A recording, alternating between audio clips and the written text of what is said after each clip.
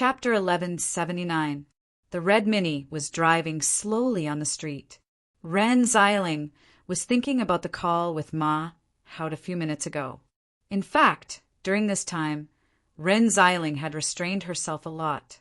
She didn't embarrass Ma Haud too much. Even if the dismembered corpse case shocked the whole city, she only found Ma Haud 2 days later. She called him instead of going to the Criminal Police Brigade's first team department. No comment, really no comment. Madam, I'm so busy here. I really don't have time to talk to you. The dismembered corpse case is fine. But now you want to add another one. It's nothing. Anyway, if you're really bored, you can secretly take photos of the interactions between the senior officials and their mistresses. I really don't want to talk about it. Basically, there were only a few things that could make Ma Haud refuse her in this way. She was afraid that something serious must have happened. Nanny Rin certainly didn't expect that the whole police station was about to explode at this time, because a suspect died in the detention center. This matter was so bad and serious that it made the Criminal Police Brigade in this city face an unprecedented major crisis. Thinking about it, Rin Xiling didn't want to drive. She simply parked the car at a temporary parking spot on the street and picked up the phone. "Hello, Lizzie, I won't go back at noon." While telling Lizzie what to do, Ren Xiling wondered if she should find some familiar people in Jianghu to ask if anything special had happened in the past 2 days. But before she finished the call, Nanny Rin hurriedly hung up the phone because she saw an unexpected person through the front windshield of the car, holding a simple shopping basket in her hand. She just walked out of a supermarket slowly. Her long golden hair was like silk behind her. She was wearing an intellectual beige windbreaker. Who else could it be if she wasn't Yu Yi, her son's girlfriend? So Nanny Rin instantly put all the unhappiness aside. This was the real girlfriend that her son had brought home and admitted personally. She was his future daughter-in-law. Yu Yi. Nanny Rin happily rolled down from the carriage and rushed across the road without saying anything. Her smile was so bright that it was as if she had seen gold. "Miss Rin." There was a faint smile on Miss Maid's face at this time, and her eyes showed a little bit of surprise. Nanny Rin might be too excited. At this time, she grabbed the maid's hand without saying anything and scolded. You haven't come to my house to see me for so long. If you didn't come, I would have thought that you had dumped my little brat." The servant girl said softly, "Miss Rin, don't worry. I will always be by his side." What a good kid! Nanny Rin had always been friendly, not to mention that she was an acquaintance. At this time, she naturally held the servant girl's arm. "Come, don't stand there. Let's find a place to sit down and have some tea. Are you free?" "Of course." The servant girl pointed to the front and said, "I know there's a shop that makes delicious cakes. Miss Rin, do you want to try it?" "I'm reducing." "Well, eat. Let's go eat." Nanny Rin nodded without saying anything. "Also, don't call me Miss Rin. Call me Mom. Well, call me Sister Rin first." Sister Rin. Hey, they were like a pair of beautiful sisters, but the pedestrians on the road didn't seem to notice them. The automatic door of the supermarket opened automatically at this time. Taisetsu walked out with 2 big bags of tape in his hands. Taisetsu, who didn't do anything for the time being, was called out by the servant girl early in the morning and became a coolie to carry the bags. Looking at the servant girl and Nanny Rin walking side by side intimately in front of him, Taisetsu opened his mouth. "What the? Sister, you did this on purpose, right?" Taisetsu sighed in his heart. He carried 2 full bags, flew into the sky, and slowly floated toward the shop. Although the University of Political Science and Law had a serious atmosphere, there were many quiet places that could create an ambiguous atmosphere. For example, in the sports equipment room, a slightly heavy breathing sound came from the corner of the wooden horse. Obviously, the young man and woman were secretly tasting the forbidden fruit at this time. The girl's clothes were messy, but she closed her mouth. At the same time, her neck was forcefully raised, making the outline of her collarbone more clear. Her neck was the place that the boy was invading at this moment. A bright red kiss mark had already appeared. The boy didn't seem to be satisfied with this and intended to go further. But when he was about to go further, the door of the equipment room was suddenly opened. This sound instantly alarmed the men and women who were immersed in the impact of hormones. He saw a skinny boy wearing glasses, wearing sportswear, holding a basket of badminton rackets, standing outside the door, not knowing what to do. Zhao Lu almost wanted to escape from here in an instant. He almost did it when he thought of it. Stand! But the boy suddenly shouted coldly at this time. Zhao Li's hands firmly grasped the handle of the basket. At this time, the girl hurriedly rushed out. Zhao Li secretly glanced at her and recognized that this was a popular girl in the collateral branch. This boy was also one of the more famous and flamboyant students in the school, although he was not in the same class as Zhao Li. He had seen him before. Four-eyed chicken, who asked you to come here? At this time, the boy adjusted the zipper of his clothes and walked toward Zhao Li with an unfriendly face. No, I was just packing up. I didn't mean to. Zhao Li slightly averted his eyes. The boy sneered and suddenly rushed forward. He was the type with good athletic ability. He directly grabbed Zhao Li's collar with one hand and pulled his whole body in front of him. The boy was a whole head taller than the thin Zhao Li. I am very unhappy now. What do you say? The boy sneered and raised his other hand. Without saying anything, his fist swung toward Zhao Li's cheek. Zhao Li subconsciously shrank his body and closed his eyes at the same time, but this fist came later than expected. When Zhao Li opened his eyes, he found that the boy's arm was directly grabbed by someone. It was a boy wearing the same sportswear as him. Ming Ming. Zhao Li opened his mouth and called out the name of the boy who saved him. Chun Ming Ming. The boy frowned at this time. His arm was grabbed by Chun Ming Ming and pulled hard twice, but he still couldn't break free. It's none of your business. Get out of my way. Chun Ming Ming in front of him glanced at Zhao Li and then said indifferently, I am responsible for packing up with him. If he is injured, it will be more troublesome for me. I don't like trouble. While speaking, Chun Ming Ming grabbed the boy's arm and threw it casually. This force was not small. The boy only felt his arm being pulled like this and almost dislocated. The boy glared hatefully at Chun Ming Ming. This guy not only had good grades, he was also good at sports, and he was also the main force of the school's mixed martial arts club. Although Chun Ming Ming's father was just a police officer, his mother was quite a famous lawyer, and she knew countless officials and rich people. The boy knew that with his little family background, he couldn't intimidate the other party. So at this time, he could only lower his voice and say, You have guts. Today, I will give you face. While speaking, he directly pushed Zhao Li away and snorted coldly, Boy, be smart next time. If you ruin my business again, I will not let you stay here any longer. Seeing that the boy really left, Zhao Li breathed a sigh of relief. He looked at Chun Ming Ming and said gratefully, Thank you. If it weren't for you, I would definitely have been beaten up. Chun Ming Ming, however, squatted down and began to pick up the badminton rackets on the ground. Pack up, otherwise you won't be able to make it in time for the next class. Zhao Li also quickly squatted down and began to pick up the rackets.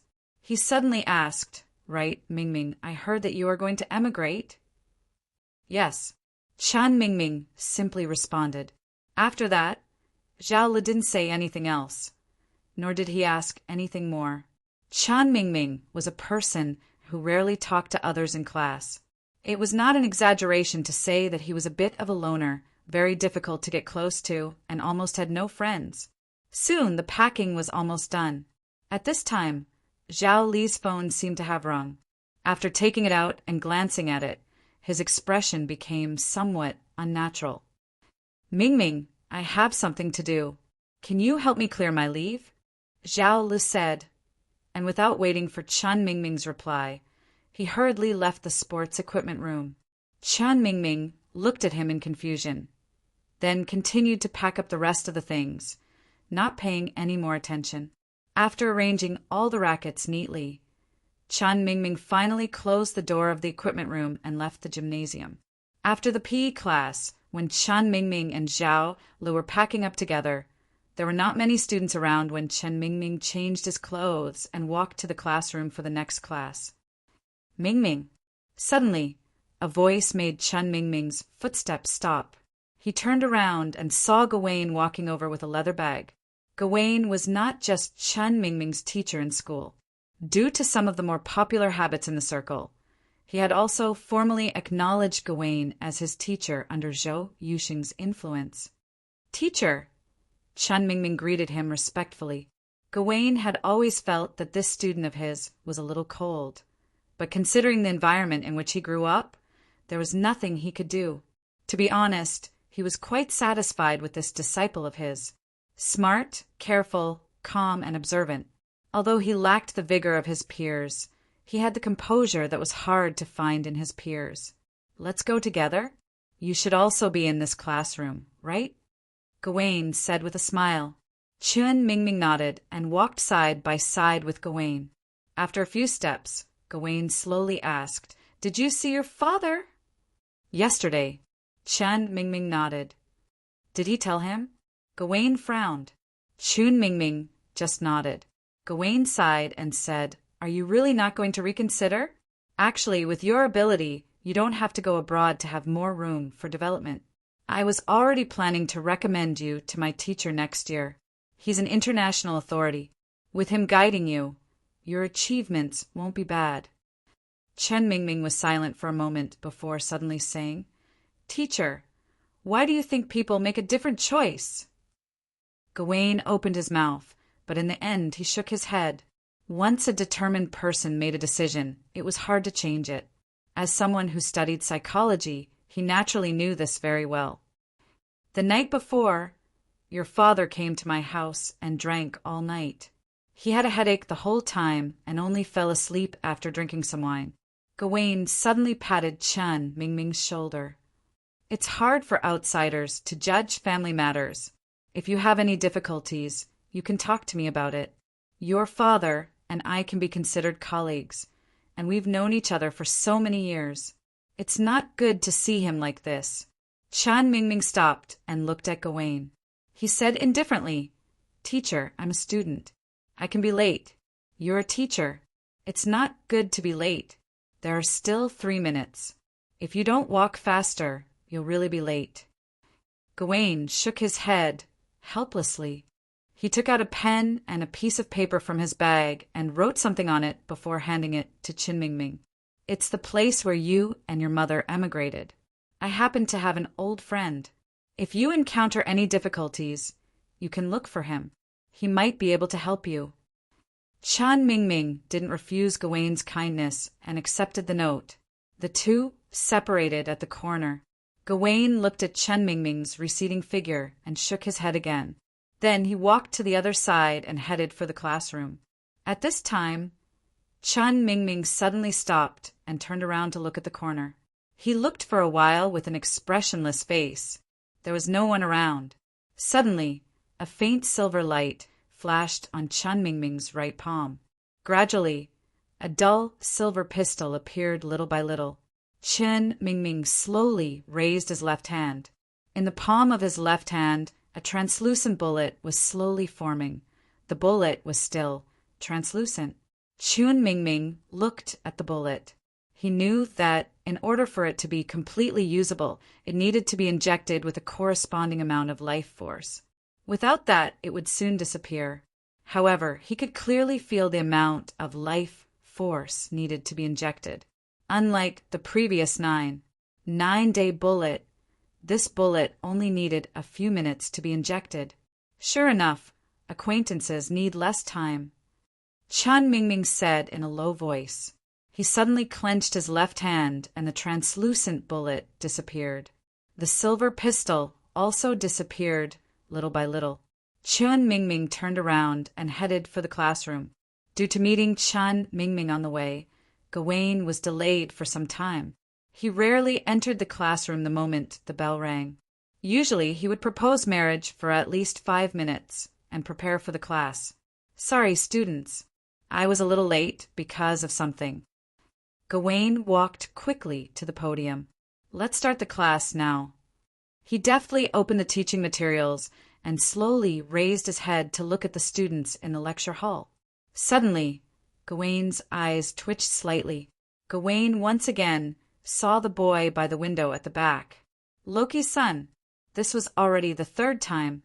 This was a gaze that was fixated on him. This reminded Gawain of Nietzsche's words. Chapter 1180. Heaviness. This was Gawain's intuition at this moment. The strange pressure that came out of nowhere made it difficult for him to maintain his usual calmness.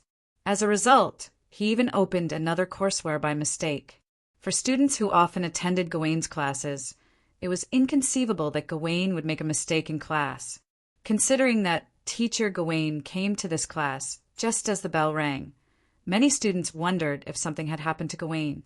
However, Gawain soon regained his composure and gradually resumed his usual lecturing standards. The atmosphere of the class also gradually became livelier. Only intentionally or unintentionally, Gawain's honest eyes would look at the last seat near the window. After much difficulty, the class was finally over. This was one of the few classes that Gawain felt was so long ever since he became a teacher. The moment the bell rang, Gawain made sure to come into contact with the boy who had come to his class for the third time. Out of curiosity, when Luaccio appeared for the first time and abruptly left after asking him a question, Gawain searched for Luaccio's information in the teaching area. He couldn't find any information about Luaccio, or rather, the University of Political Science and Law didn't even have such a student. After that, he appeared for the second time. Today, he appeared for the third time. Every time he appeared, he was silent. During the class, he just watched quietly without asking any questions. His gaze was always fixed. Gawain took a light breath and walked down from the podium.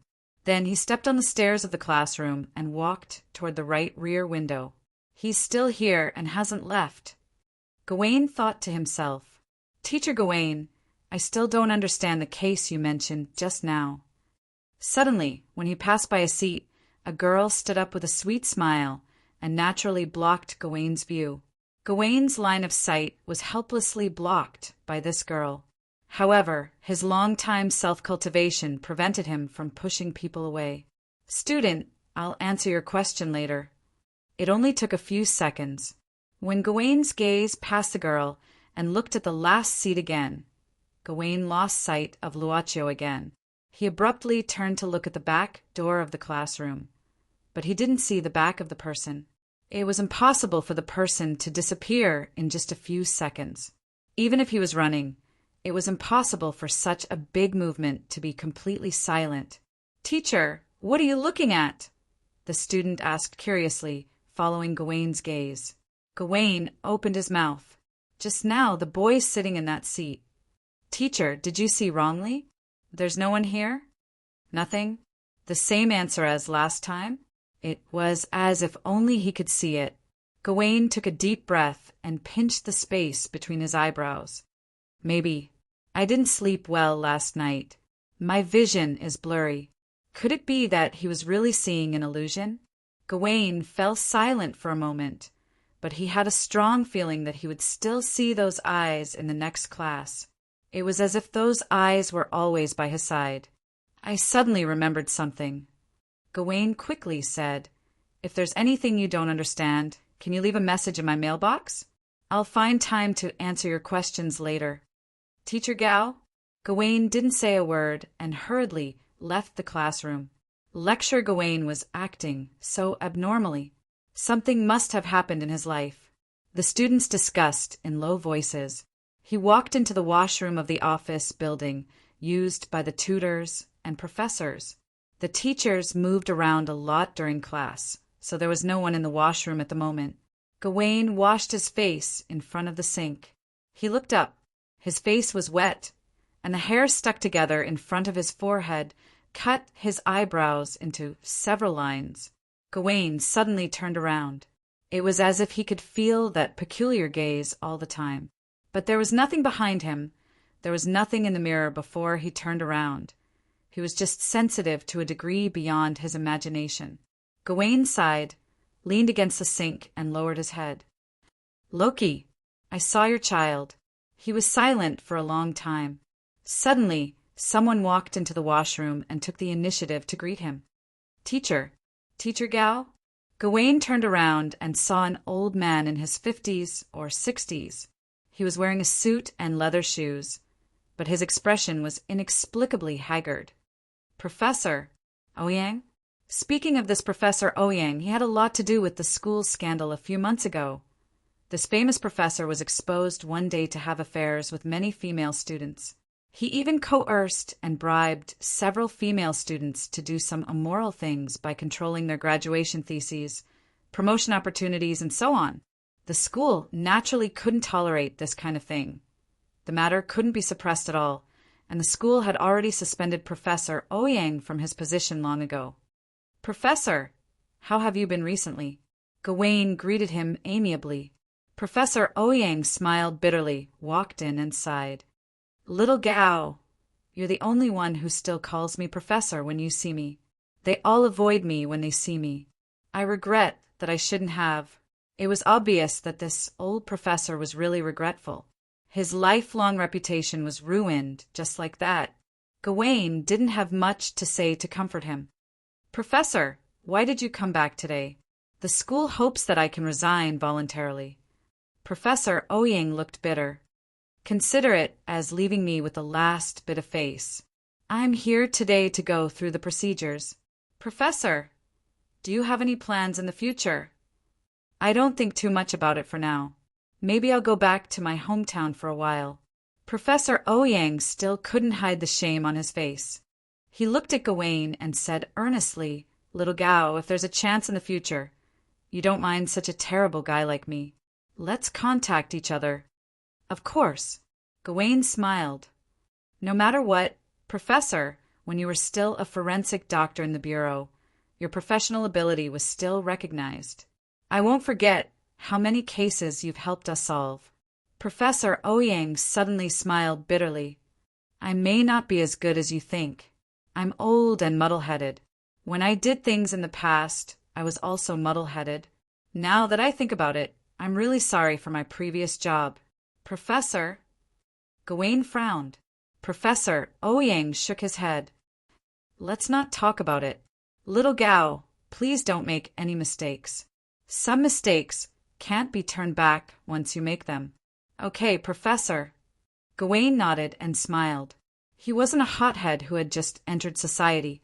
Professor Ouyang also knew that he couldn't teach Gawain anything. He was just talking about his personal pain as a way to vent.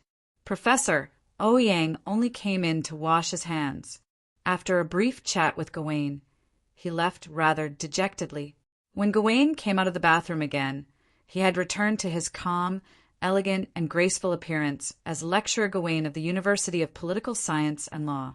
Zhao Li's house was rented in an old neighborhood. Most of the buildings in this type of neighborhood were more than 20 years old. They were about 6 or 7 stories high. There was no elevator to enter the house. Zhao Gao's house was on the 6th floor. He ran all the way up the stairs. When he reached the door of his house, he was already sweating profusely. Zhao Lu hurriedly took out the key to open the door and walked into the house. At this time, 2 men were sitting in the living room. Zhao Lu was suddenly startled. Little Lu, you're back. At this time, a woman in her 40s hurried to Zhao Li's side. These 2 are Officer Lin and Officer Wang. They're here to ask about something, but your sister's mood may not be too good. Zhao Li's expression became anxious when he heard this. After hurriedly glancing at the 2 officers sitting on the old sofa, he lowered his head and quickly walked into the bedroom inside. The middle-aged woman was also helpless at this time. She could only say, Officers, please don't blame him. Little Lu is usually very polite, but when it comes to his sister's matters, Little Lu will be very nervous. I've already told you about Xiaoqin's matter. You see, it's okay, we understand. Officer Lin. Lin Feng looked at the woman rather helplessly at this time. This woman wasn't a member of this family. She was just a neighbor. She usually took pity on Zhang Xiaoqin and took some time out to take care of her. Then, if there's nothing else, I'll go home first. My family is coming back. I have to go back to cook. Seeing this woman's intention to leave and not get involved, Lin Feng quickly waved his hand and let this neighbor aunt leave. Lin Feng then sighed. Officer Lin, I didn't expect that Zhou Xiaoqin once tried to commit suicide. The companion next to him frowned at this time. We just mentioned Wang Liang's matter, but Zhang Xiaoqin's mood was very agitated.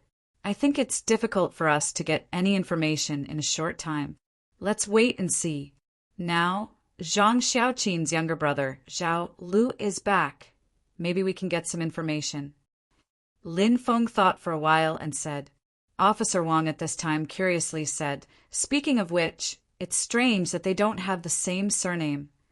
There's nothing strange about that. Lin Feng said casually, I heard the auntie say that the parents of this pair of siblings divorced when they were young, and they each had their own surname. Then Zhao Lu came here from the county to study, and lived with Zhang Xiaoqin. Saying this, Lin Feng stood up and walked to the door of the bedroom. Looking in, the door wasn't completely closed. In the room, there was a woman sitting in a wheelchair. At this moment, her face was pale and she covered her ears. She looked rather agitated, while Zhao Lu was saying something softly by the side.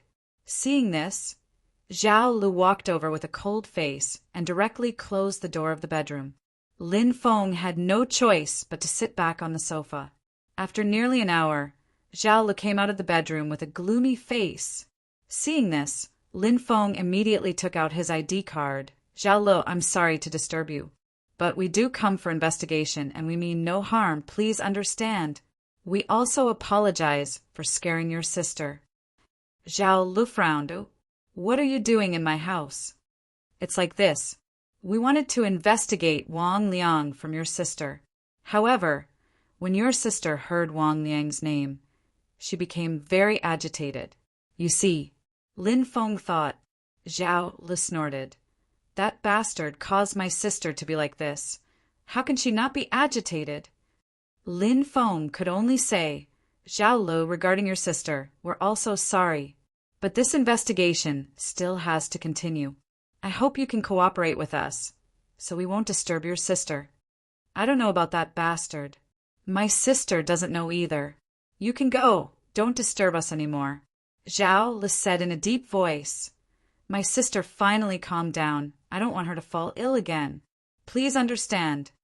Wang Liang is dead. Lin Feng suddenly said. Zhao Lu was startled. Dead. Lin Feng nodded. I believe you've heard about the dismembered corpse case the day before yesterday? We have confirmed the identity of the deceased is Wang Liang. But we don't know much about Wang Liang, so we hope you can provide us with some clues. Good death. This kind of scum. Good death. Zhao Lu sneered. This kind of scum. If you don't take him in, the heavens will. Sure enough, the heavens have a good cycle. Good death. Lin Feng frowned. Student Zhao Lu, we know you're a student of the politics and law department.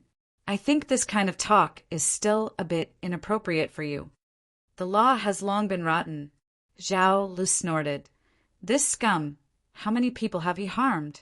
But what about you?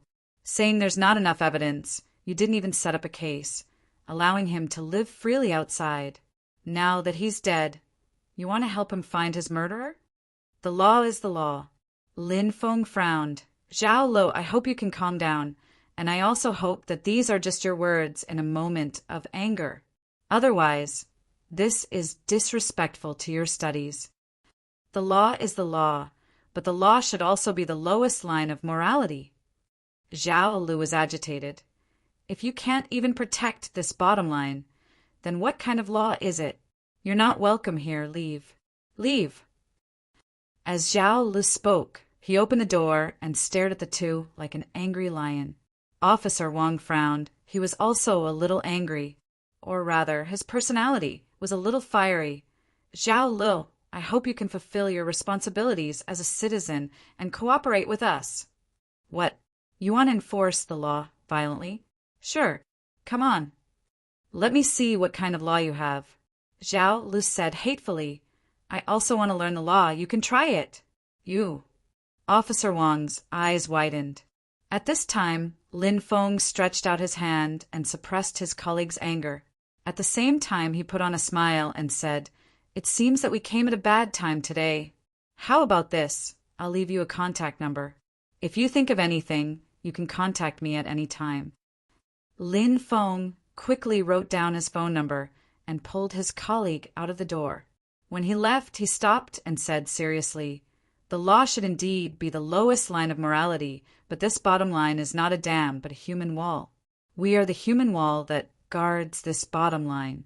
As for your sister's matter, I'm sorry to disturb you." Lin Feng closed the door and didn't look at Zhao Li's expression.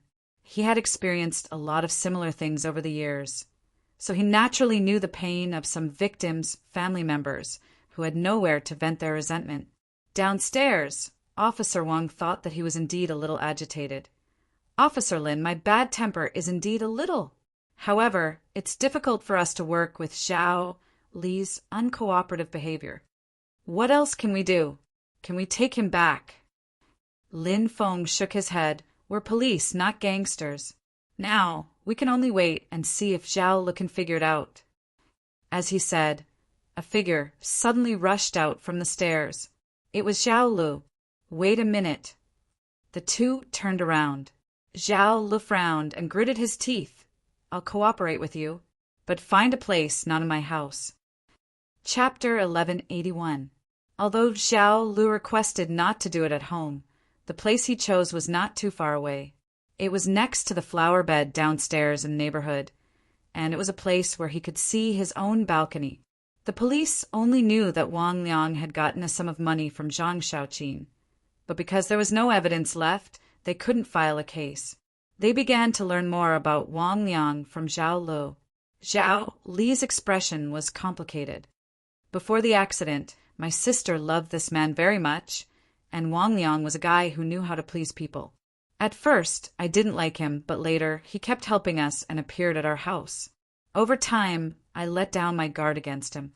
But I didn't expect that this scumbag not only had my sister, but also had several girlfriends outside. One of them even gave birth to his child, but they haven't registered their marriage yet." "He cheated money from women?" Lin Feng frowned. Zhao Li nodded. "It's not just my sister. As far as I know, the other women have also spent a lot of money on Wang Liang over the years. Actually, I've tried to persuade my sister several times, but she didn't listen. I had no choice, and I couldn't keep an eye on her all the time. My sister's life is more difficult, and it's probably because of this that she has some expectations for the so-called love of money." Shaking his head, Zhao Li sighed. Later, Wang Liang's matter came out. Actually, it wasn't my sister who found out, but one of his women outside. In the end, she found all the women around Wang Liang, including my sister, one by one. In the end, they all realized that they had been cheated by Wang Liang. Then why did your sister do it?" Zhao Li clenched his fists, then loosened them. "She couldn't get over it, so she went to look for Wang Liang several times. In the end, she was humiliated and came back crying. Her savings were gone, and so were her feelings. That night, I came back a little late. When I came back downstairs, I saw her on the ground. She had jumped off the building. She was saved later, but she probably won't be able to walk for the rest of her life. That's about her situation." Zhao Li looked at Lin Feng. "About Wang Liang, this is all I know. As for his personal information, such as where he lives and what he does for a living, I believe you can also find out, or have already found out." Lin Feng looked at his colleagues and frowned. "I still have a few questions." "Go ahead." Zhao Li sighed. Lin Feng said, "Do you know Wang Liang's other women? Their names, contact information, or addresses will do." "I'm not sure." Zhao Li shook his head. "I think there's someone called Wu Rong. She was also the one who found out about Wang Liang and stirred things up." Lin Feng nodded and recorded the name. Then he suddenly asked, "Then when did your sister commit suicide?" Zhao Li's pupils contracted slightly. Lin Feng could only say, "We just want to eliminate your sister's suspicions if possible." Zhao Li turned his face away. Last year, November 7th. Lin Feng nodded. According to the information he got from the landlord, Wang Liang should have gone missing after December. Then he asked, Zhao Lu, what about you? What have you been doing all this time? What do you mean? Zhao Lu turned his head and looked a little emotional. Calm down. Lin Feng took a deep breath. We are not targeting you. We just have to ask these questions. Zhao Lu took a deep breath and slowly exhaled, as if he was trying to control his emotions. Yes. After my sister's accident, I have been taking care of her in the hospital and running between school and school. Zhao Lu said reluctantly, If you still think I'm suspicious, then go ahead. To be honest, I really want to kill this scumbag. Lin Feng frowned. At the same time, he suddenly waved his hand and signaled his colleagues to stop the camera temporarily. Since he entered Zhao Li's house and saw Zhang Shaoqin, the camera had been on. Seeing Lin Feng's action, Zhao Lu opened his mouth slightly but didn't say anything. Zhao Lu, regarding the clues you provided, I will sort them out when I get back and send them to you for you to take a look at. Lin Feng said seriously, I also hope that you can understand that a confession is a very serious thing, and not just words spoken in a moment of anger. I can pretend that I didn't hear what you just said, but I also hope that you won't say the same thing next time. Zhao Lu said, I cooperate with you not because I think I need to help Wang Liang find the murderer, but because I hope you won't continue to disturb my sister. My house is fine. I hope you won't come again. If there's nothing else, I'll go home to see my sister. Saying this, Zhao Lu stood up and prepared to leave. He suddenly turned his head, looked at Lin Feng, and then looked at the camera that was turned off. After hurriedly saying a word of thanks, he quickly left. Officer Lin, do you believe Zhao Li's words? His colleague suddenly asked. Lin Feng didn't answer directly, but said, Zhang Shaoqin committed suicide before Wang Liang's disappearance. She was hospitalized and couldn't walk, so basically we can eliminate the suspicion. Next, let's act separately. You go to find this woman called Wu Rong. I'll go to the hospital. His colleague frowned. Officer Lin, do you suspect Zhao Lu? We can't let go of any possibility because of sympathy and subjectivity. Lin Feng shook his head. Sympathy doesn't equal to understanding. Zhao Lu has enough motive to kill. And, according to the current situation, he's probably the biggest suspect. His colleague pondered for a moment. If so, this kid's psychological quality is too terrifying. Since we saw him, he was full of anger and excitement, but not fear and panic. Don't underestimate the kids nowadays. Lin Feng shook his head, saying casually, many times the things kids do can make adults feel cold on the back. Go. A suspect is dead in the bureau. We don't have many people left. Anyway, I'll just have to work overtime. At night, at the riverside park, the children were playing. They were all young, around 7 or 8 years old. As for the adults, they were playing chess at the side. In front of the parterre, Chun Mingming was using a pencil to draw the city on the other side of the river. Wow, Big Brother, you're so awesome. This was a little boy who came over curiously. The sketch on the notebook was exactly the same as the city on the other side of the river, which made the little boy feel incredible. Chun Mingming stopped, looking at the boy, smiling slightly. The little boy pointed at a figure sitting on a bench in the sketch, a figure from the back. Who is this person? There was only such a figure in the sketch, who seemed to be looking at something in the background. Besides that, there was no other figure in the sketch. Chun Mingming didn't answer, but just closed the notebook. He glanced at the little boy in front of him, suddenly saying, Let me show you something. The little boy opened his eyes, curiously, looking forward to it. Chun Mingming put his hand into the school bag, then looked at the little boy's eyes, pulling out a silver pistol from the school bag bit by bit. The cool appearance made the little boy think of the weapons of the heroes in some special TV dramas on TV. The texture of the weapons was far better than the plastic toys that cost dozens of yuan. The little boy instantly exclaimed, and his eyes became brighter. Chun Mingming waved his hand at this time, letting the little boy turn around. He put his hands around the little boy's body, then lifted the little boy's hands, slowly holding the silver pistol's handle, and then pointed at an old man who was walking his dog in front. This was probably an unprecedented stimulation for the little boy. The little boy tilted his head, narrowing his right eye, and made an aiming action. Qian Mingming whispered in the little boy's ear, "Do you want to shoot?" The little boy nodded excitedly.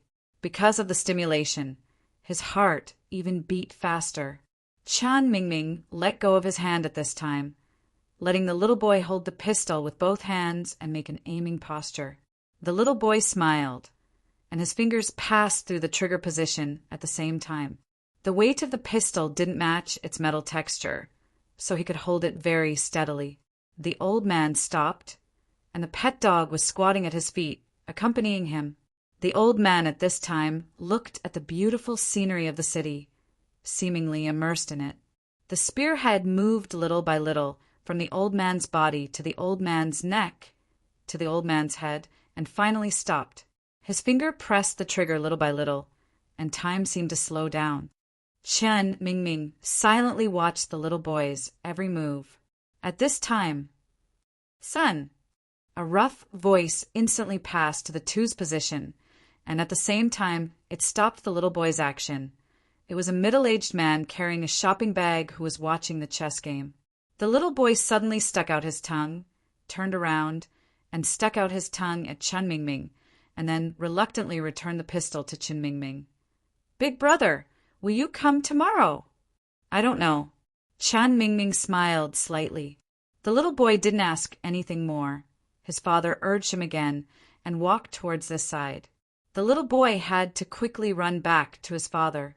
When he held the little boy's hand, his father glanced at Qian Mingming vigilantly and then walked away quickly and said, quite sternly, "Kid, don't take other people's things." Obviously, the father saw the pistol, but he didn't think it was a real gun. The riverside soon returned to tranquility, and the old man who was enjoying the sunset slowly walked away with his pet. Not long after, the people playing chess also cleaned up the chessboard, and the people watching the game gradually dispersed. There were fewer and fewer people.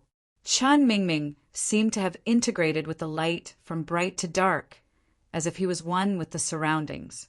He walked to a long wooden bench in front of him and sat down. It was the place where the figure in the painting sat. He sat like this, watching the last bit of the sunset disappear into the horizon, leaving only the dark red clouds in the end. He suddenly took out the pistol's magazine. There were no bullets. 10 minutes later, the streetlights were turned on, and Qian Mingming carried his school bag and left here. It had to be said that the ability of women to talk, especially when one side seemed to have endless topics, that kind of afternoon, tea time, could only be easily passed. "Oh, why is this damn boy still not here?" Nanny Rin finally got this opportunity, so naturally she wouldn't let it go. After intercepting Yi, Nanny Rin secretly sent a message to her son at the first time. He said that he wanted to go to the library to look for information today. Maybe he was too engrossed and forgot the time. Yu Yi said with a smile. Ren Xiling rolled her eyes. "Reading books is more fun than having a girlfriend." "No, it's not important. Yugi Luochio is usually like a piece of wood. But don't worry, such a man is good. Loyal." Miss Maid covered her mouth and chuckled. In an instant, it seemed that this noisy place returned to hundreds of years ago, like the courtyard of the noble palace. Nanny Rin looked at it and was somewhat fascinated. "Why don't you sit down first? I'll go to buy something." Ren Xiling thought for a while. "Anyway, I'm out, so I don't have to prepare dinner. You sit down first. I'll go to the counter to see what's delicious. Luochio will be here soon, so I won't starve him." Miss Maid naturally didn't intend to refuse Ren Xiling's care. Ren Xiling stretched her beautiful body and slowly walked into the shop. At this time, Miss Maid smiled slightly and was about to stand up, because the master appeared. But she didn't stand up, because before this, Luochio had put his hand on her shoulder and whispered, "Just sit down." After that, Luochio pulled up the chair and sat down. Yi began to make do with the flower tea ordered by Ren Xiling, and poured tea for Luocio. When I came out to buy something, I met Miss Rin, so I was delayed for a while. It doesn't matter. Luocio smiled and said, she likes you very much, and wants to see you more than once.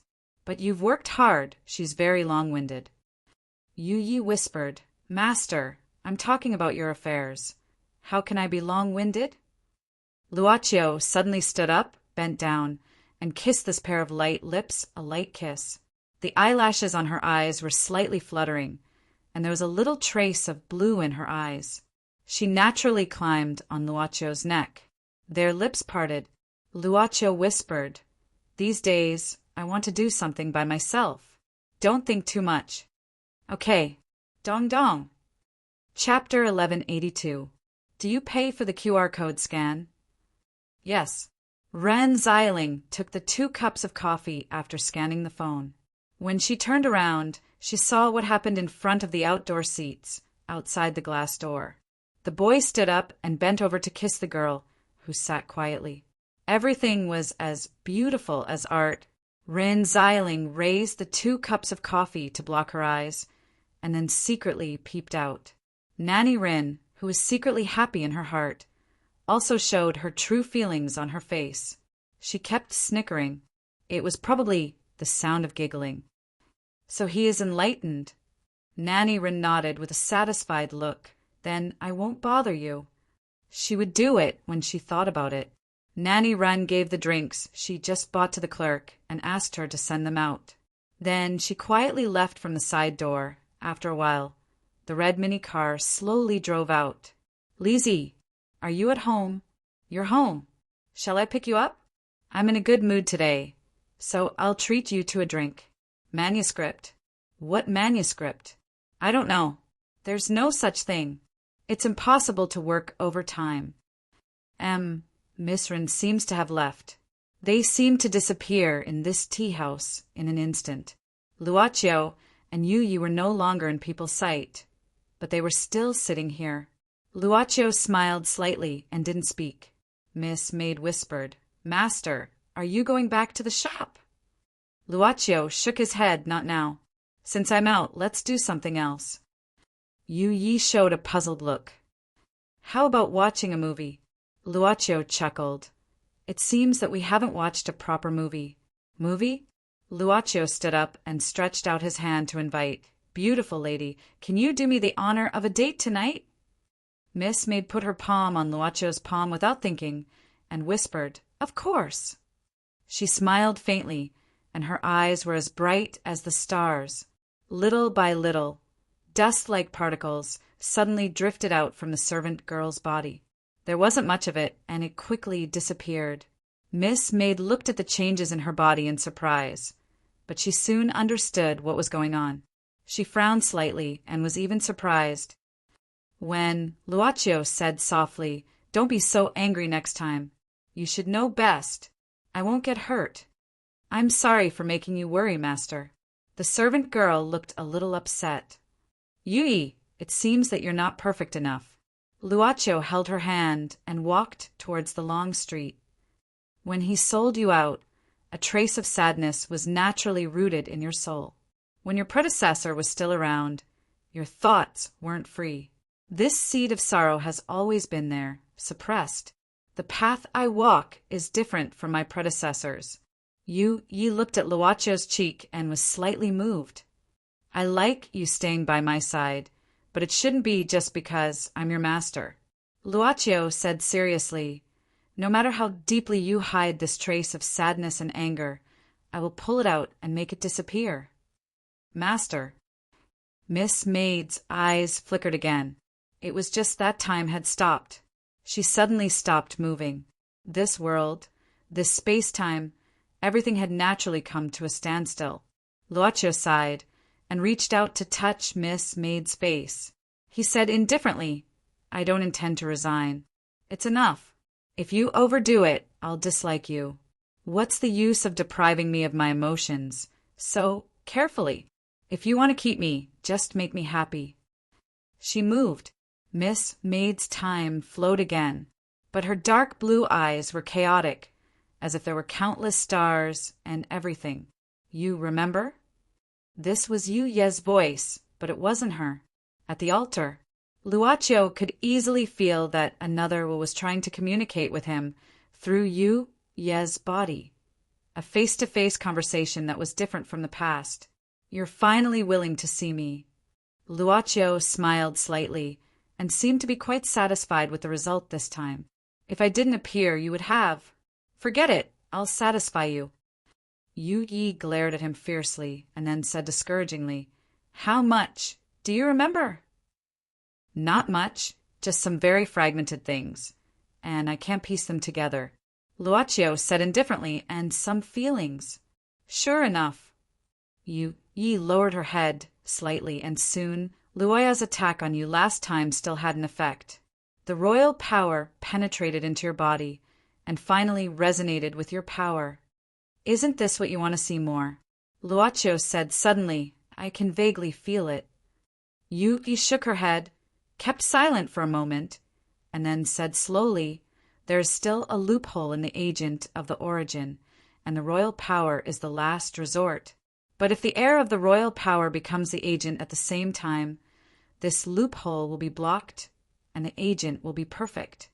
So I was born, right? No, you're just an accident. Yu Yi shook her head. I can't tell you too much about the details. Luocio narrowed his eyes. You represent the altar or the origin. Yui also looked at Luocio and said seriously, I'm the altar and also the origin, but the origin is not me. Remember, the origin needs a perfect agent, and I will help you. Why? Luocio frowned. Yu Yi walked to Luocio's side, and her head gently rested on Luocio's chest. At this moment, even as the boss, his time had stopped. Because no matter what you want to do, I'll make it happen for you. Yu Yi hugged for a while before slowly raising her head. Suddenly, she stood on her tiptoes and lightly pecked Luocio on the lips before slowly retreating. Yu Yi stared at him for a while before opening her arms slightly, and a cold presence slowly spread out from her body. Surface consciousness connection disconnected. Agent's growth rate has exceeded limit. Activating backup mechanism, sealing all royal memories of the agent. Adjusting growth rate. Agent servant. St. John's status has been upgraded to partner candidate. The surface consciousness has been reconnected. The fluctuation rate of the deep consciousness seal is 1.3%. Repairing. Repair complete. 62,400,090 true souls consumed this time. Surface consciousness embedding. Embedding successful. Deep consciousness hibernating.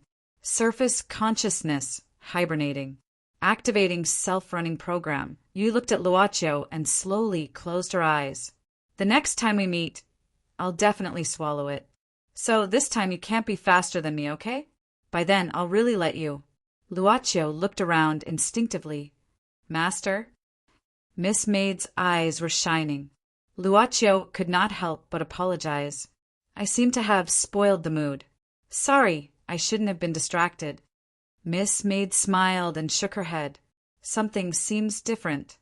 Luocio looked at Yu Yi and suddenly said. Miss Maid's mouth moved in confusion. Maybe it's because of Master's help. Yu Ye's mood has become more relaxed. Luocio nodded. This was the maid who would make him a pot of black tea in the afternoon and accompany him silently, making him feel extremely comfortable and comfortable. Come, the movie should be starting soon, Luocio smiled and said, I think you don't want to miss this movie. Just like the roar of the declaration. At this time, the true dragon of China was lying on the sofa in her pajamas. She supported her head with her hands, and while eating sunflower seeds, she watched a boring TV series and complained. What the hell? Chi into a horse. TSK, TSK. Different from Kelowna Shinryu, who had no manners, the little butterfly monster of the pet hospital was sitting aside like a well-behaved baby. She wasn't affected at all and was doing the test paper called Third-Year College Entrance Examination. Suddenly, the doorbell rang. Kelowna Shinryu, who just wanted to stay at home for a few days, frowned. Dance, send them away. Okay. Luo Dance nodded and walked out quickly. Soon, the little butterfly monster trotted back. Kelowna! Shinryu rolled his eyes when he saw the butterfly monster trotting back with her chest swaying.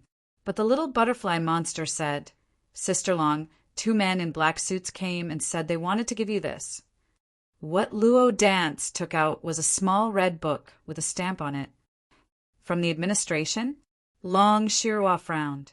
Although she didn't want to, she still sat up. Don't these guys have anything better to do? What else did they say? Luo Dance said, they said they came here to deal with a case. Sorry to disturb you, so they came to say hello. Deal with a case? Long Shirua pondered for a while. Generally speaking, this city was her private land. Though the administration existed, it was just an empty shell. There were only a few clerks who helped her to fulfill some of her requirements. For example, they helped some monsters to settle down, set up resident status, or arrange for little monsters to go to school and work. Kelowna's Shinryu, who appeared in front of the 2 agents of the administration, was certainly not wearing pajamas. Although Kelowna's Shinryu had a lot of clothes, most of them were bought by an old tortoise with a special hobby when he was a child.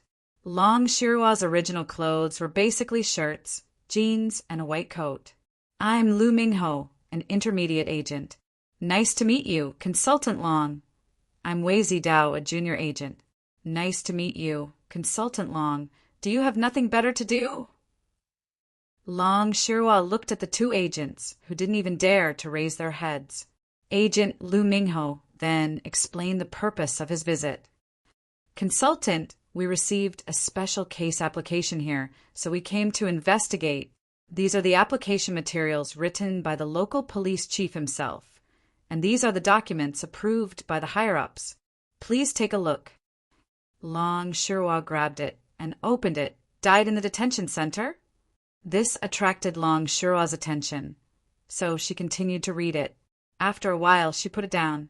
Lu Mingho saw the opportunity and said, Consultant Long, we have checked the video of the incident. There was no post-processing. The criminal was shot out of thin air, and there were no bullets left in his body. It's impossible to do it by normal means. Okay. Long Shirua nodded, but she didn't pay too much attention to it. These things were extremely strange in the eyes of ordinary people. But when it came to transcendence, they could come up with dozens or hundreds of possibilities. What the surveillance video couldn't capture could be the effect of some kind of Dao technique, or some demons themselves had the ability to hide. Long Shirua was really not interested in these kinds of things. But there was one thing that surprised her. She looked at the 2 intermediate agents and frowned. I remember that you didn't make it public. Why did the police chief of this city write this application? Lu Mingho quickly said, It's like this, Consultant. Since the Mount Tai incident, the Superior passed a special case, and the encrypted documents were basically passed to the 1st and 2nd leaders of the major cities or above, as well as the police chief. Special case? When did this happen? Long Shirua opened her mouth. Why didn't I know? Lu Mingho said nervously, This was decided by the Superior, I don't know. Consultant, maybe you can ask. Long Shirua pondered for a moment, then waved her hand. Okay, go do what you need to do, and write a report for me later. The 2 quickly excused themselves. After that, Long Shirua picked up the phone, and a call was made to the distant capital. The person who answered the phone was Fire Cloud Evil God, who had just returned to the capital and hadn't had time to cultivate. Lord Long? Calling at this time, what's the matter? Fire Cloud Evil God, let me ask you, what's going on with the special case? Long Shirua said with slight anger, Are you going to bypass me for something? Lord Long, you must be joking. The special case is to better deal with the impact of the revival of spirit chi. Fire Cloud Evil God said slowly, Originally, I had planned to wait a few more days to gather more information and come to a conclusion before discussing it with you. However, since you've asked, I'll tell you something. What is it? On the 2nd day of the press conference, we received a total of 3 special cases. Fire Cloud Evil God said seriously. 3 newborn babies appeared in 3 hospitals. These 3 babies each have unusual weak abilities. These 3 hospitals were not far away from the time when the disaster broke out. Moreover, we received 2 more reports of similar cases today. What do you mean? Long Shirua frowned subconsciously. Fire Cloud, evil god, said solemnly, perhaps an era of superpowers is about to appear. This is troublesome. Long Shirua muttered to herself. Chapter 1183. In the living room, the little butterfly monster was practicing her ventriloquism. Suddenly, she was startled by Long Shirua, who rushed out of the living room. It was supposed to be family, but because she was startled, the question mark M? For some reason, the pronunciation of Li became Li. "Kay, I'm going to the capital. I don't know when I'll come back. You take care of this place. If Mo Xiaofei comes to find me, ask him to call me directly." Ah. Without further explanation or waiting for Luo Dance's reaction, Kelowna, Shinryu, rushed out again. "Sister Long, didn't you say you wanted to eat turkey cheese noodles? I've already prepared it." Long Shirua was no longer in the pet hospital. After thinking for a while, she felt that it would be a waste if she didn't eat these noodles. Since she didn't like to eat them, the little butterfly monster put on her white canvas shoes and took some food, planning to feed the cat. After coming back for a few days, there were 2 more stray cats in the open space. "I don't know if I'll meet the boss. The last time she fed the cats with the boss was a long time ago." After leaving the pet hospital, Lu Mingho and Wei Zidao went to the city's bureau chief, Lu, as fast as possible, who was Sir Ma's brother-in-law. Director Lu had written the application materials overnight, but he didn't expect that he would send someone over so soon. Only 3 people in the city knew about the encrypted red header document, and they only knew about it at the municipal level. People below the county level didn't know about it. When he saw the documents in Lu Mingho and Wei Zidao's hands, Bureau Chief Lu was really shocked. But he didn't ask much, but cooperated with the two's action, taking Lu Mingho and Wei Zidao to the detention center that night. Because there was a problem here, the suspects who were originally detained here and had not yet been convicted or interrogated were all arranged to be held in another place, leaving only the police officers on guard. Lu Mingho asked Bureau Chief Lu to get the police officers out of the detention room. Then he started to check the crime scene with Wei Zidao. At this time, Wei Zidao put the suitcase he brought along on the ground, opened it, and took out a variety of conventional equipment of the agency. Lu Mingho, on the other hand, began to check around the cell with a device called the Alien Energy Detector. However, the 2 of them did not find anything even after half an hour of searching. That's weird. The time of the crime should be around 11 a.m. yesterday. It's been less than 36 hours since then. Lu Mingho couldn't help but frown. According to past data, the weakest residual time of any demonic power or mana fluctuation is over 48 hours. There are no signs of destruction in the surroundings. Wei Zidao also began to analyze. Since the camera can't capture anything, it's more likely to be a spirit or a ghost. I've checked, and there's no trace of Yin energy.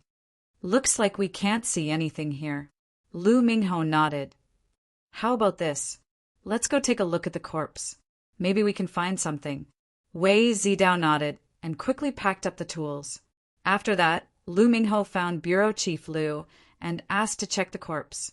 Bureau Chief Lu naturally agreed, and directly let Lu Mingho and Wei Zidao get on his private car, driving directly to the place where the corpse was placed.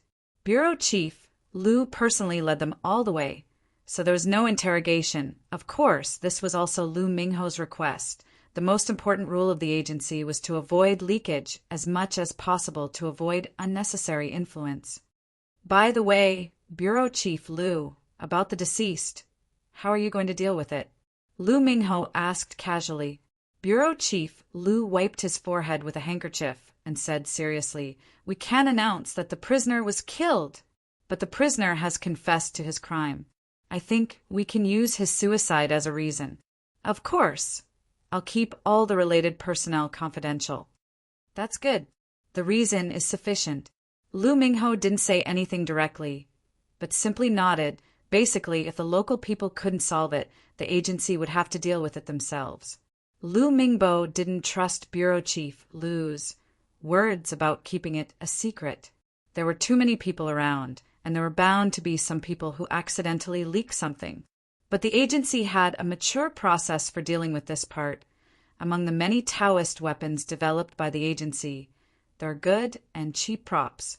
Otherwise, the society wouldn't have been so peaceful for so many years. After all, there were many mysterious incidents every year. But on the way, there was one thing that made Lu Mingho and Wei Zidao secretly shocked. That was the heterogeneous energy detector. It could be said that it had been crazily outputting it, almost to the extent that it could detect the existence of demon power at every step. Sure enough, it was the private land of the Shinryu in Kelowna. There were too many demons hiding in this place. Lu Mingho and Wei Zidao sighed at the same time. There were only the two of them here, and it could be said that they were alone.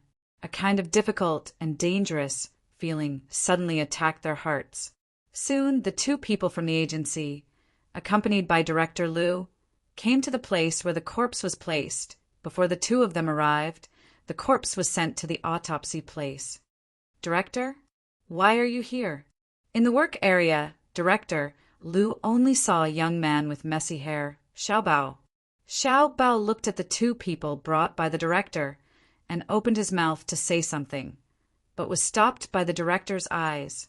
After that, Lu Mingho and Wei Zidao directly walked inside. Xiaobao subconsciously wanted to stop them, but was stopped by Director Lu. Xiaobao, they are here to deal with this matter. No matter what they do, just pretend you don't see or know. Come and talk with me for a while. Oh, okay. Xiaobao nodded. The two walked to the outside corridor, and Xiaobao couldn't help yawning in front of Director Lu because he was too sleepy. Director Lu patted Xiaobao's shoulder. You've worked hard during the time when old Qin was not here. But don't worry, I've already applied for it. In fact, a new forensic doctor will come tomorrow to temporarily replace old Qin's work. It happens that there's a dismembered corpse case here, which is a big and urgent case. You have to assist the new forensic doctor well, understand? Xiaobao was stunned and frowned. Director, what happened to Section Chief Qin? It's reasonable to ask for leave for such a long time, right? I called him, but I couldn't find him. Director Lu said, let alone you. Even I don't know about this matter. Old Qin didn't do things like this before. It's been half a year, and he seems to have disappeared. In fact, I've already asked someone to look for him, but there's no news yet. Could it be that the section chief met with an accident? Director Lu shook his head, indicating that he didn't know. Well, don't wait here. If there's nothing else, you can go back and have a good rest. Xiaobao nodded, packed his things, and ran back to the office. Director Li said that a new forensic doctor would come tomorrow. How could Xiaobao dare to be careless? Speaking of which, Xiaobao had been alone in the office these days when Section Chief Qin was not here. He was very free. If he had nothing to do at work, he would crazily slack off. The air conditioner, the internet expenses, and the canteen could handle 3 meals a day. It was simply wonderful. Well, this position needs to be adjusted. I can't let the new forensic doctor keep an eye on me. Xiaobao pondered about the layout of the office. He should put the two offices together so that two people could sit opposite each other when working. Hey, the new expansion pack is finally released? I've been waiting for so long. Previously, the game said that it was going to release a new version, but it had been suspended for several days. Only this game could do such a sky-high operation like shutting down the server for a few days because of an update, right? I haven't done an instance dungeon for a few days. I kind of miss Brother Xiao and Sister Ru. Without saying anything, Xiaobao began to click on the option to download the update. Let them deal with the outside matters blindly. It was better to look at the content of the update first. Oh, hero achievement, Dark Age, Demonic Land, An evil demon named Tai Yin invaded from another dimension, and the land has been demonized. Is this version the rhythm of a crusade against the Demon King? In the room, Lu Mingho and Wei Zidao were carefully examining the body of the deceased. They naturally did not have the expertise of forensic doctors, but they had a set of mature examination methods. The wound hasn't changed since it was formed. It's a one-time wound. There are no remnants of bullets. Perhaps it was some kind of method disguised as a bullet attack. But we still haven't found any remnants of foreign energy. Strange. Lu Mingho couldn't help but frown at this time, but just when the two were puzzled, the foreign energy detector suddenly reacted. But this reaction didn't come from the corpse, but from the refrigerator next to it. After being curious for a while, the two opened the refrigerator and found a container from the innermost part of the refrigerator. At this time, the detector's data began to rise a little. They saw that in the container there was a small, nail-sized sarcoma, slowly shrinking, very slowly, about 1 minute or so. It moved slightly. But this kind of active reaction, as the container left the refrigerator and the temperature rose, seemed to gradually become stronger. When the temperature returned to normal, this sarcoma had a small area of squirming. What's this? Lu Mingho directly frowned, then looked at Wei Zidao and said, Go and ask. 98%. 99%. Seeing that the update was about to be completed, Xiao Bao blinked, and his hands were already on the keyboard, ready to enter his account and password at any time. Xiao Bao! Xiao Bao! Come out for a moment. It was the voice of Bureau Chief Lu. Bureau Chief Lu was standing outside the door at this time. Just a little bit more. Xiao Bao secretly wailed, then put on a smiling face and hurriedly ran out. Bureau Chief, I'm here. What's the matter? At this time, the computer screen suddenly flashed, and the game directly jumped into the login interface after the update. At this time, another small interface popped out, covering the login interface of the game. It was a very small window. Do you want to feel the meaning of life? The small interface didn't exist for a long time. After about a minute, it slowly disappeared, leaving only the login interface of the game. Xiao Bao looked at the two men in black suits in front of him nervously. Before coming in, Bureau Chief Lu had told him that no matter what questions they asked him, he must answer truthfully without any concealment. But Bureau Chief Lu didn't come in himself, but waited in the corridor outside. These two men in black suits, are they very important? At this time, Xiao Bao couldn't help but be curious about the background of these two men. Lu Mingho directly put the container on the table. This thing was found in the refrigerator inside. Let me ask you, do you know the origin of this thing? Xiao Bao was stunned, looking at the container, and was very scared, mainly because of the sarcoma inside, which gave him a creepy feeling. This thing was in my workplace? Xiao Bao swallowed his saliva and turned the container with a pair of tweezers, turning one side of the label, and looking at it, there was a word Qin on it. What do you know? Wei Zidao asked directly. Xiao Bao thought for a while. Oh, I remember. This is the sample of the culture done by Section Chief Qin. Yes, I remember. Tell me in detail. Don't leave any details. Lu Mingho said in a low voice. Xiao Bao subconsciously shrank his neck and recalled. This thing should be left at the scene of a murder that happened around National Day last year. At that time, we found some strange liquid at the scene and some fine tissue remains. I remember that Section Chief wanted to use it to culture to see what it was. But what? Lu Mingming hurriedly asked. Xiao Bao shook his head, but it's a little strange. The last murderer of that case appeared but escaped. The arrest warrant is still here, and our Section Chief asked for leave after that and hasn't come back yet. I didn't dare to touch this thing, so I simply put it in the innermost part of the refrigerator. If you didn't find it today, I would have forgotten about it. Xiao Bao frowned again, but I remember that when I put it in, it was only the size of an ant. I didn't see it move.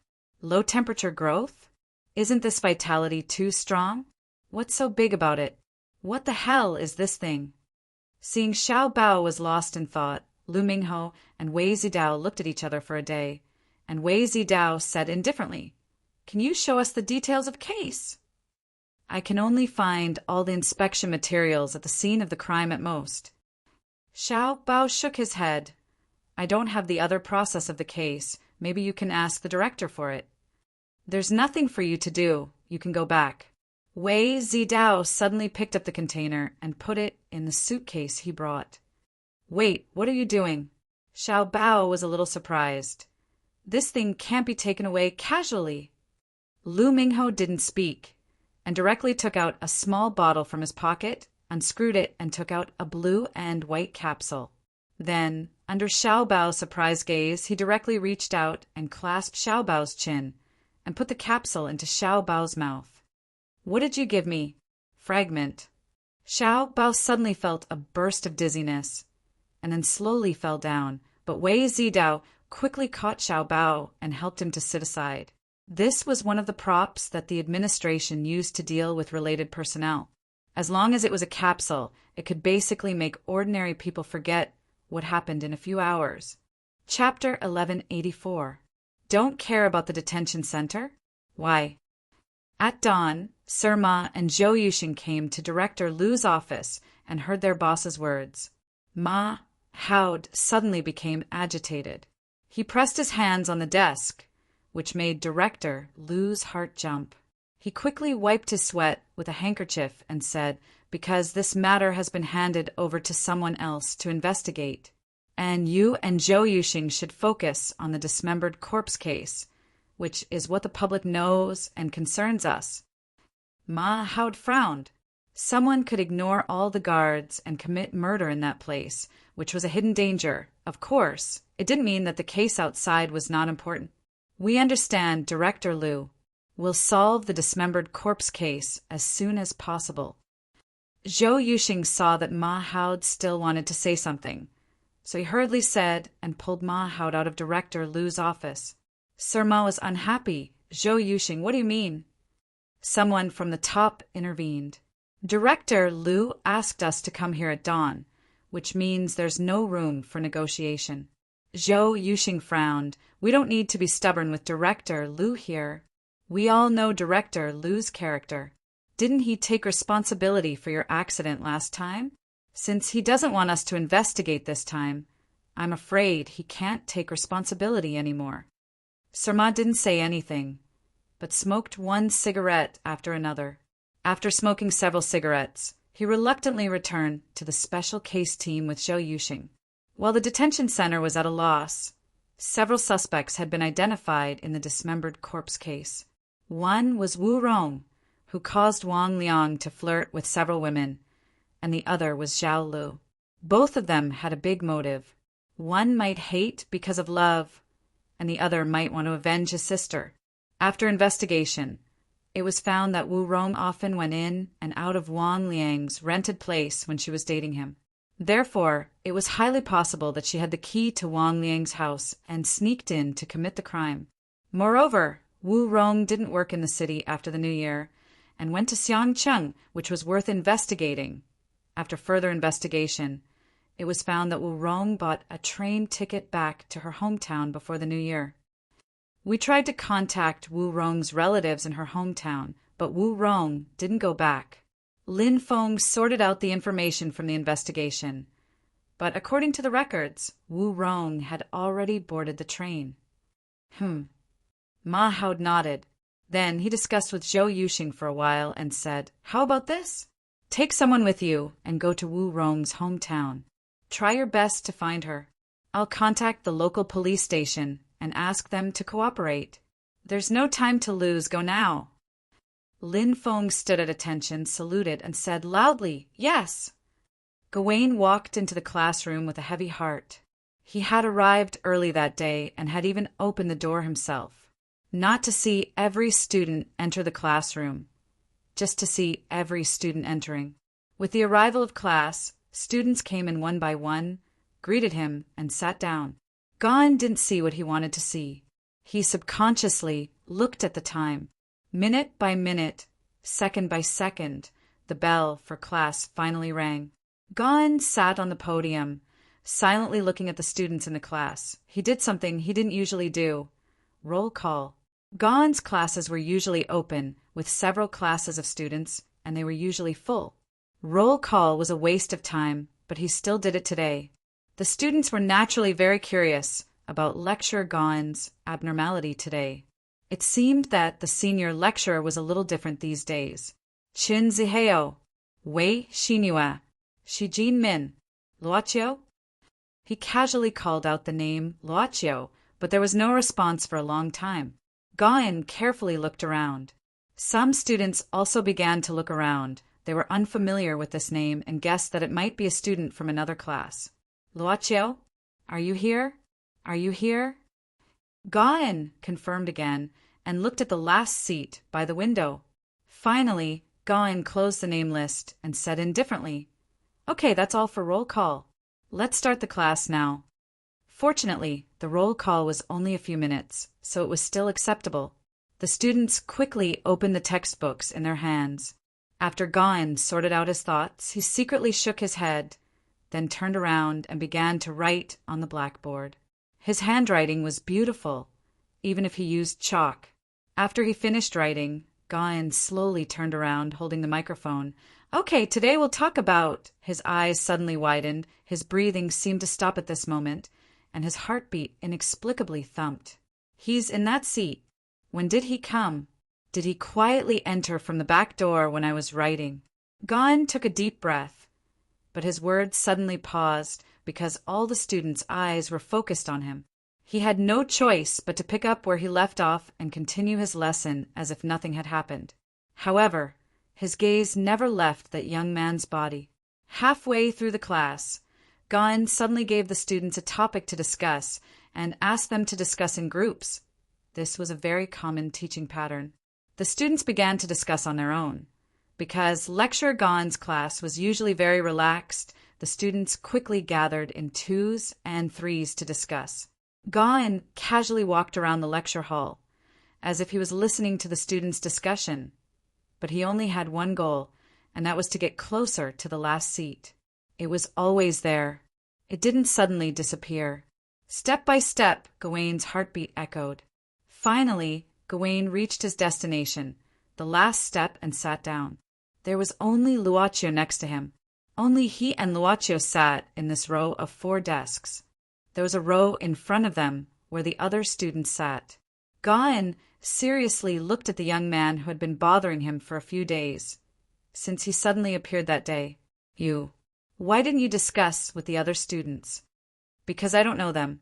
I was taking attendance just now. Why didn't you respond?" "Did you take attendance?" "Maybe I came a little late. I'm sorry. When I arrived, I only saw you reading." "You said you don't know them? Why?" "Teacher, shouldn't you know that I'm not a student here?" As he asked and answered, Gaon became calmer and calmer. But his heart was not calm. This was not the mental state a student of his age should have. Almost instantly, Gaon thought of one of his own students, Chen Mingming. But Chen Mingming's figure only flashed in his mind because Luochio's existence was so powerful. He seemed to be the person who was most familiar with you, the person who was closest to you, and the person who understood you the most. But this should not be the case. The most familiar stranger. This feeling surged in Gaon's heart in an instant. He opened his mouth slightly, intending to ask something. "Teacher Gaon, your question is actually quite interesting." Luochio suddenly smiled. This made Gaon swallow the words he wanted to say. He subconsciously said, "Oh." The topic for the students' discussion was forgiveness. Content. In the court of Country M, a serial killer was being charged. The killer's methods were extremely cruel. The victims were all women. Before they were killed, they were all violated by the killer, and in the end they were brutally killed. The women's family members gathered in the court. Everyone offered the most vicious curses for the killer's heinous crimes. Faced with the curses of the victims' families, the killer was calm and expressionless. Only the pastor father of one of the victims said after the statement, "As a father, I can't forgive your crimes. But as a pastor, I can only represent myself and forgive you." The accused criminal burst into tears on the spot and broke down emotionally. "What do you think is interesting?" Gawain naturally did not forget his question. "But before that, tell me whether you think the killer should be forgiven." "I can only represent myself and forgive him," Luaccio said slowly. Gawain frowned.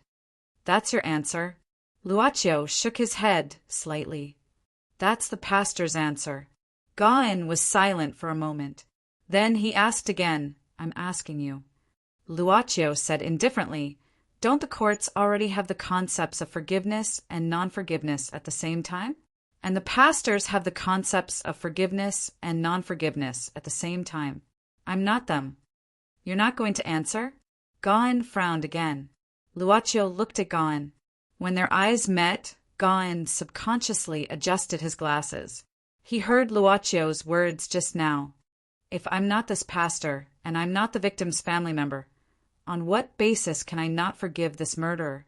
And on what basis can I forgive this murderer? We can assume that we're them." "This is just for research purposes," Gawain emphasized. Luaccio smiled and said, "I just need to take a look. To me, it doesn't matter how many people I forgive or how many people I don't forgive." Gawain opened his mouth as if he was thinking. He adjusted his glasses again and seemed to have fallen into some sort of trance. "I've already said that this is a hypothesis. It's an academic study.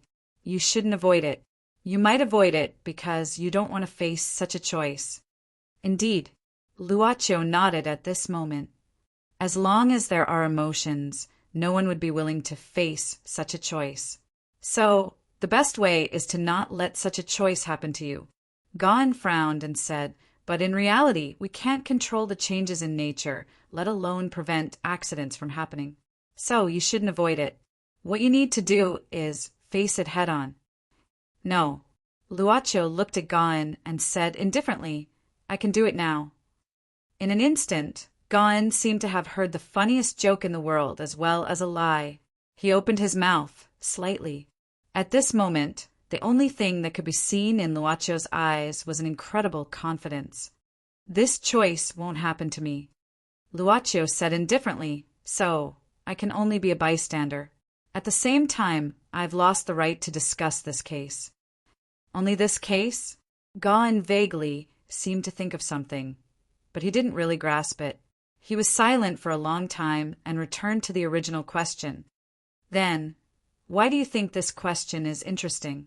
Isn't it interesting to have a case where contradictions exist at the same time?" Luaccio smiled and said, "As I said, in the same court, there's both forgiveness and non-forgiveness. The family didn't forgive the murderer, but after being sentenced by the law, they forgave him. The priest didn't forgive him as the father, but forgave him as a priest. If possible, I hope I can appear in this court as a spectator." "Human nature has always been complicated," Gawain said faintly. Gawain said faintly. He subconsciously ignored Luoccio's last wish to appear in court. He lowered his head, as if thinking of something. After a long time, Gawain took a deep breath and looked up. He couldn't see Luaccio anymore. There was no trace of him on the table next to him. Logically speaking, at such a close distance, he should have noticed. Gawain couldn't help but open his mouth in surprise. Teacher Gawain, are you okay?" The students' voices gradually brought him back to reality. He found that many students were looking at him in confusion. Gawain subconsciously asked, "What's wrong?" A female student stammered, "Teacher, you were talking to yourself just now." Gawain was startled. He stood up abruptly and stared at the place beside him where the young man had been sitting.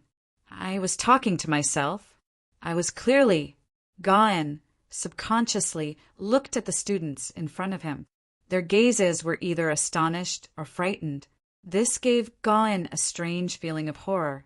Perhaps everything was just a figment of his imagination. Instantly, Gawain broke out in a cold sweat. He didn't say anything and hurriedly walked out of the classroom, under the puzzled gazes of the students. He didn't even take his handbag with him. "Hey, stop! Someone's coming." Let's go, it seems to be teacher gone. On the corridor leading to the rooftop of the teaching building, a student hurriedly ran over. What's this guy doing here? At this moment, 3 male students were surrounding a bespectacled student, Zhao Lu. Zhao Lu clutched his stomach in pain. His lips were still stained with the bitter saliva he spat out. It was obvious that he had been beaten up. But at the same time, the person who beat him did not choose to hit his face. Instead, he chose to hit somewhere that was not visible. You're lucky. Four-eyed chicken. Polish your glasses better in the future. This was the male student who had been seen in the sports equipment room. After a few jeers, the students left with cheerful smiles. Zhai Lu painfully clutched his stomach and stood up little by little with the help of the wall. Chapter 1185. In the washroom of the teaching building, Zhao Lu stood alone in front of the mirror. His hair was wet and stuck to his face. At the same time, his lips were a little pale. This was the result of resisting the pain. He took a deep breath. His hands trembled at the same time as he slowly opened the hole in his shirt. The bruises on his chest and abdomen could be seen through the open clothes. Zhao Li's fingers scratched these bruises. Every time he touched them, he felt a burning pain. Dong! All of a sudden, Zhao Lu slammed his fist on the sink. Dong! Once again, he slowly pounded his fist on the sink on the same spot. Dong, dong, dong, dong. He punched again and again, and at the same time he raised his head and stared at himself in the mirror without blinking. At this time he was silent, completely silent. This kind of punching lasted for several minutes before stopping. Zhao Li's knuckles were red, and his skin had been scratched. He took a deep breath and slowly buttoned his shirt. Then his expression returned to normal, and he left this place. The next moment, one of the washroom's doors slowly opened, and it was Chen Mingming. Chen Mingming leaned on the door panel, looking at the position where Zhao Lu stood, seemingly thinking about something. He didn't mean to stay here, but simply wanted to find a quiet place to curiously study the characteristics of the strange pistol in his hand. After 3 experiments, Chen Mingming made a preliminary understanding of the gun's ability. First of all, the bullets it fired could ignore space and distance. However, it was still unclear how far the distance was. Perhaps he could find someone on the other side of the ocean to test it out. However, the suspect in the detention center had already proven that it could ignore space.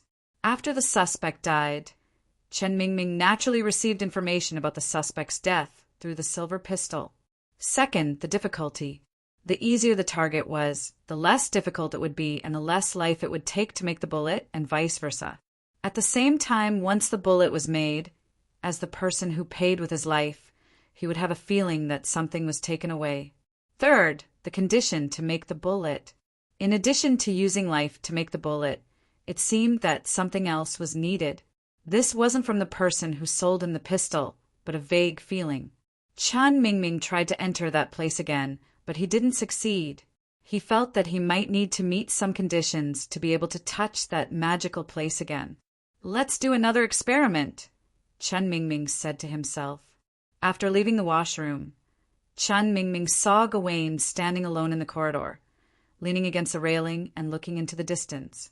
Gawain seemed to be thinking about something, and he was deep in thought. Chen Mingming's palm gradually lit up, and the pistol appeared again. A translucent bullet began to form in his other palm. He didn't choose to inject life, but he already knew the amount needed. But soon, Chen Mingming removed the pistol and the bullet. The consumption rate is the same as last time. Chen Mingming muttered to himself. The consumption rate is the same as last time. He chose to leave from another path and did not walk past Gawain. Not long after Lu Mingho and Wei Zidao left, they went to the local office of the administration. They were greeted by the few logistics clerks here, and then they settled down in the office's dormitory. Because there were no official agents stationed here, the facilities here were relatively simple, but it was suitable for people to live in. The two of them began to discuss the matter of this mission. Brother Hao, what do you think we should do about this mission? Wei Zidao lay on the bed, using his hands as a pillow. We've been to the crime scene and checked the body, but we couldn't find any clues. This method of crime is beyond the detection range of our tools. Could it be some high-level monster or a cultivator with profound Taoist magic? Lu Mingho didn't say anything. He just took out the container that contained the strange sarcoma. He stuck a yellow talisman on the container. The yellow talisman constantly emitted cold air, simulating a low-temperature environment for the container. Lu Mingho was now observing the sarcoma's activity. Wei Zidao didn't look at it but continued to murmur. But since we couldn't find any traces at the crime scene, maybe it's some kind of curse? And the victim died simply, without any loss of blood essence, life, or soul. Can we rule out the possibility that this is a hunting crime? Then it's a vendetta? Alas, Brother Hao, can you say something? Lu Mingho said slowly, usually in this case, according to the previous practice, it's temporarily treated as an unsolved case. Unsolved case? What do you mean? Wei Zidao opened his mouth and sat up curiously. He was also a newcomer. He only had a limited number of missions. But after the Mount Tai incident, the staff of the administration became nervous, so he got the chance to go out on missions. Lu Mingho said indifferently, in addition to the problem of Taoist monsters, there are also some cultivators who walk in the secular world. Most of them walk in order to gain experience in the secular world.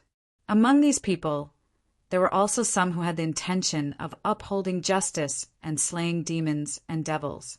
The more famous ones are the Celestial Master Taoism of Longhu Mountain, Maoshan sect, and so on. Then, they can't see some injustices in the world. Most of the time, they follow the ancient practice to eliminate all evils.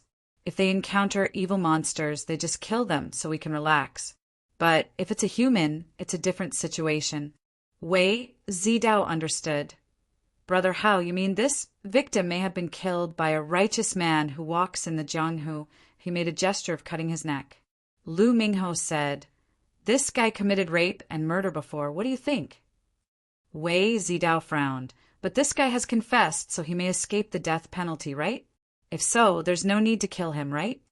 Lu Mingho shook his head. You don't understand the thoughts of those people. Many of them think that such a person doesn't deserve to live for one more day. Because according to the normal procedure, there is still a long period of time before the deceased is brought to trial and finally executed. Moreover, if his family continues to deal with the outside, they may be able to avoid the death penalty and change the sentence to life imprisonment. So, Wei Zidao sighed. Lu Mingho waved his hand and said, many of these cultivators who walk in the Jianghu act according to their own preferences, and they also have a set of standards for their own judgment. Moreover, they kill evil people. Most of the time we can only turn a blind eye. You can't argue with them because of a person who deserves to die, right? Besides, I also want to kill such scum. But we are also public servants. There are some things that we can't really do. If we do it, we will be stepping on the line. Then are you sure it's those chivalrous men who did it? Lu Mingho shook his head. It's hard for me to say, but this is Consultant Long's private land. Many similar things have happened in the past. For example, 2 years ago, there was a great demon named Sun Shaoxing here. He directly peeled off the skin of a drug addict who pushed his old mother down the stairs in order to rob money from his family and hung him up. The result was nothing. We can't really fight with the great demon for such a guy. Okay. Wei Zidao sighed. This time he looked helpless. Let's investigate for a few more days. If there is still no result, we will report it truthfully. There will be a special evaluation. Lu Mingho said casually, and then raised the utensil in his hand. What I am more concerned about now is what is in this thing. This thing looked strange and sinister. Go and apply for some detection equipment. I'll first do a general study of what this thing is. Okay. At night, under the bright lights, alcohol made people release more of their nature. In the back alley of a bar, a man's hands were caught at this time. Then a man with a thick golden chain was punching the man's abdomen. The man spat out blood. He was a little drunk, and his mind was not clear. At this time he was beaten so hard that he spat out bitter water with blood. Good for you, Chin Air. You have money to pick up girls here, but you don't have money? You have guts, don't you? No. No, Brother Shao. Give me a chance, give me a chance. 3 days. Just 3 days, I promise to pay you back. Chin Air begged you. You can beat me to death, but I can't get the money. Wait for me for 3 days. I have money at home. I really have money. My boss has a pension. Trash. The man called Brother Shao beat him fiercely again. After Chin Air fell to the ground, he spat. Just 3 days. If you don't pay me back in 3 days, I will break your legs. Go. Brother Shao left with his companions.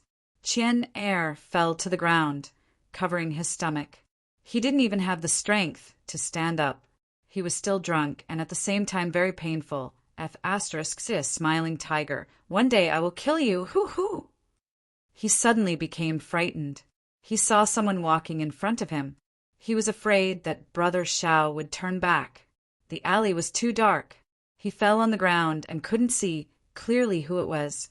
But the man suddenly squatted down with a bottle of liquor in his hand.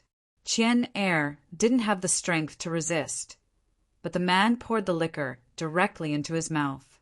Chin Air could only drink it painfully. He was full of beer and was beaten up again.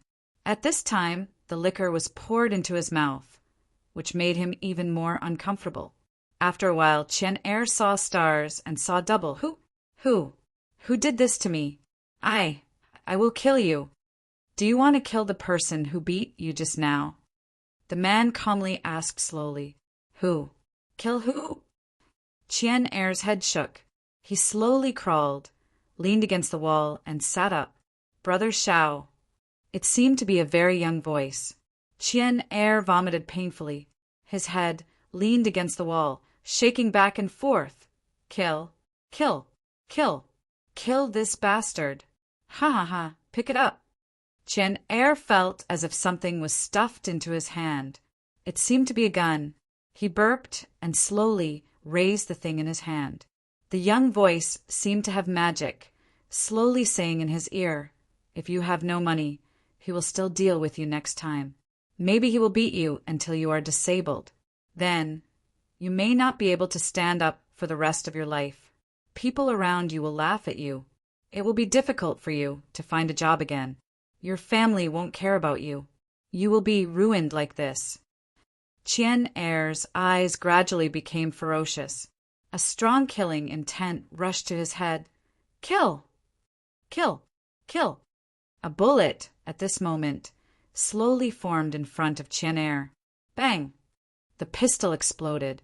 The bullet was shot out instantly and then disappeared. After that, Chin Air sat down and giggled. 6 days. The young man received such information in his brain, but at the same time, the 6 days were not deducted from his body. The young man quietly looked at Chin Air. At this moment, Chin Air held the pistol and fell down again. Not long after, he fell asleep and didn't know where he was.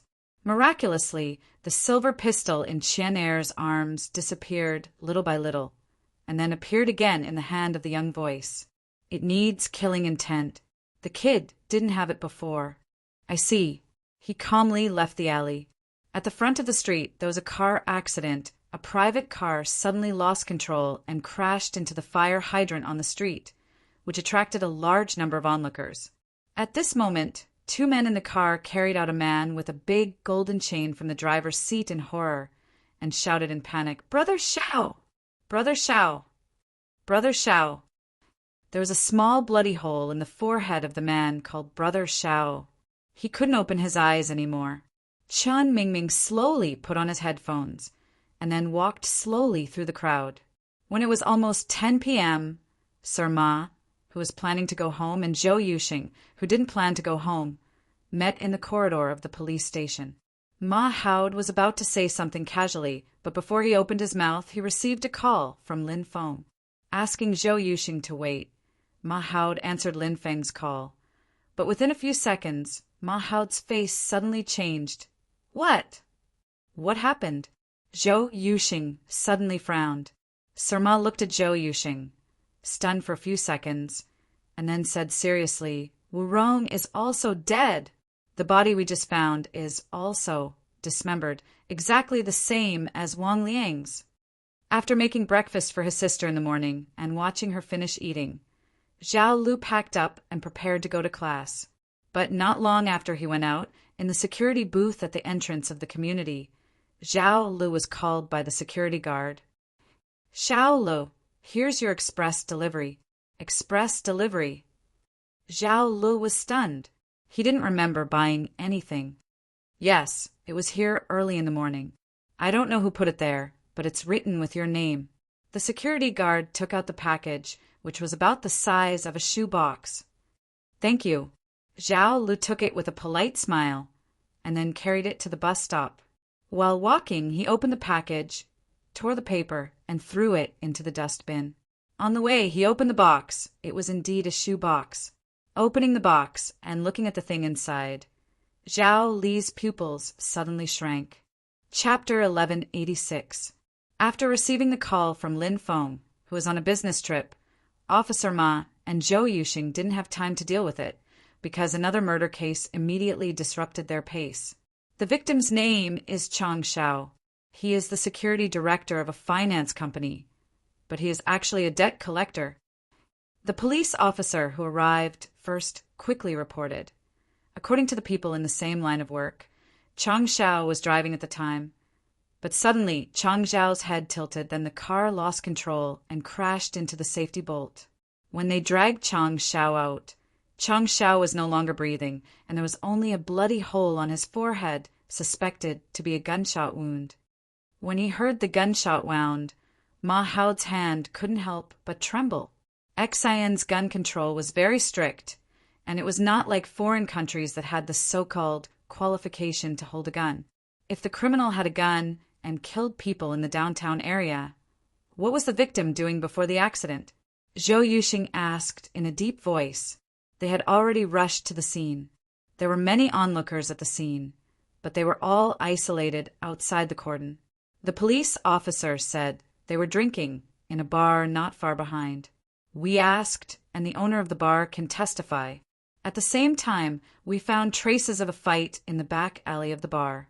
The other two people in the car also confessed that they happened to encounter a debt collector, and after beating him up, they finally left. Ma Hao frowned. What about the debt collector who was beaten up?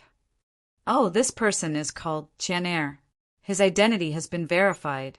The police officer immediately replied, but when we found him, he was already dead drunk and unconscious. There were also traces of beatings and bloodstains on his body. Our initial estimation is that he may have slight internal bleeding, which matches what the other two said. Ma Hao nodded, and then went to see the so-called Qian Er with the police officer. The two came to Qian Er and saw that Qian Er reeked of alcohol and didn't seem to wake up. Did you do the test? Yes, 292 per 100 milliliters. The police officer quickly said. Sir Ma's eyes widened, and he shook his head. This guy doesn't care about his life. He's so drunk that he can't even stand up, let alone kill someone. Go, go, go. Send him to the hospital. In fact, Qian Er was in the ambulance at the moment. Now that Sir Ma said that, the ambulance left first. At this moment, Zhou Yuxing walked over with an ugly expression. Old Ma, Chang Zhao's death might be the same as the one in the detention center. What? Ma Hao's expression changed slightly. Zhou Yuxing said seriously, before the accident, Chang Xiao was driving. He must have been facing the windshield, but there are no traces of damage on the windshield. Unless the two people in the car are lying, it's too strange. Ma Hao scratched his head and looked around. There are no surveillance cameras around here. How about this? Let's take the people in the same car back and interrogate them. Let's see if we can get an autopsy report out tomorrow. Zhou Yuxing could only nod. Sir Ma then said, Zhou, how about this? This place is close to your house. Why don't you go back first? Take a shower and have a rest. There are still many things to do tomorrow. I'm not tired. Zhou Yuxing shook his head. But I'm tired. Ma Hao patted Zhou Yuxing's back without hesitation.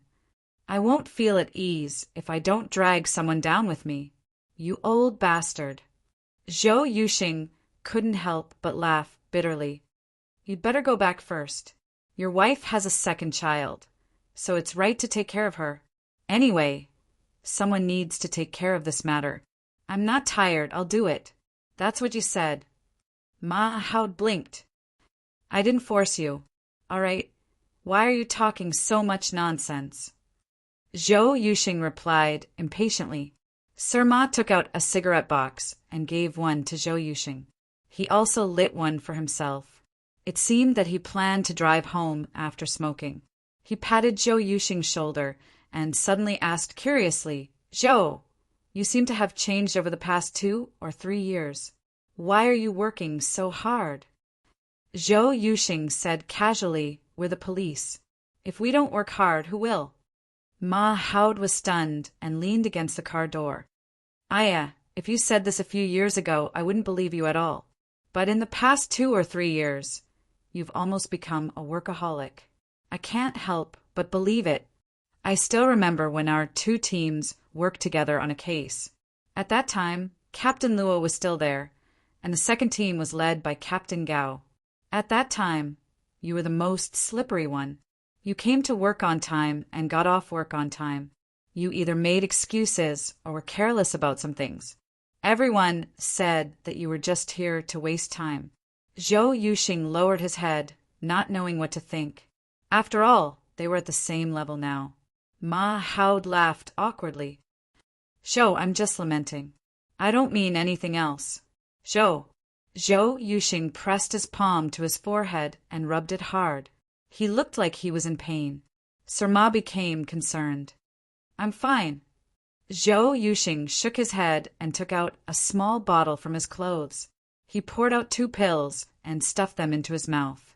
Then he took a bottle of water from the car and drank a few mouthfuls. What medicine did you take? Zhou Yuxing adjusted his breathing and seemed to feel better. Just some headache medicine. It's nothing. How can you not have a headache? Ma Hao said unhappily, look at you. You stay up late every day and often don't sleep. I wouldn't be surprised if you suddenly died one day. No. How about this? You go back and rest. I'll take care of the rest. No need. Zhou Yuxing shook his head. Ma Hao's attitude became firm. Are you going or not? If you're not going, I'm going to call Chief Lu and ask him to give you an order. This. Zhou Yuxing rubbed his forehead. He really did have a terrible headache. He could only say helplessly, all right, I'll go back first. Remember to see a doctor. Zhou Yuxing waved his hand, looking like he didn't hear him. Ma Hao was still worried. He called a colleague to drive Zhou Yuxing back. Captain Zhou, are you feeling better? Let me get you a glass of water. The colleague helped Zhou Yuxing down and onto the sofa in his house. No need. I can take care of myself. Zhou Yuxing leaned on the sofa and raised his head. He waved his hand and said, there's a lot to do at the station. You go back first. I'll be fine after some rest. I'll go back later. You should organize Chang Zhao's information as soon as possible. But Captain Zhou, why don't you rest more? With the team watching, it shouldn't be a problem. Just do as I say. Why are you talking so much nonsense? Zhou Yuxing's tone suddenly became heavier. The colleague could only nod. After pouring a glass of hot water, he quickly left. He thought that Captain Zhou might be in a bad mood these few days. However, for the past few years, Captain Zhou had basically been in a bad mood. He would scold people at the slightest provocation. Although his ability to solve cases was top-notch, under high pressure, the people in the team were also suffering. Maybe it's a family problem. Everyone knew that Zhou Yuxing's family wasn't very good. Today, when he helped him back, the house was empty. It was obvious. At the same time, he shook his head and took one last look at Zhou Yuxing before closing the door. After the colleague left, Zhou Yuxing was in a daze. His forehead and neck slowly broke out in cold sweat. He only felt that his mouth was dry and his chest was tight. He wanted to drink water, but his hand trembled. The cup fell to the ground and shattered. The sound of the cup shattering was like a switch. It made Zhou Yuxing go crazy and scream a few times. He crazily swept the things on the table away and even overturned the coffee table. He kept screaming at the empty house. The surroundings seemed to be split and stacked on top of each other. Zhou Yuxing opened his mouth in pain and slowly covered his ears with his hands. He knelt on the ground and finally curled up. He seemed to hear countless, repeated and loud sounds. Bang, bang, bang, bang, bang. This kind of sound. In the end, he fell to the ground. It was unknown whether he fell asleep from exhaustion or fainted. Subconsciously, Zhao Li's hands were weak. He almost couldn't hold the box in his hands. He took a deep breath and immediately closed the box. At the same time, he looked around nervously. The people on the road were rushing to work or school. No one was in the mood to notice Zhao Li's sudden loss of composure. He lowered his head and hugged the box. The direction he originally planned to go to the bus stop suddenly changed. He quickly walked to the nearest public toilet, walked into one of the cubicles and closed the door. Zhao Li's eyes flickered. He quickly pushed his glasses and put his hands on the box and froze. Suddenly, Zhao Li took a deep breath and directly opened the box. The silver pistol seemed to be heavy. He could even feel the weight on his leg. Zhao Li took another deep breath and picked up the pistol. It still felt heavy. This was obviously a metal product, not a simple plastic toy. Under the silver pistol, there was a small paper card. Zhao Li quickly picked it up and opened it. Hold the gun. Think of the person you want to kill, and the bullet will appear. You can kill people regardless of the distance. Then there were 2 sentences of explanation, nothing more. Zhao Li was silent for a moment, putting the pistol and the paper back into the box. He pondered for a while before taking out his mobile phone. Social media app, blank profile picture. There was no message record. Zhao Li quickly typed a line of words at this time. The gun, did you send it? After sending the message, Zhao Li stared at the screen without blinking, silently counting the time. About a minute later, the screen showed a reply. No. After Zhao Li saw the reply, he quickly typed a new message. I received a pistol today, but there were no bullets. Do you know who sent it? But after waiting for a long time, there was no reply this time. Zhao Li gritted his teeth and typed again.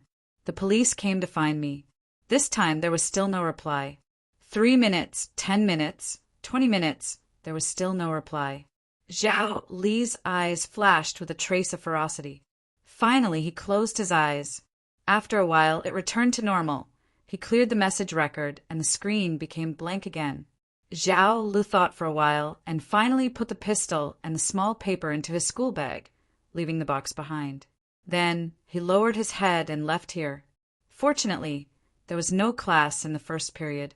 So, even if Zhao Li was delayed for a long time, he was not late. His family's financial situation was not too good, but because of his good grades and excellent studies, he quickly qualified for the scholarship. Therefore, he would most likely not let himself make mistakes in school. Big classroom, public class. The teacher for today's class was Lecturer Gawain. This teacher's course was also one of the compulsory courses for Zhao Li. He needed the course credits for this course. Of course, there were only 3 classes a week, so it was not a lot. But for Lecturer Gawain's class, those who were late would not be able to get a seat in front. Zhao Li was not late, but he arrived at the right time. For this reason, he could only go straight to the seat in the back. Just as he entered the classroom through the back door, Zhao Li saw a few malicious gazes. They were the students who had held him down and beaten him up in the upper floor yesterday. When the leader saw Zhao Li enter through the back door, he narrowed his eyes and smiled. Then he suddenly stood up. Zhao Li lowered his head and quickly changed his direction. He hurriedly looked around. Suddenly, as though he had seen his savior, he quickly sat down. His seat was beside Chen Mingming. When the boys saw this, they gestured at Zhao Lu and then sat down with a sneer. The bell for class was about to ring. When Gawain came in, they would not be able to cause trouble.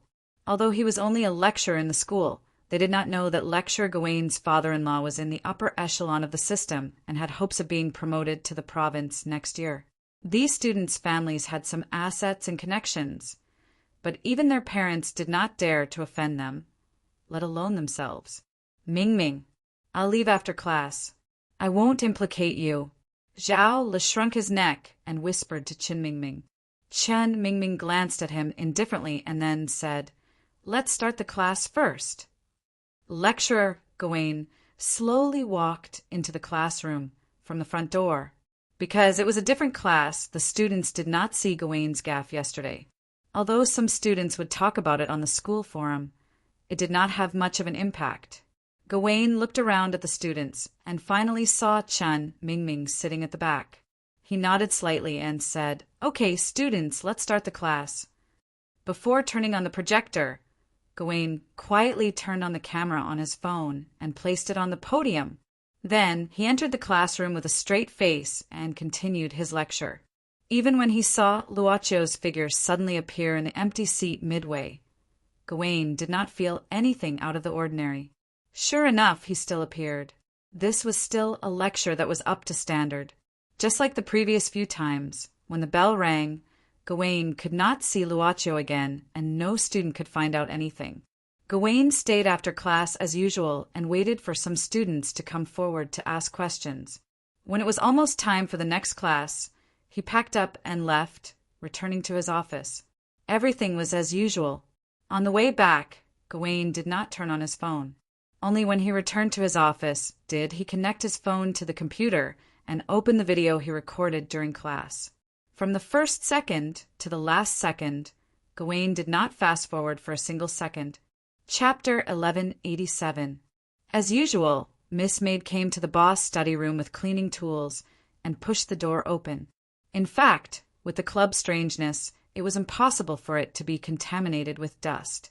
Perhaps it would not be covered with a thin layer of dust until the end of time. She was just used to doing certain things. But today Luocchio was in the study room. Miss Maid did not notice her master's arrival. This situation could only be said to be intentional by her master. Luocchio, who was sitting on the chair, leaned back naturally, letting the chair bear his weight and bend back automatically. He closed his eyes as if he was asleep, but also as if he was thinking about something. The door had already made a sound, which Miss Maid couldn't control because she didn't know that her master was already in the study room. "I'm just thinking about something. I don't want to be noisy." Luocchio slowly opened his eyes and smiled slightly. "Every time I come back, there will be a bigger commotion. This place is not as quiet as before. Except for Teienzi, who was stuffed into the mainframe, Taisetsu and Nero lived here today. Even Luoya, who rarely came out of her room, was here. If the atom used to support the Master God project was included, it was indeed different from the previous shop with only maids and the boss. I'll make tea for Master." "No need." Luocchio waved his hand. "I bought some soy milk on the way here. It's been many years. I used to drink it when I passed by when I was in school. The auntie should have sold it for more than 10 years. The taste hasn't changed for so many years. It's not easy. Come and try it." On the desk, the packed soy milk slowly appeared. She didn't know when he bought it, but the boss bought it back, so it was still warm. Miss Maid walked slowly to Luoccio's side. When she approached, she found that there were still 2 bullets standing on the desk in front of her master. She didn't drink the soy milk. Instead, she went behind Luocchio and gently touched Luoccio's hair with both hands. She touched his scalp and rubbed. No matter when, this kind of massage could always make people feel comfortable. 2 bullets. Yu Yi said softly, "Master, are you thinking about Chen Mingming?" "Partly," Luocchio said. While enjoying the massage, his eyes fell on the 2 bullets standing on the table. He gave the gun away. "Master, are you going to continue observing Chen Mingming like before?" Miss Maid suddenly asked. "Not necessarily. Luocho answered casually. Then he closed his eyes and leaned back a little, as if he intended to enjoy the maid's massage wholeheartedly. However, at this moment, Boss Luo suddenly opened his palm, and a cloud of black gas slowly emerged from his palm. Instantly, Miss Maid's movements stopped. She could feel that this trace of black gas contained an evil will. But Luocho gently clenched his hand, and that trace of black gas was easily dispersed in his palm. Luocho said indifferently, "I encountered some troublesome things 2 days ago. Something seems to want to jump out again." As long as he didn't become like the previous one, the master was bound to have negative emotions. Miss Maid was very clear about this. Although she had only served the club for less than 300 years, she had existed with another identity before that. The previous one had destroyed several masters, which was caused by this kind of negative emotions, so she was not surprised that Luocho had this kind of situation now. "Master, you can kill the negative emotions at will." This was the reason why Miss Maid was surprised. Even she was quietly affected by the negative emotions earlier, so she somewhat reacted. If Luocho hadn't acted in time, she was afraid that some troubles would have been caused. "Actually, it has happened once before," Luocho said indifferently. "It caused a big commotion last time. But at that time, I also wanted to see how far it could jump. Later, I felt that it was boring, so I scattered it casually. This time, it is much weaker than last time." This proves that the negative emotions can't affect you much. Miss Maid smiled with relief. Luocho looked at his palm and suddenly said, "The new game DLC has been updated, right?" "Yes. I don't plan to go out today." Luocho stood up and held Miss Maid's hand. "Let's go. Accompany me for a walk inside." The master seemed to be in a good mood. Of course, she was also in a good mood since she came back from the date that night. "By the way, take Luia with you. She may be more adapted to the world in the game. Then, I will go and create an account for Lure first." In the new DLC of Project God, in the depths of the demonic continent, Tainzi, who was dancing with a group of skeletons, suddenly sneezed in a huge ancient castle surrounded by thunder. "What the F asterisk CK? Who is talking bad about me? Mobile phone. I have completed the withdrawal procedures. You don't have to go to school these few days. Have a good rest at home for a while. Mom has something to do tonight. Find yourself something to eat." Okay. A notification of a transfer appeared on the screen. The transfer explanation was money for food. Chun Mingming didn't accept it. He just put the mobile phone on the table casually. After that, he didn't pay attention to it anymore, but continued to read the book in his hand. This was a book borrowed from the library. He didn't finish it at first. He planned to finish it in the next few days. There was no one else in the classroom except him. Suddenly, a noise came from outside the window, disturbing the silence here. Chun Mingming closed the book, walked to the window, pulled open the curtains and looked outside. It was the passage downstairs. Several boys were running crazily in front at this time, laughing loudly. One of the boys was holding a pair of pants in his hand and kept waving it. The students on both sides of the road laughed loudly, because behind him there was a boy wearing only underwear, chasing after him in grief and indignation. Zhao Lu. "Give it back to me. Give it back to me." "Here you go." The boy holding the pants sneered at this time and threw the pants directly. However, he didn't throw it to Zhao Lu but to a tree nearby. The pants were instantly caught by the branches and couldn't move. Zhao Lu seemed to want to rush forward, but looking at the pants hanging on the tree, he hesitated. As for the boys, after a few mocking words, they flashed into the crowd. Zhao Lu looked at the surrounding students and suddenly felt that the world was spinning. He could only try to pull his clothes as much as possible, trying to cover it up. However, the crowd didn't disperse. There were more looks of ridicule than pity, and there were more hands that raised the phone screen than those that reached out to help. Chun Mingming's face and ears were red. He suddenly felt that the world was like a huge whirlpool that was squeezing him and distorting everything. I wonder how he will get through this predicament. Chan Mingming didn't look at it. He just quietly returned to his original position, put on his earphones, and opened the book that he hadn't finished reading. He read, carefully word by word. Captain Zhou. Hello, Captain Zhou. Along the way, Zhou Yuxing responded to the colleagues who greeted him. At the same time, he quickly walked back to the special case team's meeting place. It was almost time for dinner. After he was sent home by his colleagues last night, he lost control of his emotions.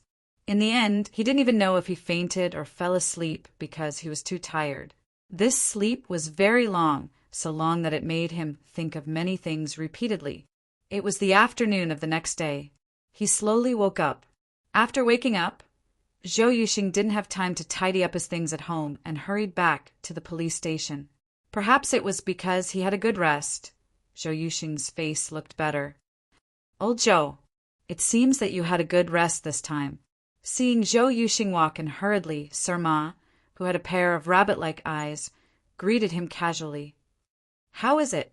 Zhou Yuxing sat down and asked directly. Just in time, Lin Feng just came back. You can also listen to what he has to say.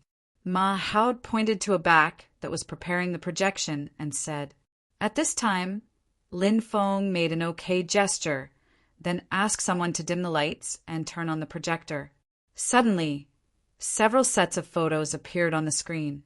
Lin Feng said seriously, according to Ma Hao's order, another colleague and I rushed to Wu Rong's hometown. With the help of the local police, we quickly found Wu Rong's rented house. This is the freezer we found in her house. The photos were very clear, so the things in the freezer could be clearly seen.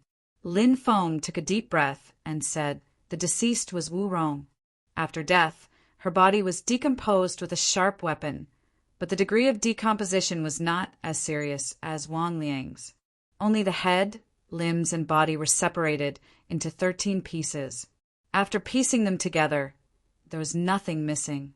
The murderer probably didn't have time to deal with it, or didn't have time to do more decomposition. How did you find it? Zhou Yuxing frowned and asked. Lin Feng said, It's similar to the situation when we found Wang Liang's body. It should be a short circuit caused by the power outage a few days ago. However, it wasn't the freezer that short-circuited, but the wires in the house she rented. I've checked that place. It's a village in the city, and the wires are everywhere, so it's easy to short-circuit. When we found the house, we smelled a stench. After opening the door, we found the freezer. Because it was placed in the middle of the house, it was easy to see. Have you asked the landlord? Ma Hao asked with his thumb. Yes, he did. Lin Feng quickly replied, but the situation is basically the same as Wang Liang's landlord. After signing the rental contract, the landlord usually transferred money via mobile phone and didn't meet directly. In addition, we also investigated Wu Rong's relatives and some friends. We found that during this period, Wu Rong always updated her status on her WeChat moments. The last time was 7 days ago. Ma Hao and Zhou Yuxing looked at each other. Zhou Yuxing said, The last time Wang Liang updated his status was also 7 days ago. From the way the crime was committed, it's very likely that the murderer is the same person. Ma Hao nodded, and then looked at Lin Feng. Have you checked Wu Rong's interpersonal relationships? Lin Feng said, Yes, Wu Rong's character isn't good. She has a bad temper, and even doesn't have much contact with her family. She also left after resigning from the city. I went to her workplace before I came back, and found out that she didn't really offend anyone. However, her colleagues don't like her, so she is usually alone most of the time. First it was Wang Liang, then it was Wu Rong. Sir Ma rubbed his red eyes and his head was a mess. Zhou Yuxing knocked on the table with a pen. The meeting room suddenly fell into a silent atmosphere. After a while, Zhou Yuxing slowly asked, What about Zhao Lu? How's the investigation on him? Another colleague stood up. Because Lin Feng was temporarily on a business trip, he was handed over to him to conduct the follow-up investigation after the questioning. We've learned that Zhao Lu came to the hospital almost every day when Zhang Xiaoqin was hospitalized. Sometimes he even stayed overnight with her. He didn't come several times because he had exams and needed to review, but he didn't miss any exams. After Zhang Xiaoqin was discharged, Zhao Lu also stayed at home every day. The neighbors can testify. Oh, Officer Lin also asked me to check Zhao Li's travel record. Since Zhang Xiaoqin's accident, Zhao Lu has no record of leaving the city. Mahoud sighed. Let's assume that the murderer is the same person, and let's boldly assume that Zhao Lu is the murderer. But Wu Rong's hometown is at least 4 hours away from the city by high-speed rail. Although the plane is fast, it's impossible not to leave any records. Besides, it'll take at least 1 day to go back and forth. But this guy has no record of going out. If he took a pheasant car, it'll take at least 3 days to go back and forth. That is to say, the assumption doesn't hold water? In fact, the inspection report also mentioned that there were no useful traces at the scene of the murder, not even fingerprints. Obviously, the murderer handled it carefully. The investigation seemed to have reached a dead end. Go and investigate the other women who are related to Wang Liang. Zhou Yuxing sighed. These women were also cheated of their money and feelings, and the friction between them was caused by Wu Rong's provocation. This motive is quite simple. Got it, Captain Zhou. Lin Feng nodded. Zhou Yuxing said, try to urge the police over there to provide a detailed inspection report. Also, I saw a few photos on Wang Liang and Wu Rong's Weibo. Check them and see where they were taken. The murderer knows how to use their photos to fake news that they are still alive.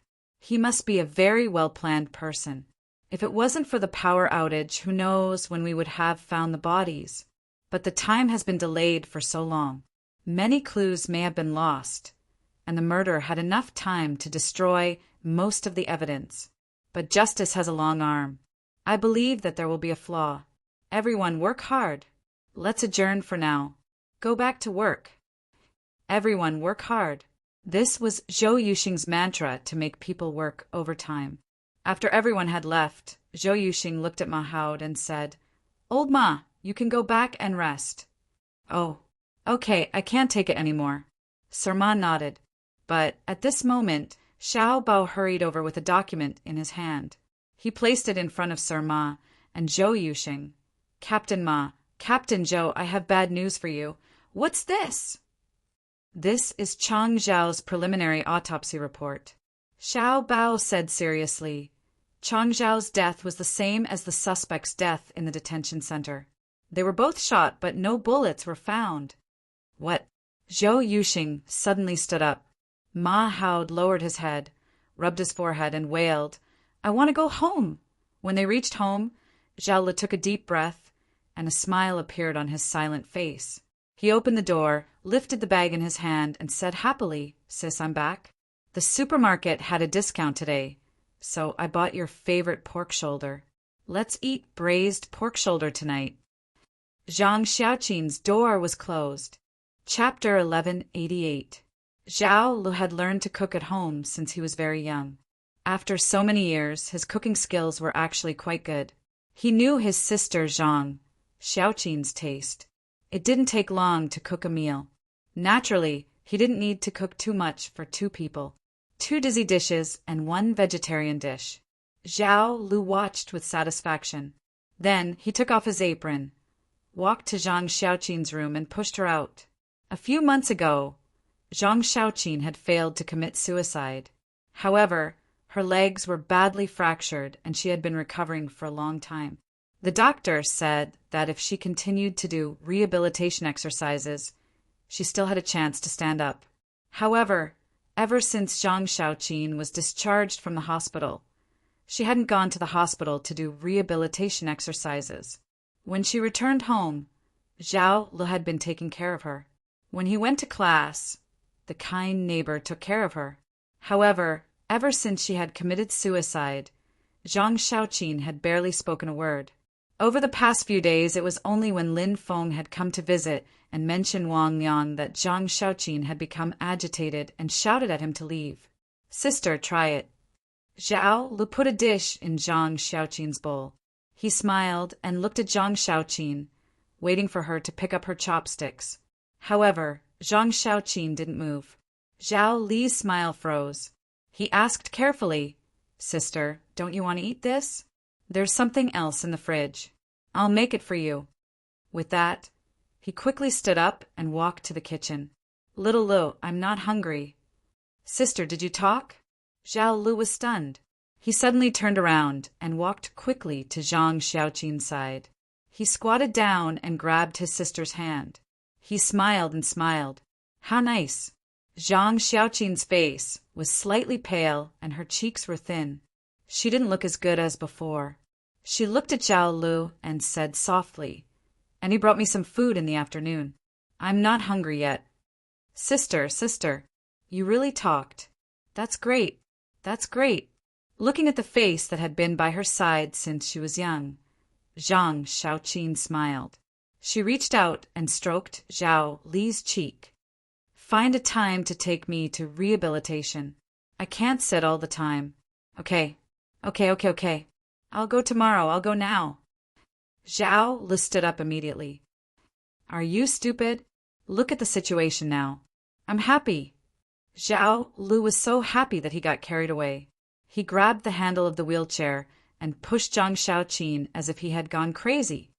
"Hey, stop spinning, I'm dizzy." "Are you dizzy?" "A little dizzier." "All right, stop messing around." "I'm really dizzy." "You child." It seemed that it had been a long time since the two of them laughed so loudly. If only time could slow down. After the siblings played around for a while, Zhao Lu fetched a basin of hot water and began to wash Zhang Xiaoqin's feet. Zhao Lu had heard that if one applied heat regularly, it could dredge the meridians. These days, Zhao Lu had not stopped massaging her legs every day. "Sis, why did you suddenly?" After wiping the water stains on his calves and covering them with a blanket, Zhao Lu sat next to Zhang Xiaoqin, hesitating as if he was afraid of something. Only then did Zhang Xiaoqin reveal the reason. "A few days ago, 2 police officers came. Actually, I found out about that person's death." Zhao Li silently grabbed Zhang Xiaoqin's hand. Zhang Xiaoqin sighed softly. "I'm really stupid. I'm already so old. Yet I still can't see past it and still want to seek death. Xiao Lu, thank you for always taking care of me and not giving up on me. I've thought it through. Even if it's not for myself, for you, I should be strong and live well." Zhao Li did not say anything. He just lay on his sister's lap. When he was young, he would act like a spoiled child and listen to his sister's stories. Then, the stories would bring him to sleep. Zhang Xiaoqin patted his head and laughed. "You're already so old, yet you're still acting like a spoiled child. Let me do it for a while." Zhao Lu whispered as if he was begging. Zhang Xiaoqin did not say anything. She stroked Zhao Li's hair. Zhao Lu seemed to have thought of something. "Oh right, sis, it's your birthday soon. Let's go out for a good meal that day. Just make it at home. Don't waste it." Zhang Xiaoqin shook her head. "You really love me. Don't make me feel guilty anymore, okay?" "Okay. Then I'll come back early. Then I'll make a good meal together." Zhao Lu nodded. The siblings chatted for a long time. When Zhang Xiaoqin was tired and naturally fell asleep, Zhao Lu carried her to the bed and covered her with a blanket. He turned off the lights and went out. Then he returned to his room. He turned on the desk lamp and looked at the calendar on the table. There was a date circled in red on the notebook. It was circled a long time ago. Perhaps he had been waiting for this day for a long time. However, the good things did not come until this day. He hoped to see his sister smile, but it came earlier than this. Zhao Lu sighed softly. It felt good. He suddenly remembered something. He quickly took out his school bag and took out the silver pistol from it. Then he looked at the small card. He quickly picked up his phone and opened the social media app. He scrolled all the way until he selected the blank profile picture and entered the chat interface. He held the phone in one hand and the pistol in the other. He seemed to be thinking about something. After a while, Zhao Lu shook his head. He tore the small card into pieces and threw it on the trash can. He took a box and shook his head again. He put the silver pistol inside and then stuffed it on the top of the closet. After washing up, Zhao Lu went to bed with his clothes on. He had a good sleep. During class, the lecture hall was usually full of students. However, this time a rather old teacher came into the lecture hall. Everyone looked at the old lecturer strangely. They all knew his identity. He was at the level of the deputy director. "Students, Teacher Gao has taken a day off today. I'll be your substitute." Lecturer Gao took a day off. Well, there was no way to take a day off because of something. However, some students knew that Gao seemed to have something on his mind these days. It seemed to be expected that he would take a day off. In the cemetery, Gao wore a black suit and held a bouquet of flowers in his hand. He walked through the many tombstones until he stopped on one of them. Putting the flowers on the tombstone, Gao put his hands together in front of him. He lowered his head and was silent for a moment. Looking at the engraved words on the tombstone, Gao suddenly smiled. "You didn't like to eat when you were alive. I didn't know what to bring you. I don't know what's wrong with my people. I can't tell the difference between real and fake." Gao slowly sighed. "But don't worry, your family is doing well. I won't let anything happen to your family. But your wife is a troublemaker. But you don't have to worry. Those brothers of yours are all capable people. With them looking after them, I won't be able to find a place to make a move even if I wanted. The only thing I could do was to ask the traffic police to make an exception for old Ma every time he came with a ticket. But recently there are no more tickets, so it's a lot easier." There was no one around. It was not a suitable day for worship. Gao sat down with his back to the tombstone as if he was chatting with an old friend. "It's already been 4 years. I've been teaching for 3.5 years, right? Actually, I'm really not suited to be a police officer. Teaching is more suitable for me. Luo Qi, I admire you my whole life. You're the kind of person who can carry out your beliefs to the end. You're indomitable and without any hesitation. Maybe it's because of this that you can gather so many people around you. Even I am unknowingly infected by you. There's a devil hiding in my heart. I think I can't defeat it in my life, ever since I decided to do this from the beginning. I've seen your son these days, but I don't think I've seen him. Even now, I'm not sure if the first time your son appeared and asked me something was real or fake. Sometimes I feel that I'm a really fragile person." He turned around and looked at the words engraved on the tombstone. "Tell me, when can I be as strong as you say? But don't worry, you're perfect." He slowly stood up and faced the tombstone. "I'll come to see you next time. I really want to have a drink with you in a small place after we're done with the case. Come with the heart when you see someone, leave with half of it, and next time." The car stopped at the entrance of the cemetery. Zhou Yuxing rubbed his hands and got out of the car with a bouquet of flowers. He wore sunglasses and looked around. The surroundings were covered with a layer of yellow. When he walked up the stairs and arrived at the destination, he saw a bouquet of flowers placed here. The cemetery was managed by someone, and there would be someone cleaning the offerings every day. Who came? Zhou Yuxing looked around, but he didn't see anyone. He didn't even see the janitor. Zhou Yuxing was silent for a moment. He quietly put down the flowers and said softly, "Captain Luo, I've been busy recently. I'll come to see you next time and report to you." Until he returned to the place where he parked his car, Zhou Yuxing didn't see anything. He really couldn't find who had come before him. Come with the heart when you see someone. Leave with all of them. Otherwise, you can't leave. The second strange death happened. This time, the suspects were the other 3 men who were in the same car as Chang Shao. If there was anyone who had the ability to kill someone by shooting from the front without penetrating the windshield and windows, it could only be the people who were in the car with him. The 3 people in the car had been detained and were constantly being interrogated, but they didn't admit it. However, the way they died was the same as the one in the detention center. No bullet was found in the skull. Such a strange thing still couldn't be explained. It seemed possible that the murderer was the same person. Chang Zhao's case was soon stopped by Bureau Chief Liu. He contacted Lu Mingho and Wei Zidao again. As for Sir Ma, although he was a little angry, he was still investigating the dismembered body case. Moreover, there was one more victim, Wu Rong. At this time, it was not wise to divert his attention, although Ma Haud was very suspicious of the people from the province who claimed that they were investigating. On the other side, Team 1 and Team 2 were investigating Wang Liang and Wu Rong's cases. These two cases had been merged into one. On the other side, Lu Mingho and Wei Zidao also started to deal with Chang Zhao's case and started to feel troubled. The reason why they were troubled was that if this incident was really done by a transcendent, then it was a bit too much. If the transcendent killed those who had committed the most heinous crimes, then the agency would not be able to do anything about it. Most of the time, they would just turn a blind eye to it. However, if it happened one after another, then it would be an insult to Xan. When one of the people in the detention center died, it could be said that it happened in the detention center and only a few people knew about it. But this Chang Zhao, to put it bluntly, killed someone in a busy city, although most people thought that he died in a car accident. However, this was the second case, and there might be more in the future. This was not something that the agency could really tolerate.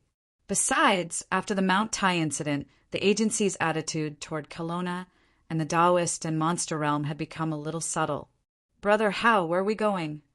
After leaving the place where the body was examined, Lu Mingho looked at the information in his hand and drove away, but he didn't go back to the dormitory where he worked. "We're going to meet this guy called Qian Er," Lu Mingho said casually. Wei Zidao was stunned. Qian Er. He had read the report written by the police at the time, so he was even more confused. What's there to see about this Qian Er? The information said that he was beaten up and drunk. He didn't have the ability to fight at all. No matter what, he was the last person who came into contact with Chang Zhao, Lu Mingho thought, and said, according to normal people's knowledge, Qian Er doesn't have the ability to fight. However, this incident is very strange at the beginning. Can we still deal with it normally? Brother Hao, you suspect that this Qian Er has abilities? Wei Zidao frowned. In the agency's intranet, there were all kinds of inquiries all the time. They were all uploaded by agents from all over the country in real time, so that the agents in the agency could gain more knowledge and deal with more unexpected incidents. Wei Zidao couldn't help but think of the most discussed thing in the past few days. Among ordinary people, there were more and more cases of abilities. At first, there were only a few newborns, but yesterday there was an example of someone who could absorb metal. Although there were cases of so-called superpowers in the world, most of them were some kind of mutation of the body. There were billions of people in the world, so it was acceptable for 1 or 2 people to have a mutation of the body. However, this person who could absorb metal was not the same as the reported cases. He really had some kind of ability. Maybe he suddenly had the ability, even he didn't know. Lu Mingho shook his head and said, maybe he is just an ordinary person. But according to the current situation, there are no more clues, so we can only try our luck. Okay, here we are. Chapter 1189. The two quickly entered Qian Er's house. Perhaps it was because of Chang Zhao's death, the debt collectors hadn't appeared in the past 2 days. Qian Er was a bit arrogant. His house was in a mess. When Lu Mingho and Wei Zidao arrived, this guy was still sleeping on the sofa. But this also made it easier for the two. Wei Zidao first took a metal bar and poked it all over Qian Er's body. Brother Hao, there's no abnormal energy reaction. It seems that he's not a metahuman. You can do it, Lu Mingho said casually, then moved a chair, covered his nose with a tissue and sat down. Wei Zidao nodded and came to the front of Qian Er. He stretched out his hand to pinch a strange seal, muttered some words, and then touched Qian Er's forehead. This was some kind of small Taoist technique. The effect was similar to hypnosis. Of course, the effect of hypnosis varied from person to person, and also from caster to caster. In school, Wei Zidao's grades in this field were very outstanding, so he graduated early and was officially promoted to an agent who could go out on duty. Under the effect of practical Taoist magic, Qian Er slowly opened his eyes, but his expression was dull and his consciousness was unclear. Lu Mingho began to ask some questions about what happened that night. What Qian Er said was basically the same as what several of Chang Zhao's companions gave to the police. Just when Lu Mingho and Wei Zidao thought that they wouldn't have any good luck this time, Qian Er's words showed some things that weren't recorded in the case. Gun? Lu Mingho frowned at this time. What gun? Who gave you the gun? Qian Er's eyes were empty, but his words were clear. A silver gun. I couldn't see his face. He said he could help me kill Chang Shao, so I shot. What about the gun? Wei Zidao quickly asked. Qian Er slowly shook his head. I don't know. Lu Mingho stared at Qian Er for a long time, then waved his hand. Wei Zidao cast another spell at this time, and Qian Er fell on the sofa and fell into a deep sleep. Brother Hao, now there's a clue. Wei Zidao pondered and said, the victims in the detention center, including Chang Shao, were all shot in the forehead and no bullets could be found. But Qian Er said that someone gave him a silver gun. Lu Mingho nodded. This gun is very likely to be a specially refined artifact. Perhaps this is the only way to explain its strange method of killing. But why didn't the mastermind do it himself? Why did he choose to give the gun to Qian Er? Then, was it a similar operation that time in the detention center? Wei Zidao walked back and forth. He thought of something. If the murderer did it himself, he wouldn't have left Qian Er, a flaw that ordinary people can't find. And I'm afraid we still have no clue. But the murderer did this. Is it because the murderer can't use this gun directly? Or rather, using this gun requires certain conditions. Lu Mingho's mind raced madly. In fact, it's very likely that he's doing something like an experiment. If this is an experiment, then it is very likely that there will be another victim. Wei Zidao suddenly reacted. Brother Hao, if this is the case, then it's too dangerous. Don't panic. This is just our guess. Lu Mingho shook his head. If it's really a gun that shoots a bullet to kill people and the bullet disappears automatically after killing people, then this gun is not an ordinary artifact. Think about it, not to mention the cell in the detention center, just Chang Shao. The car is sealed. It can only be said that the bullet suddenly appeared in front of him and killed him head-on. Think about it, this kind of method that ignores space among the many Taoist methods that we have learned. Is there anything similar? Wei Zidao thought and said, I heard that some powerful cultivators can use a kind of Taoist method that can teleport people thousands of miles in an instant. And many Taoist sects also have the escape method that can pass through walls. Passing through walls is only suitable for energy bodies like ghosts. Normal people, even Taoists or demons, can't do it. In this regard, the development department has done countless tests. It can only be said that this artifact can generate energy similar to bullets within a specified range. After killing people, the energy will disappear, and so will the bullets. Lu Mingho shook his head. It's not impossible to tear through space, but the energy required is too strong. Even the center of a nuclear bomb explosion doesn't have this ability. It's not that the energy is not enough, but that our method of using energy is still very low level. Wei Zidao said, I've heard Dr. Zhao's lecture. He mentioned that with the current methods of human beings, they're still lacking in the method of using energy. As for Taoist demons, they're more advanced than us, but it may not be the end. Lu Mingho waved his hand. Let's not talk about this. We only need to know that someone gave the gun to Qian Er, and this person appeared in the alley. In this way, we are not completely clueless. Let's go to that alley. Luochio was quite satisfied with the optimized world in the game, but he didn't stay for too long. It was just an excursion. He didn't even look for the main god who was having fun in the castle. Luoya was still the same.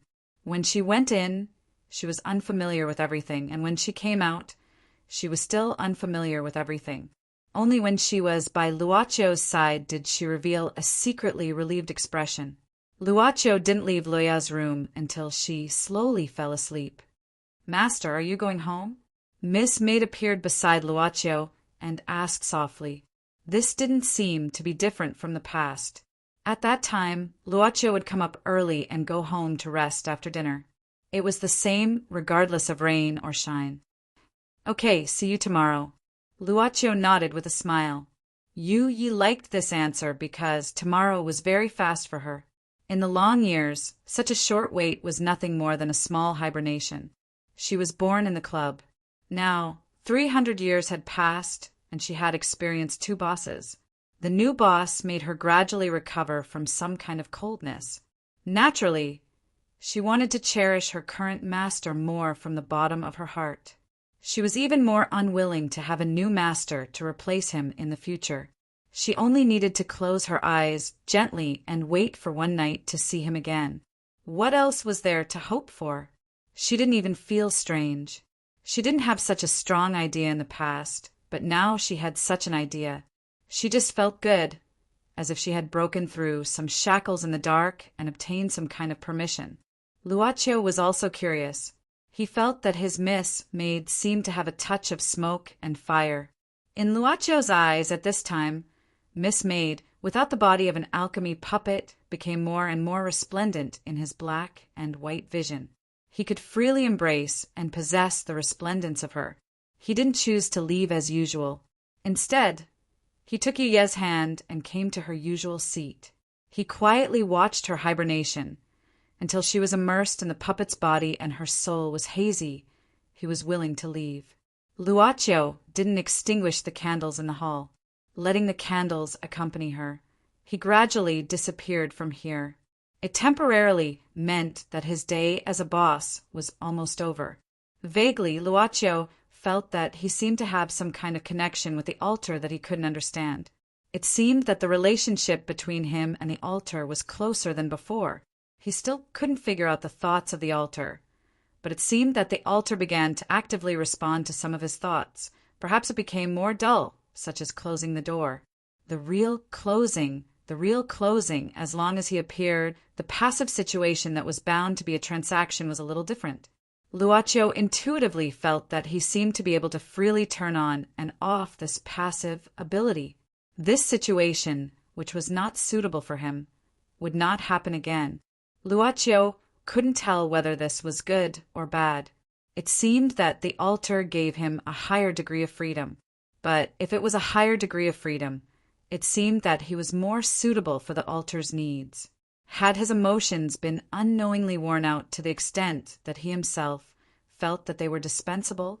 But his heart was still filled with all the people in these years, and there was no difference. He vaguely felt that there seemed to be some kind of opportunity, but it was gone in a flash. He didn't even realize it, or it was because of something more irresistible that he forgot about it. The moment he stepped out of the club, Luacio even had a strange feeling. The altar seemed to want him to continue like this. She felt as if a pair of hands were gently hugging her. In fact, the white Alpha had been parked outside the police station for the past 2 days. In fact, there were 2 other similar Alpha in different places. One was in the University of Political Science and Law, and the other was in the Traffic Police Brigade. There was no doubt that this was the arm of Miss Song. After collecting a large amount of information through the Zhang family, they finally narrowed down the suspects to 3 people back then. Miss Song Ying, who was sent over, was quite persistent and even went into action personally. However, this kind of monitoring work was actually boring. At least these days, she just stayed in the car without doing anything. The food she ate and drank was bought from the street, which was not exquisite. She didn't even exercise. Song Ying felt that a layer of oil seemed to be squeezed out of her stomach. Miss Song suddenly felt a little wronged. Why did she have to be so careful, so angry? She moved the seat, almost half lying down. Song Ying, who felt moldy, yawned and asked casually, "Did Zhou Yuxing really not come out again?" "No, miss." The person beside her answered quickly. At the same time, he saw that this seemed to be the limit of Miss Song's mental strength, so he said, "Miss, how about I send someone to send you back to the Zhang family to rest? Leave this kind of work to us." "Then wouldn't I have wasted my hard work these days?" Song Ying suddenly snorted. Damn it, damn it. Don't let me find out the truth. So fierce, so fierce." In fact, Miss Song Ying also had her own little drama in her mind. The noble and cold Miss Song Ying threw a pile of information on the table, arrogantly. "See, I've found out the truth about you. It's effortless." So Luoqiu looked at her with admiration. "Song Ying, you're so amazing. I didn't know that you cared so much about me. I'm sorry I didn't treat you well in the past. Can you give me a chance?" "Miss Song Ying, you know you're wrong. Unfortunately, it's too late unless Miss." At this moment, the bodyguard felt that something was wrong with his Mississippi. After an inexplicable strange smile appeared on his face, he couldn't help but call out carefully, "Huh. Oh, nothing. I suddenly thought of something." Song Ying's expression didn't change. She lifted the curtain and glanced out. "Oh, right. Withdraw the people from the traffic police and focus on investigating Gao Wen and Zhou Yuxing." The bodyguard nodded, agreeing with what Song Ying said. Today they had found Gao Wen and Zhou Yuxing in the cemetery one after another. "Okay, I'll go and give the order now." Song Ying continued. "Later, run further away and don't buy me any rice or soy milk. It makes me want to vomit." The evening lights had already been lit, and the streets had turned from bustling to sparse. It was almost the end of the evening meal. "Understood." The bodyguard nodded and said casually, "There's a place selling steamed chicken at the end of the street. Miss, do you want to try it?" Song Ying waved her hand indifferently. "It's up to you as long as it's not soy milk or rice." "I'll go right away." The bodyguard immediately moved. There were 2 bodyguards in the driver's seat in front. They were both experienced people, so it shouldn't be too big of a problem for her to leave for a short time. Thinking about this, the bodyguard went to open the door of the car. But at this moment, the door was knocked a few times. The knocking sound made the bodyguard frown, and at the same time, Song Ying's expression turned serious. The bodyguard blocked Song Ying with one hand and pressed the other hand behind his waist. Then he abruptly pulled open the door of the Alpha and shouted sternly, "Who is it?" A smiling young man in plain clothes stood outside the car door with 2 bags in his hands. Luoqiu. "Master Chiu." The bodyguard naturally recognized the new young master of the Song family at first glance and couldn't help but be caught off guard. Of course, Song Ying was also caught off guard. She widened her eyes and opened her mouth. After a long time, she squeezed out some words that weren't very polite. "You, this guy, where did you come from?" "I was passing by and saw you here, so I came to see you." Luoqiu smiled slightly. "I guessed you didn't eat anything, so I bought some." "Master Chiu, you're so considerate." The bodyguard's attitude naturally changed. They were trained and instilled with the idea of serving the Song family. It was quite the style of a servant in ancient times. "Are you so kind?" Song Ying snorted in a low voice. "You're not here to laugh at me, right?" "Thank you for doing so much for me," Luoqiu said softly. Song Ying's imposing manner was instantly defeated. What did you buy?" "Let me tell you, I'm not the kind of person who will stuff rubbish into the king's stomach. Soy milk and rice. Do you want to eat?" Luoqiu lifted the bag in his hand. "It's an old shop. I used to eat it often. It's not bad and it's still warm." "Oh no," the bodyguard sighed. This was what the young miss specifically said she didn't want. Sure enough, Song Ying's lips trembled. "Okay, then I won't make it difficult." Chapter 1190. The driver and the 2 bodyguards in the front passenger seat also got out of the car. The 3 bodyguards ran to a convenience store not far from the car, about 10 seconds away. They found a table facing the street and sat down. "Is it okay for us to be so far away from Miss?" one of them asked curiously. "Only Miss." "Oh, and Master Chiu were left in the car. "Do you think Master Chiu will hurt Miss?" His companion asked angrily. The people in the car were likely to take over the Song family in the future. "Not really. Or, in another sense, it's not bad to hurt him." The bodyguard chuckled. "I think old Master Chiu will be happy to see Master Chiu take Mrs. Blood." F***CK off. The person behind slapped him on the back of the head. "Since when is it your business to discuss Miss and young Master's matters?" After finishing his meal, he went outside to keep watch. "Although we're outside the police station, we can't relax." Is it rice?" The bodyguard swallowed his saliva and finally chose to ask for a cup of instant noodles from the shop assistant. To be honest, although many people in the Song family village were Chinese or descendants of Chinese, they had been eating South American food since they were young. It wasn't that Chinese food tasted bad, but they couldn't get used to it. Moreover, they had to eat the same food continuously. Instant noodles, on the other hand, were different. This thing was pretty popular overseas. The Song family had mercenaries trained in the village behind their backs. They carried out many dangerous missions in secret. Some of the Song family's warriors failed their missions and were locked up in prison. It was said that instant noodles were hard currency in prison, and their status was on par with cigarettes and perfumed soap. In the back seat of the Alpha, Song Ing was taking small bites of porridge. It was rare to see Miss Song eating in such a ladylike manner, as if she was eating a delicacy meticulously prepared by a 3-star Michelin chef. A piece of porridge could be finished in a few bites, but Miss Song could not even finish 1/3 of it in a few minutes. "Not used to it. No, I'm just thinking about something." Song Ing shook her head and put it down. She looked at Luochio and said, "Today my men discovered that Gao Win and Zhou Yuxing both went to your father's grave." Luochio frowned. Song Ing hurriedly said, "My people are very careful. They didn't destroy Uncle Luochi's tomb. Don't worry. I even asked someone to donate money to the management office so that they have to clean it up every morning and night." "Thank you." Luochio smiled. Song Ing said, "Your father is a member of the Song family after all. He's also my uncle. It's only right for me to do this. By the way, your family doesn't live here, right? I was just passing by. Are you here to investigate Zhou Yuxing too?" How could they pass by on the way? Song Ing calmed down and thought about it carefully. She roughly understood why Luochio was here, but this bastard still had some conscience. He knew to buy some food. I can't say for sure." Luochio shook his head slightly. "It's just that I have to meet some people in the end."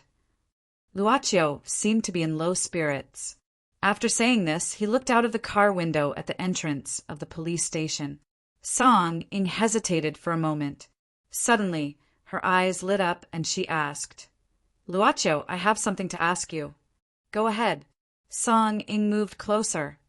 "I'm just saying, hypothetically, suppose the real culprit is caught. What do you plan to do?" Luochio retracted his gaze and turned to look at Song Ing. They were very close to each other. Because the other party had moved, the distance between them was less than a finger's length. Their eyes met. Song Ing only felt a sudden heat covering her face from the inside out. But she didn't move, nor did she intend to retreat. With the Song family's ability, even if you want to shoot the culprit on the spot, we can guarantee that you'll be fine. The next day will be the same as usual. So, what do you think? That's right. What should I think? Luochio whispered. According to qualifications, I have the qualifications. Song Ing was stunned. Qualifications? This bastard, is he too calm? Don't you want revenge? Song Ing asked subconsciously. Luochio shook his head and said faintly, For me, there are some things that are missing when one is done. However, if it's really needed less, I'll still make it less. Song Ing looked at Luochio confusedly. Suddenly, she did something that surprised her, but she didn't regret. She suddenly opened her hands and hugged Luochio's head tightly. Boss Luo was quite astonished at this moment, until he completely clung to the soft part of her chest. He could hear her gradually accelerating heartbeat. Song Ing only felt waves of heat on her face. It must be very uncomfortable. The enemy is clearly in front of you. When I was a child, when my parents died tragically in front of me, I also felt this uncomfortable. I know who the culprit is, but I was very young, really young. Not to mention revenge. I didn't even dare to kill a chicken. I didn't even dare to let Grandpa feel that I was in pain. I could only cover myself with a smile and innocence. I was afraid that they would be sadder because of me. I understand, but you don't have to pretend to be strong. If it's really uncomfortable, it's okay, I won't laugh at you. The car suddenly became quiet. After Song Ing finished speaking, she could hear her own heartbeat clearly. But Luocho didn't say anything. She just hugged him like this. Hey, can't you at least say something? Song Ing called out softly with some discomfort. The discomfort was because her nose touched his hair. It was itchy.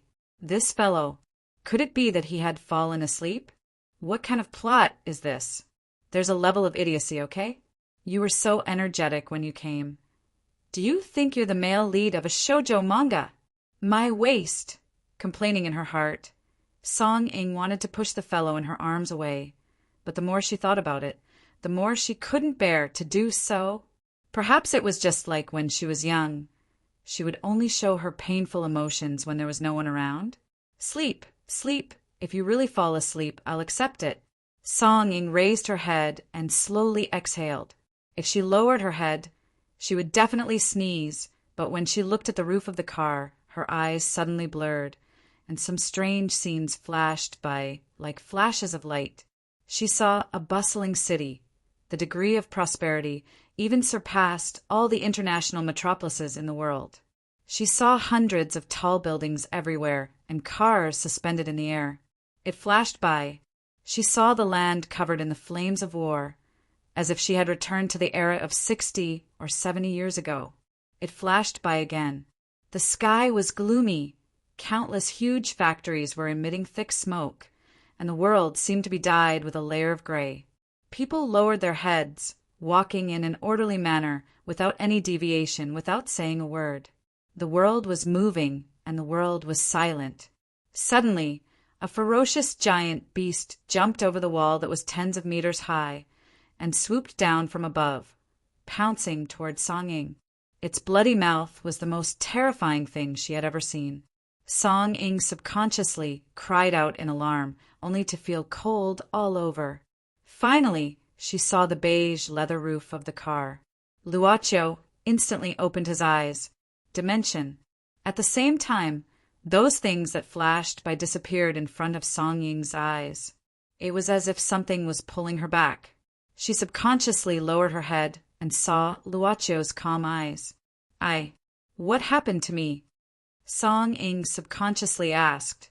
Luocho said, You suddenly screamed. Song Ing frowned, only to feel a little dizzy and even a faint swelling pain. She shook her head. Maybe I was distracted. My brain was suddenly in a mess, and I saw some strange things. It's nothing. Maybe I didn't get enough sleep. Luocho muttered and stared at Song Ing seriously. Have you encountered such a situation before? This made Song Ing subconsciously lower her head. I don't remember. I don't think so. He seemed to be quite concerned, then rest more.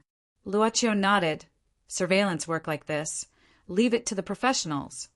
I'll watch. Song Ing nodded. It's getting late. I'll go back first. Luocho said goodbye, got out of the car, and looked at Song Ing before leaving. Thank you for letting me have a good sleep.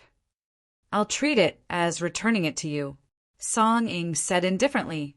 Didn't you sleep with me last time? One time each. We're even now. Luocho smiled. The perfume tastes good.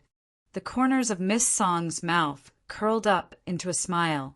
After that, Missing leaned on the driver's seat in front of her, watching Luo Qi gradually disappear in front of the windshield, muttering, Even a dead man can praise people. Miss Master Chiu left? The bodyguard didn't dare to come back until now. Song Ing said grumpily. Are you blind? Can't you see it? The bodyguard looked at the other bodyguard, and the other bodyguard looked at the third one. They just looked at each other without speaking. By the way, find me the nearest beauty salon. I want to find someone to give you a massage. Song Ing sat down with her hands on her waist. I'm so tired.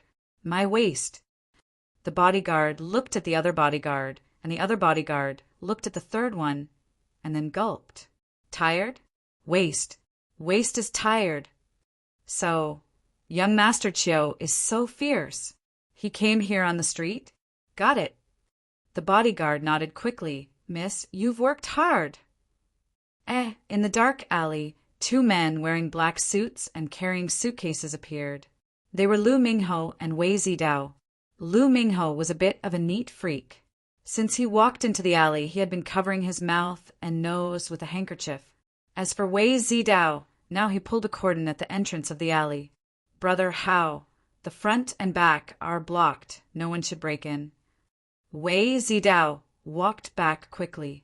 Lu Mingho looked at the ground. Chen Er, the place where he was beaten, should be here. Let's get to work. Wei Zidao nodded and began to take out some bottles, jars, and a bronze mirror from the suitcase. Some people once thought that if they could go back to the scene of the murder, they would be able to directly see the murderer and the process of the murder. In this way, many unsolved cases could be effectively solved, and there wouldn't even be cases that were wrongly accused. But this was just an unrealistic assumption. How could you go back in time? According to the theory of relativity, as long as you were faster than light. At present, it was still wishful thinking. That said, it didn't hinder people's imagination to build the future.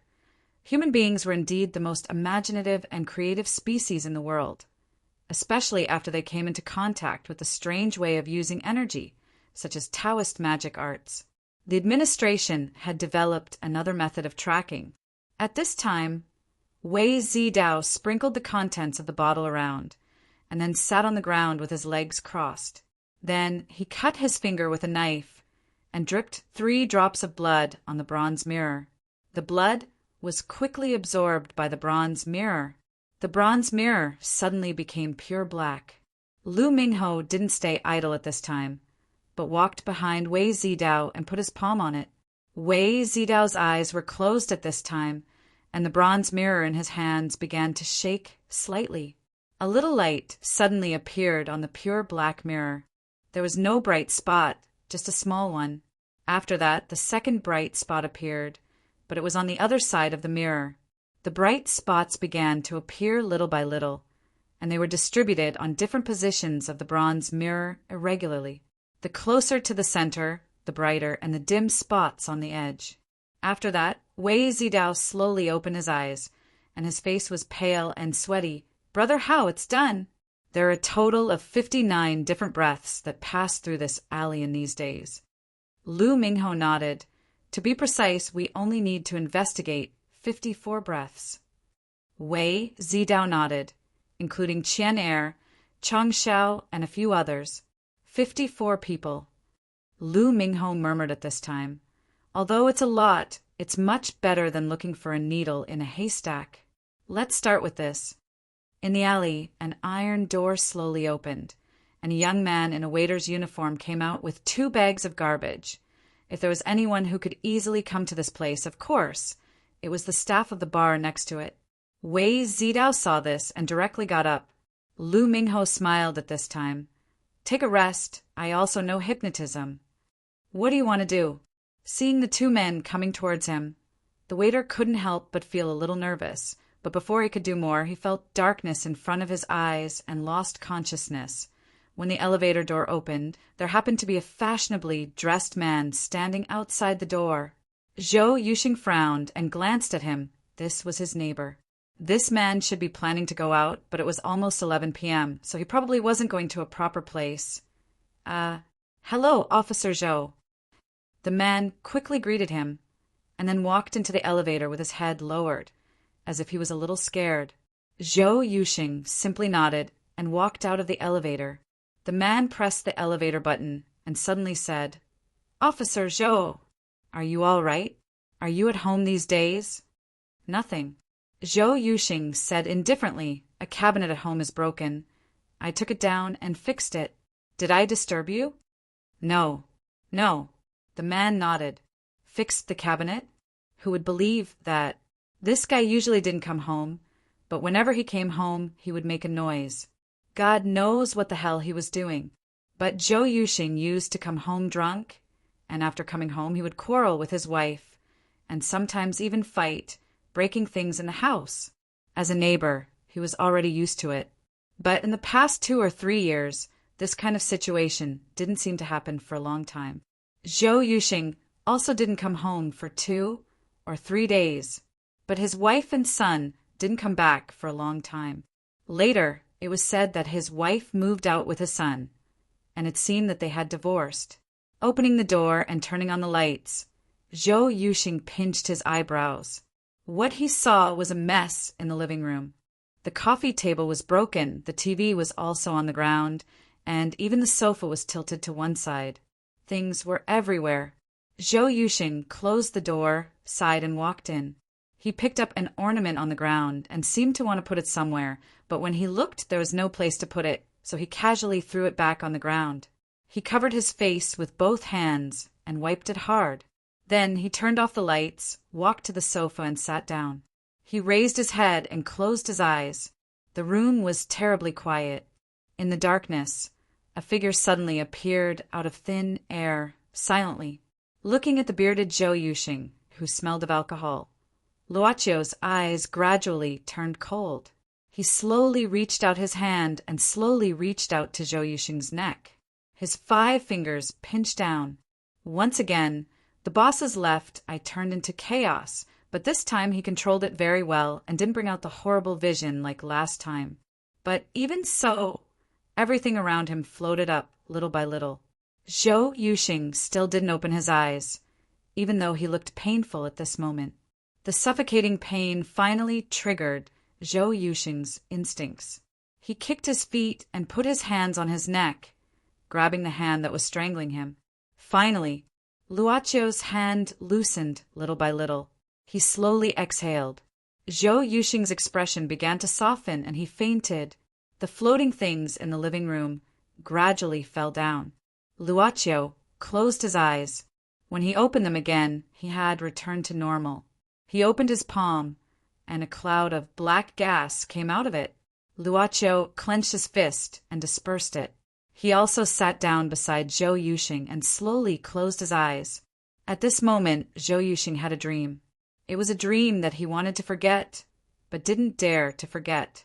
It was a dream that he hid every day and night for nearly 4 years. In the police car, everyone was fully armed.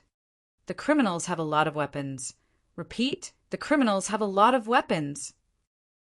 Chapter 1191. Calling on the 9th floor, I hope someone is injured and killed a criminal. Requesting for help, Zhou Yuxing took a long breath, watching Luo Qi coming in, watching his every move. Maybe there's still hope. Luo Qi stood up. Before this, he had checked the injuries of the 2 companions. At least they were still breathing. Zhou Yuxing nodded subconsciously. He looked at Luo Qi, a man of similar age to himself. This was a man who could think of the word perseverance just by looking at his eyes. I've been chasing this guy all the way. I didn't expect you to be here. Luo Qi looked around and asked casually, Old Zhou, did you also hear the sound and chase here? Because they had cooperated many times, most of the members of the 1st and 2nd teams knew each other. Besides, they usually worked in the same building, so they knew each other after all. Zhou Yuxing shook his head and then nodded. At this time, his thoughts were in a mess. He hadn't completely accepted what happened in front of him. Luo Qi didn't say anything, silently patting Zhou Yuxing's shoulder. His eyes were still shining with dazzling light, dazzling. Zhou Yuxing looked down at his companions on the ground, perhaps to avoid them, or perhaps to look at the 2 young people. They did a good job.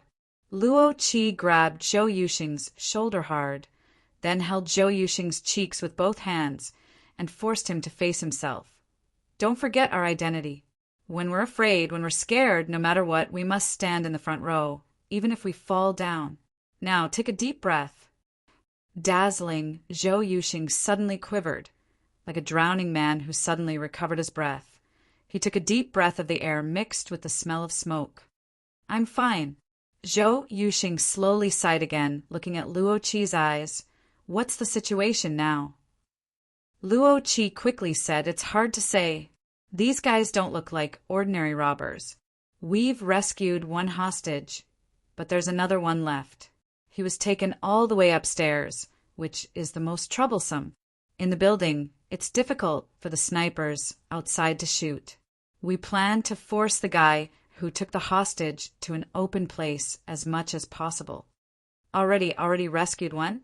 Zhou Yuxing opened his mouth slightly. How long had it been? It was Yi Yan who saved him. Luo Qi smiled and said, This kid is very powerful. All right, you stay here and watch. There can't be a gap in the encirclement. Be careful. With that, Luo Qi exhaled, lifted his spirits, and walked out of the door. Hold on, Captain Luo. What's wrong? Luo Qi turned around in confusion and looked at Zhou Yuxing as if he wanted to say something. You're not afraid?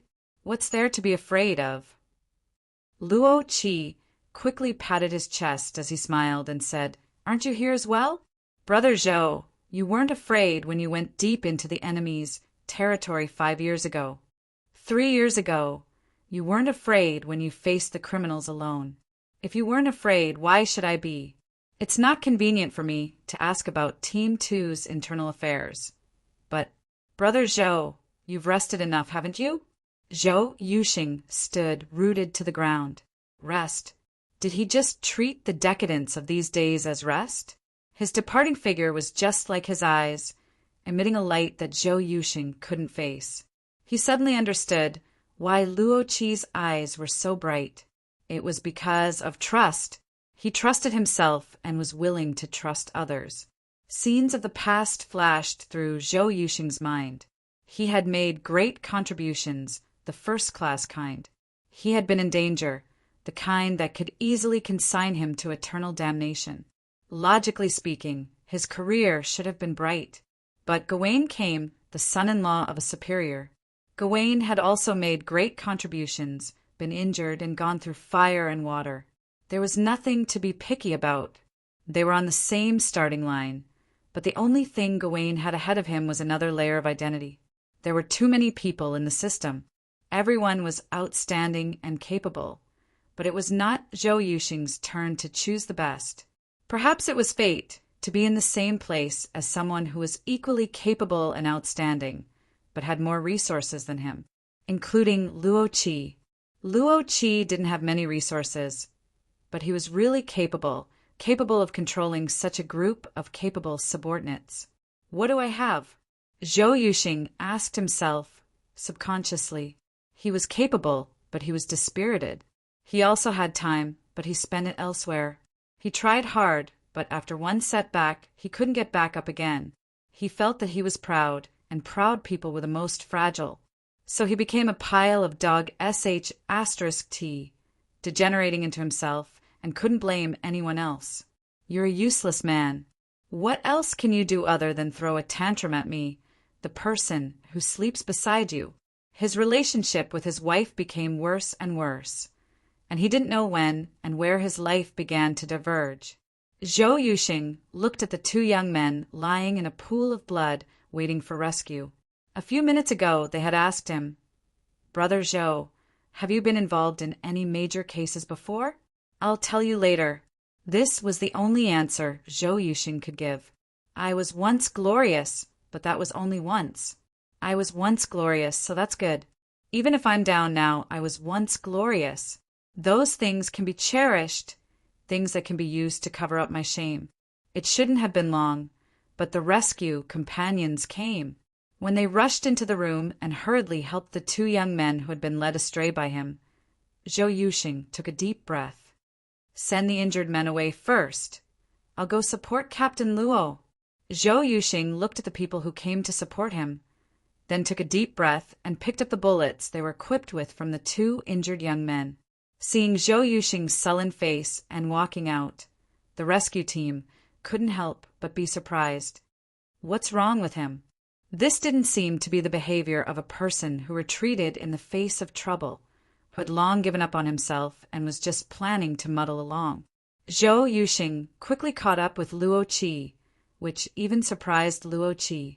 At this time, Luo Qi was leaning against the wall at the corner of a corridor. The support team has carried away the men in their hands. Don't worry.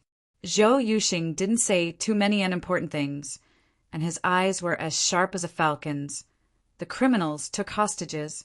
If they are professionals, they will definitely think that we intend to lead them to a convenient position for snipers to shoot, so they won't fall for the trap. Are the criminals inside? Zhou Yuxing asked directly. Luo Qi nodded.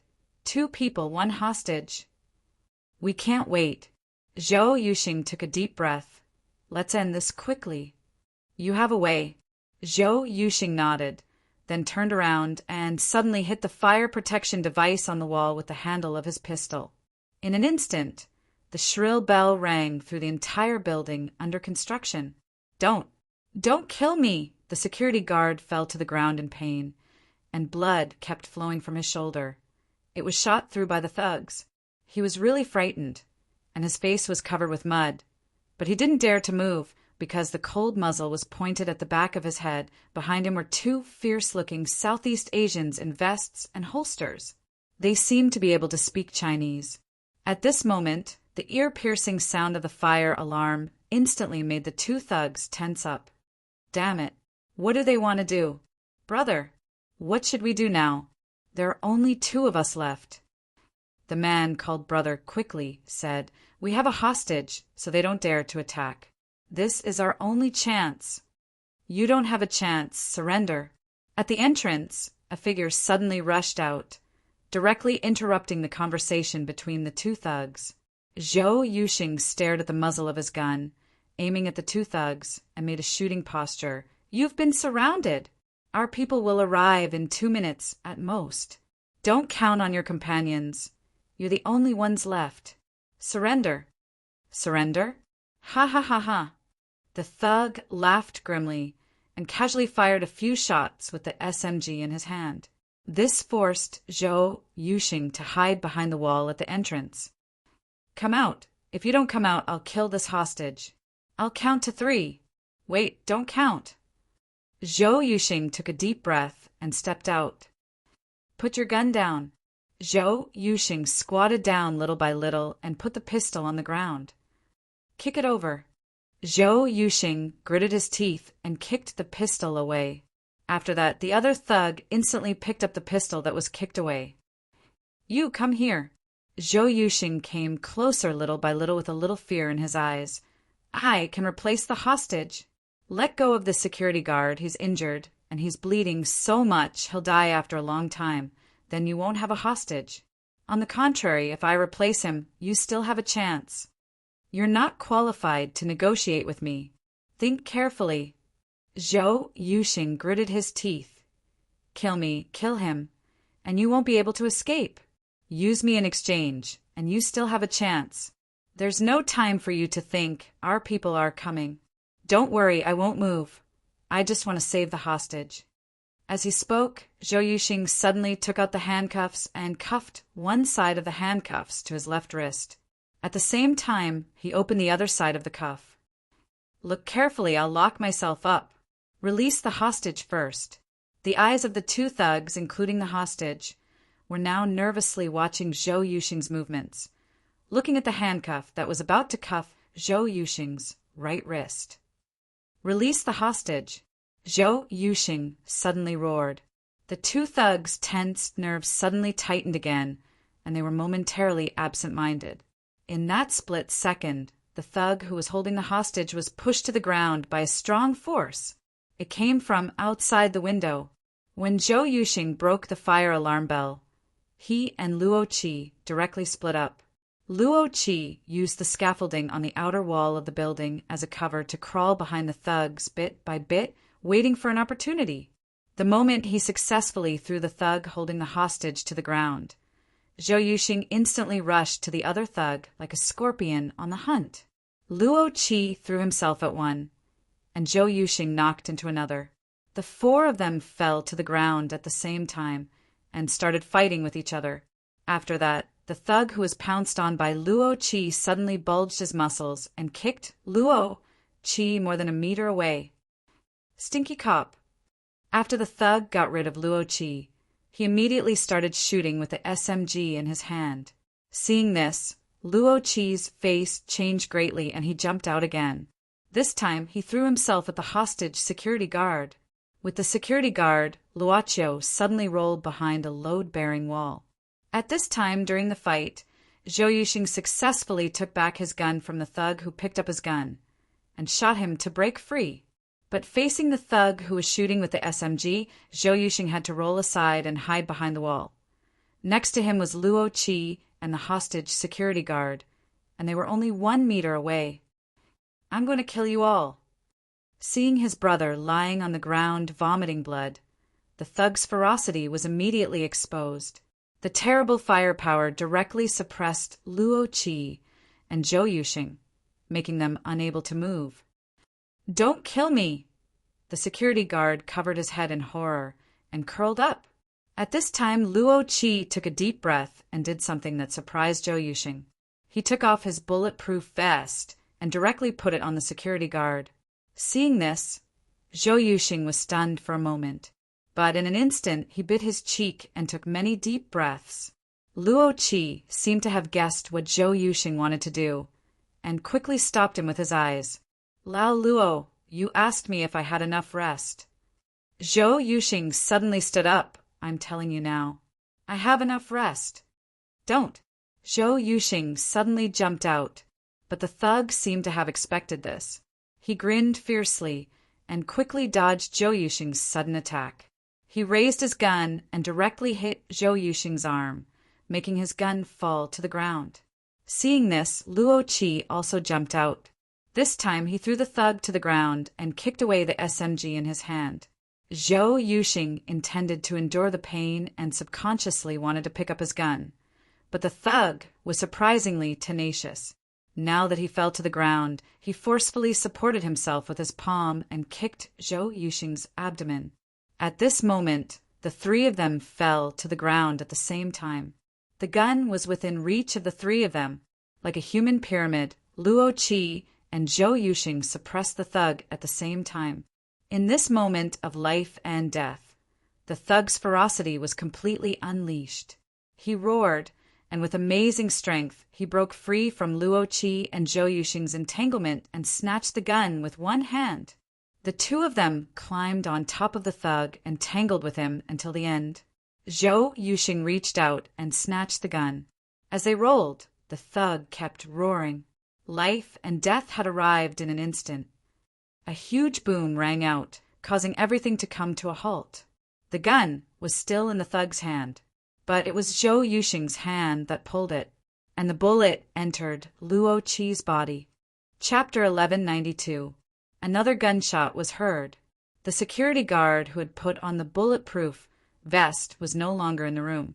He was so frightened that he didn't think about running away during the chaos, but the gunshot made him quickly squat on the ground. Then, what happened in the room? He didn't know, but he saw people. The police officers were running crazily from the corridor. He knew he was saved. The sound of gunshots at close range could easily damage the eardrums. Why did the members of the shooting club wear noise-canceling headphones?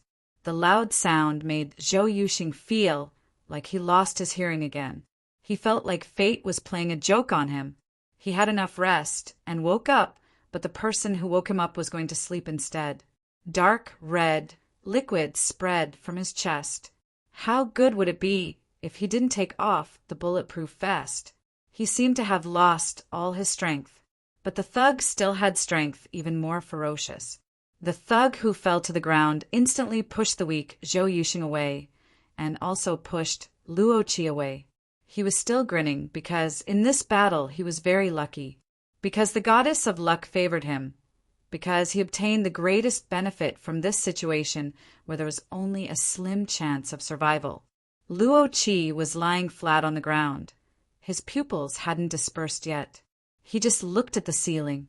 Maybe there were too many things in his mind at this moment. Zhou Yuxing understood this kind of gaze. When the thug picked up his gun again and aimed at him, Zhou Yuxing felt his mind go blank again. You're not afraid, so what am I afraid of? How long ago? Maybe only 10 minutes ago. Ah! He shouted with tears, blood, anger, and pain, filled with glory, depravity, and despair. When the gunman's bullet hit Zhou Yuxing's shoulder, he became even more like a beast, like a bull. Zhou Yuxing hugged the thug's waist and pushed him crazily toward the unprotected window. The thug just thought Zhou Yuxing wanted to fight with his life, but when his waist pressed against the window, he suddenly understood. Zhou Yuxing wanted to die with him. Ah! Ah! Ah! Zhou Yuxing roared. His face was red, and his eyes were bloodshot. He didn't want to live anymore.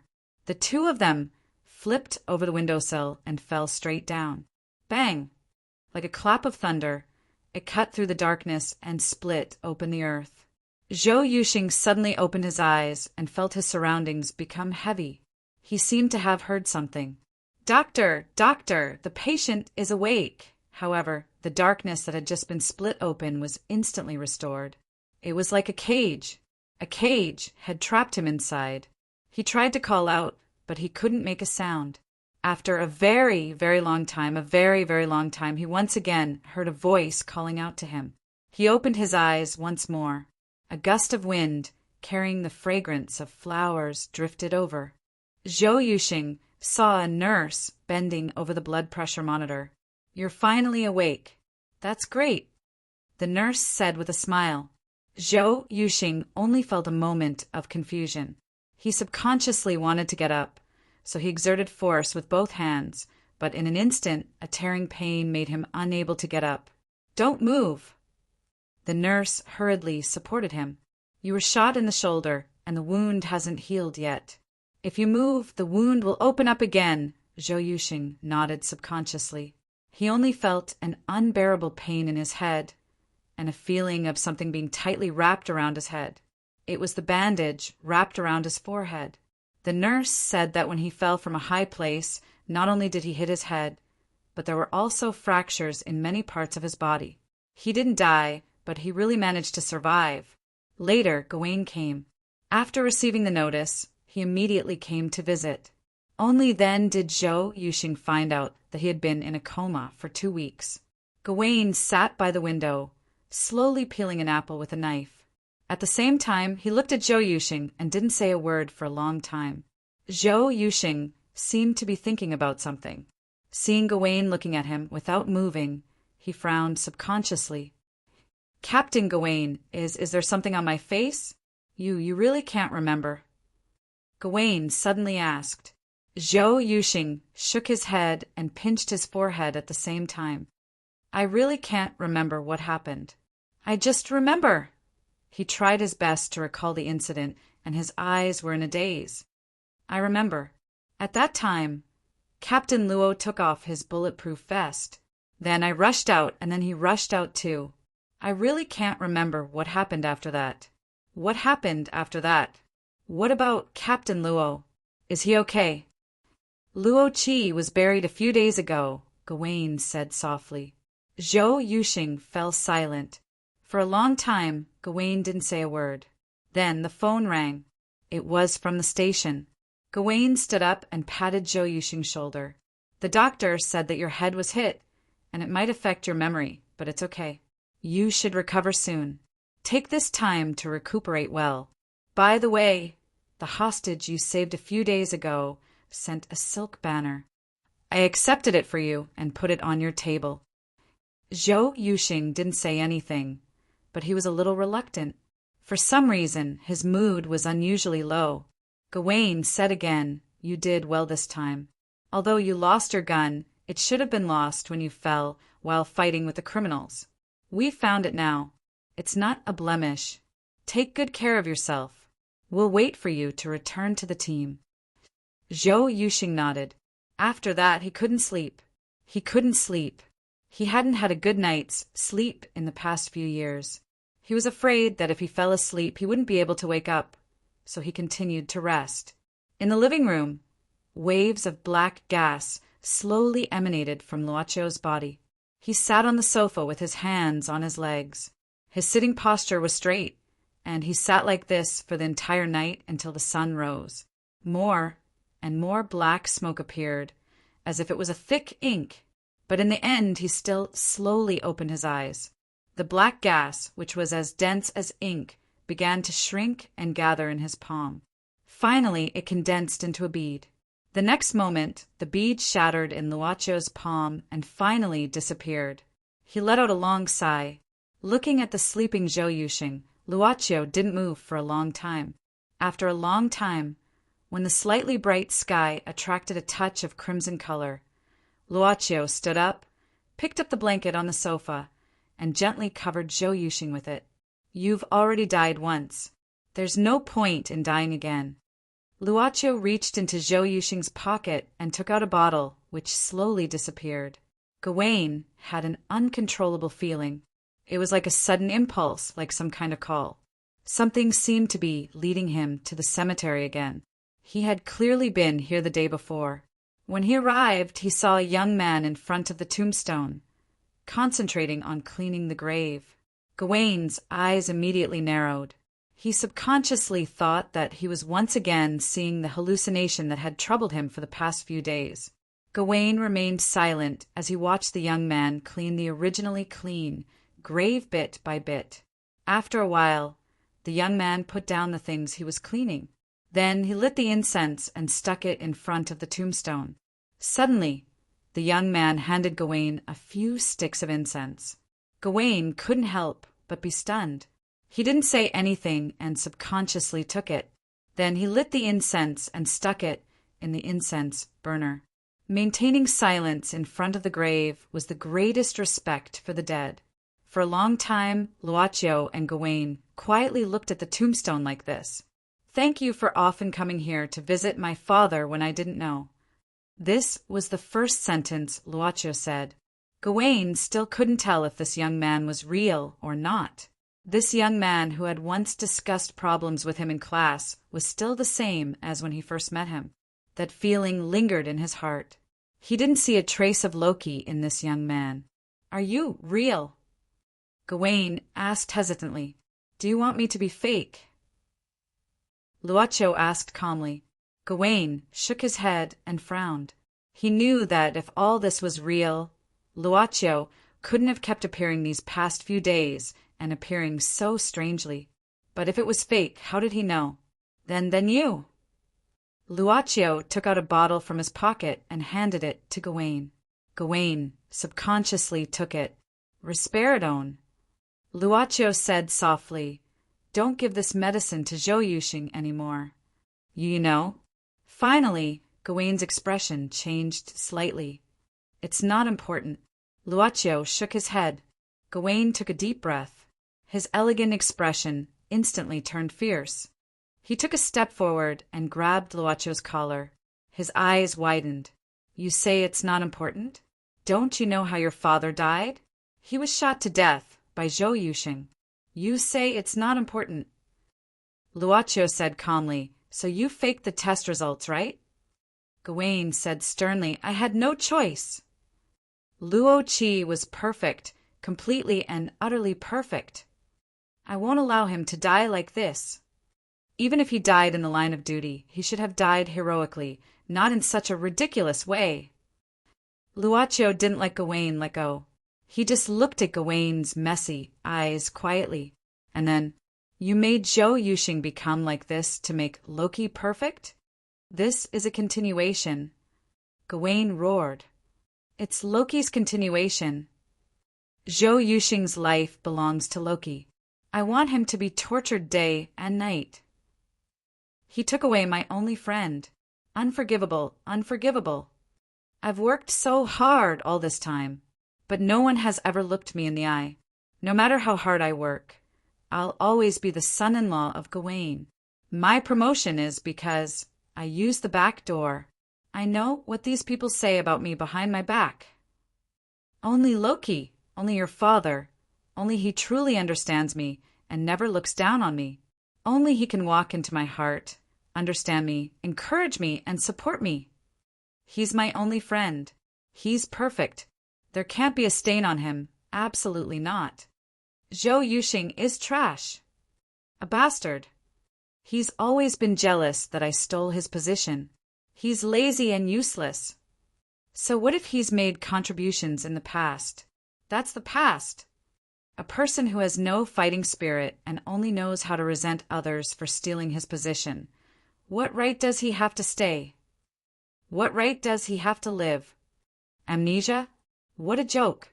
He's the one who doesn't want to remember. If I hadn't accidentally seen old man Ouyang's test results, this truth would have been hidden forever. It must be Zhou Yuxing's doing. It must be him. He thinks I don't know? Impossible. Gawain was furious. He even has the face to come to me and ask me to give him counseling? That's even more impossible. Isn't he jealous that I took his position? Doesn't he want to be forgiven? Fine, I'll give it to him. I'll give him my position and let him be the team leader. Every time I give him counseling, I'll hypnotize him. He wants to remember? No way. I'll make sure he doesn't know anything, but can feel everything. That's the best punishment for him. He'll use his entire life to pay for his sins. I'll keep watching. Luocio looked at the agitated, middle-aged man. He placed his hand on Gawain's wrist that was grabbing his collar and slowly removed it. My father can't be perfect, Luocio said faintly. He's only perfect when he's my father. He makes mistakes at work and loses his temper in life. Also, my father may be able to be everyone's friend, but that doesn't mean everyone can be his friend. His friends never have the heart to harm others. Gawain's body trembled and his hands fell to his sides in dejection. He looked at Luocio dejectedly. You forgive him? My father, he will forgive him. Luocio looked at Gawain and said faintly, If I don't forgive him, maybe my father will suddenly jump up and beat me up. Gawain was stunned and didn't say anything. He just turned to look at Luo Chi's tombstone. Can I still come here? My father likes his friends very much. If you want to be his friend, you're welcome to come any time. Also, thank you for preserving my father's reputation. Luocio was already far away. Gawain sighed deeply. Then he suddenly threw the bottle in his hand away and left dejectedly. In front of the altar on the third floor of the basement, Luocio, who had been here many times, sat beside the altar and leaned against it. The altar gave him a colder feeling than before, as though it had turned into a cold machine. He looked at the words floating in front of him. Resurrect Luo Chi. Luocio's memories of Luo Chi must be erased. At the same time, all memories of Luocio must be erased. All emotions of the executor must be erased. If you want to inherit a tool, you must bear its weight. The executor does not need any extra emotions. Chapter 1193. Luocio didn't think about it anymore and carefully hid his thoughts in his heart. He felt that the altar at this time seemed to be missing something, and it was too rigid. He didn't know if the previous boss could do the same thing as the previous boss. But subconsciously, he felt that maybe the current altar was the one that the previous boss encountered. There was no basis for this feeling, it was just a feeling. Leaving the most fragile thing here for the time being, Luocio sorted out his thoughts and opened the door to the third floor of the basement. He didn't feel very relaxed, but it didn't seem to be heavy either.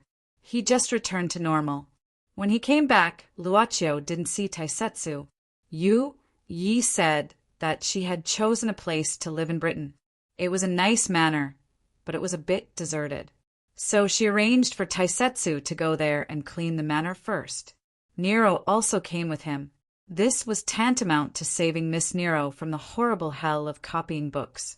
Out of the 270,000 times of punishment, Miss Nero had not copied 3,000 times so far. The maid's code was really too long. Although the quill pen used for copying would not be worn out, Miss Nero would still use it until her hand cramped. so she happily accepted this task. She was so happy that she didn't calm down before leaving. If it weren't for Miss Maid beside her, she probably would have asked for trouble and discussed with the boss whether she could be his mistress. The shop quieted down at once. Luocio had taken back those evil soul seals that he traded from the rich woman Su Zijuan during the Mount Tai incident. He also sacrificed some of them. The life that was originally under the red line had already been restored, and it even far exceeded the standard before his trip to South America. It could be said that there was no pressure at all. Luocio was the boss who was connected to the altar. He didn't have any important mission waiting for him to complete, and there was no big devil waiting for him to fight. Or maybe he was already a big devil to some extent. Suddenly, Luocio had a feeling that he was in his best condition now. Outing! In front of the counter, Miss Maid, who was waiting for her master to come back from the altar space, asked in surprise. Her master was a little different during this time, but now he seemed to have recovered. It's spring. Luocio smiled and said, "Let's go for a walk." Miss Maid absolutely obeyed her master's will, so she nodded. Since they were going on an outing, they naturally had to prepare some food. "Let's make sandwiches at all costs." Boss Luo rolled up his sleeves and revealed a relaxed smile. Therefore, he called Luoya out of the room. The three of them went to the kitchen and made layers of sandwiches. There's no need to continue investigating. Miss Song-ing was originally full of energy today. She planned to find new clues today and confirm the identity of the murderer, even though she and her husband had the same thoughts yesterday. However, he did not expect to receive a call from his grandfather, who had returned to South America early in the morning, saying that the investigation could be terminated. Song-ing naturally had to ask why. Grandfather Song Tianyo's answer was very simple, saying that it was Luocio's request. Although Song Tianyo was very puzzled by Luocio's request, he had been in contact with this elder brother and grandson for a short time. However, in the eyes of Father Song, Luocio was a more reliable person than Song Haoren and Song-ing. Of course, part of the reason was because of Mr. Blind. Mr. Blind once said that Luocio was a noble person. Father Song did not have any intention of currying favor. With the wealth and ability of the Song family today, they did not need to curry favor with anyone. Perhaps they could rely on illusory luck to make the Song family go one step further, but it seemed that it was just icing on the cake. It was not as practical as the loyalty of a descendant of the Song family. This was because the Song family was really too small in number. Therefore, compared to how to develop the Song family, what Father Song wanted to see more was how to make the Song family flourish. Song Haoren seemed hopeless. Young people need to know moderation. As for grandfather, although I am old, my bones are still very strong. It won't be a problem to wait a year or two. The key is to take good care of your body, understand? Song-ing felt that her grandfather seemed to have misunderstood something, but she did not know what on earth could make him misunderstand. So what on earth happened? She planned to ask Luocio properly what had happened, but when she called, she found that the call could not be connected. Although Luocio's phone was still there, it often could not be connected. In any case, she was a member of Luocio's family, and she did not feel that the signal was bad, right? So angry. She did not know why, but she suddenly felt very angry. Sitting in the back seat of Alpha's car and ending the satellite call with Song Tianyu, the words, "Don't provoke me," were written all over Miss Ying's face. The bodyguard next to him vaguely heard his father's weak voice from the phone, so he fixed his eyes on the street, looking like he was carefully monitoring. He would rather die than say that he had reported to his father that the young master and the young lady stayed in the car for a long time and that Miss Ying's waist was tired afterwards. "Let's go," Song-ing ordered with a displeased expression. "Where are we going?" "Shopping." Lu Mingho and Wei Zidao were still working hard to identify the people who had passed by the alley before and 2 days after the crime. The progress of the investigation in these 2 days was not bad. They had checked 32 people who had more than 50 breaths, but it was a pity that they were all unrelated people. The investigation was still in progress. Sir Ma's investigation was also in progress. Because of the order from the top, all the members of the first and second team were now focusing on the dismembered corpse case. Because of the discovery of Wu Rong's murder case and the combination of the two cases, the workload naturally increased a lot, but the attention of the society decreased. Should they exclaim that this was an era of entertainment to death? Or should they feel sad that this was an era of entertainment to death? However, those who were supposed to work overtime still had to work overtime. The entire team had been working nonstop for almost a week now. The one thing that made more progress was that they had finally used a new technology to determine the exact time of death for Wang Liang and Wu Rong. This was all thanks to the help of the new forensic doctor. The investigation of Wang Liang and Wu Rong's WeChat moments had been completed, but the result of the investigation made the case even more confusing. The time of death of Wang Liang and Wu Rong was before the Chinese New Year, which was less than 2 weeks apart.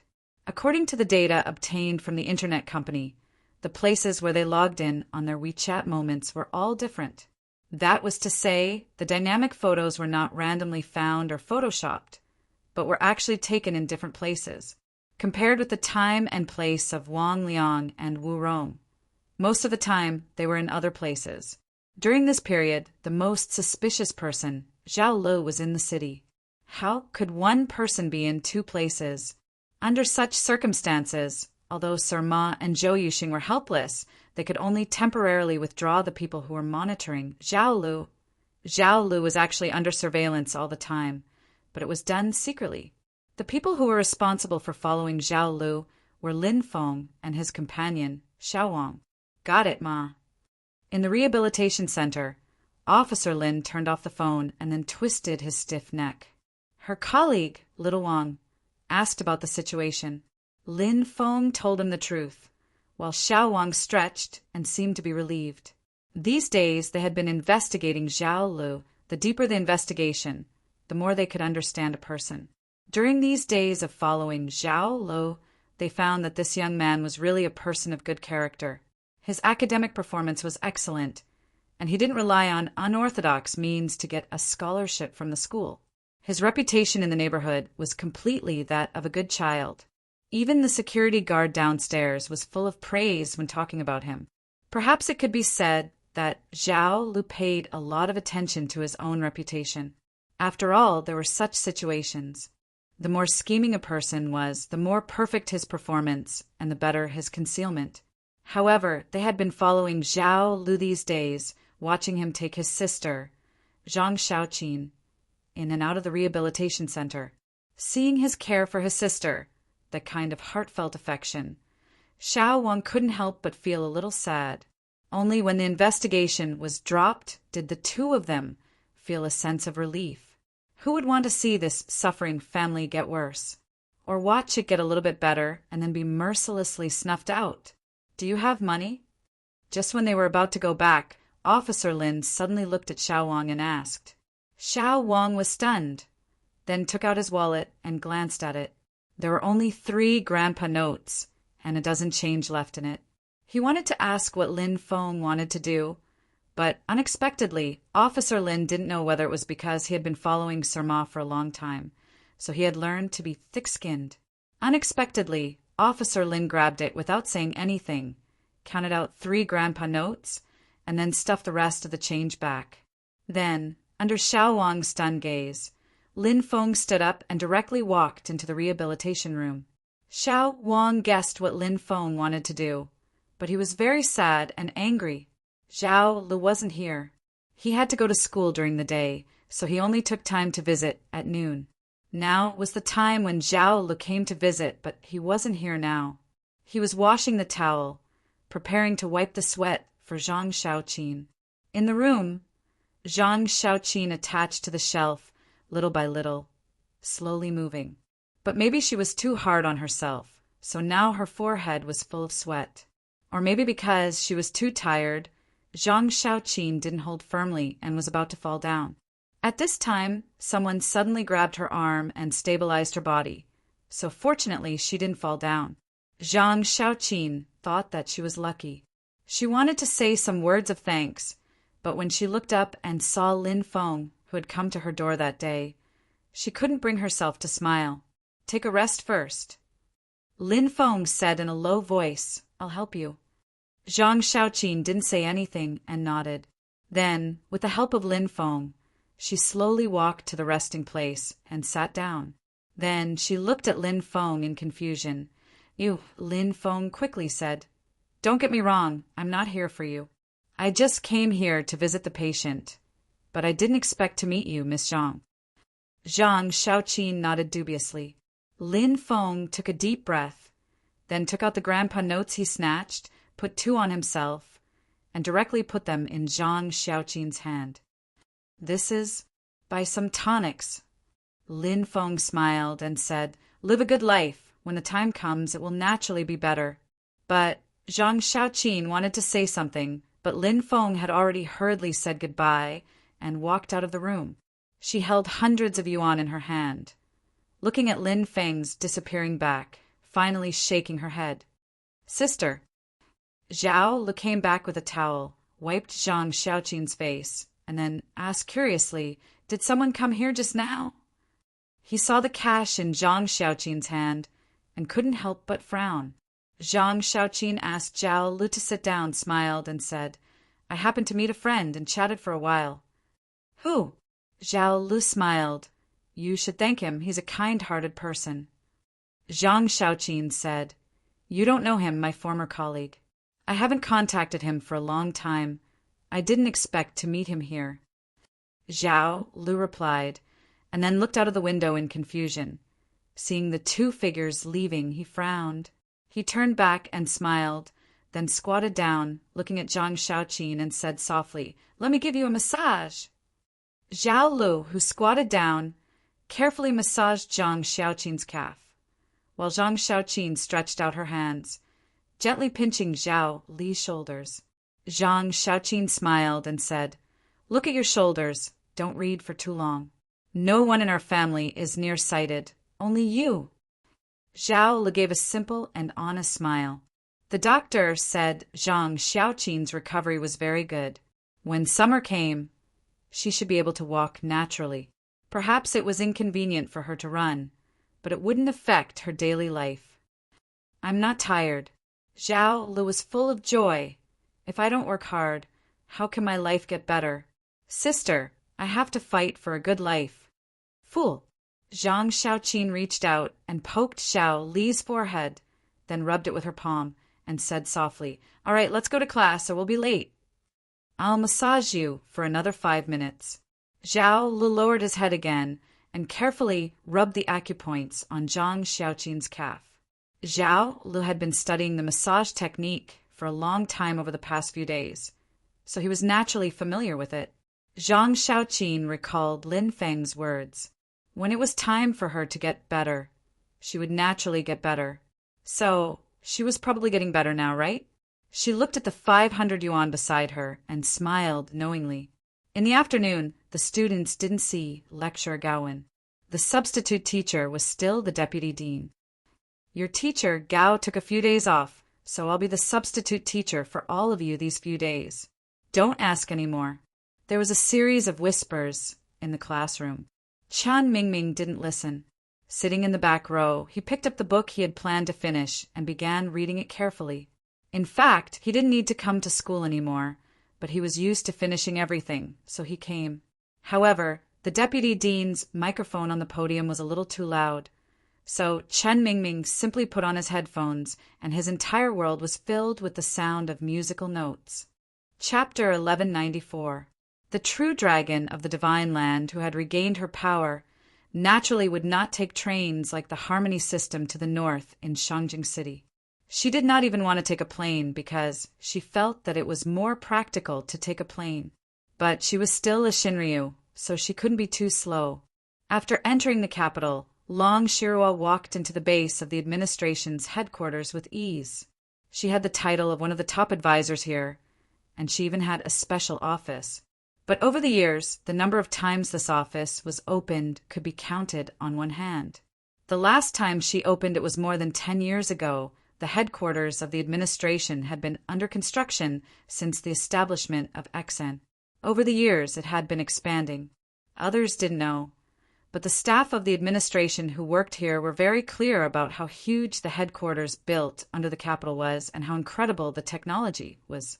The combination of Taoism and science allowed this place to even resist a nuclear explosion when it was fully operational.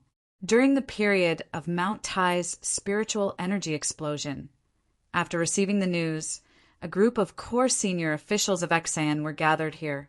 But Long Shirua wasn't interested in seeing the changes in the headquarters over the past 10 years, and she wasn't interested in the new technologies that were constantly displayed here. She wanted to capture this place, no matter how strong it was. As long as it wasn't as strong as the Penglai treasury, it was only a matter of minutes and hours. As long as she stepped on the ground, she was almost invincible. The so-called immortals could also be killed. This is the baby with the ability to be born. In the room, through the special glass mirror, Long Shirua looked at the other side of the room. At this time, the newborns were placed in several incubators, and she frowned subconsciously. Not to mention the supreme identity of Kelowna Shinryu. Just the title of the top advisor of the administration was enough to accompany Long Shirua. No matter how low the position was, it couldn't be lower than the second-level management staff. In fact, the several people accompanying her were the deputy director of the administration, the 4 national scholars led by Fire Cloud Evil God, and the head of the research and development department, Dr. Zhao.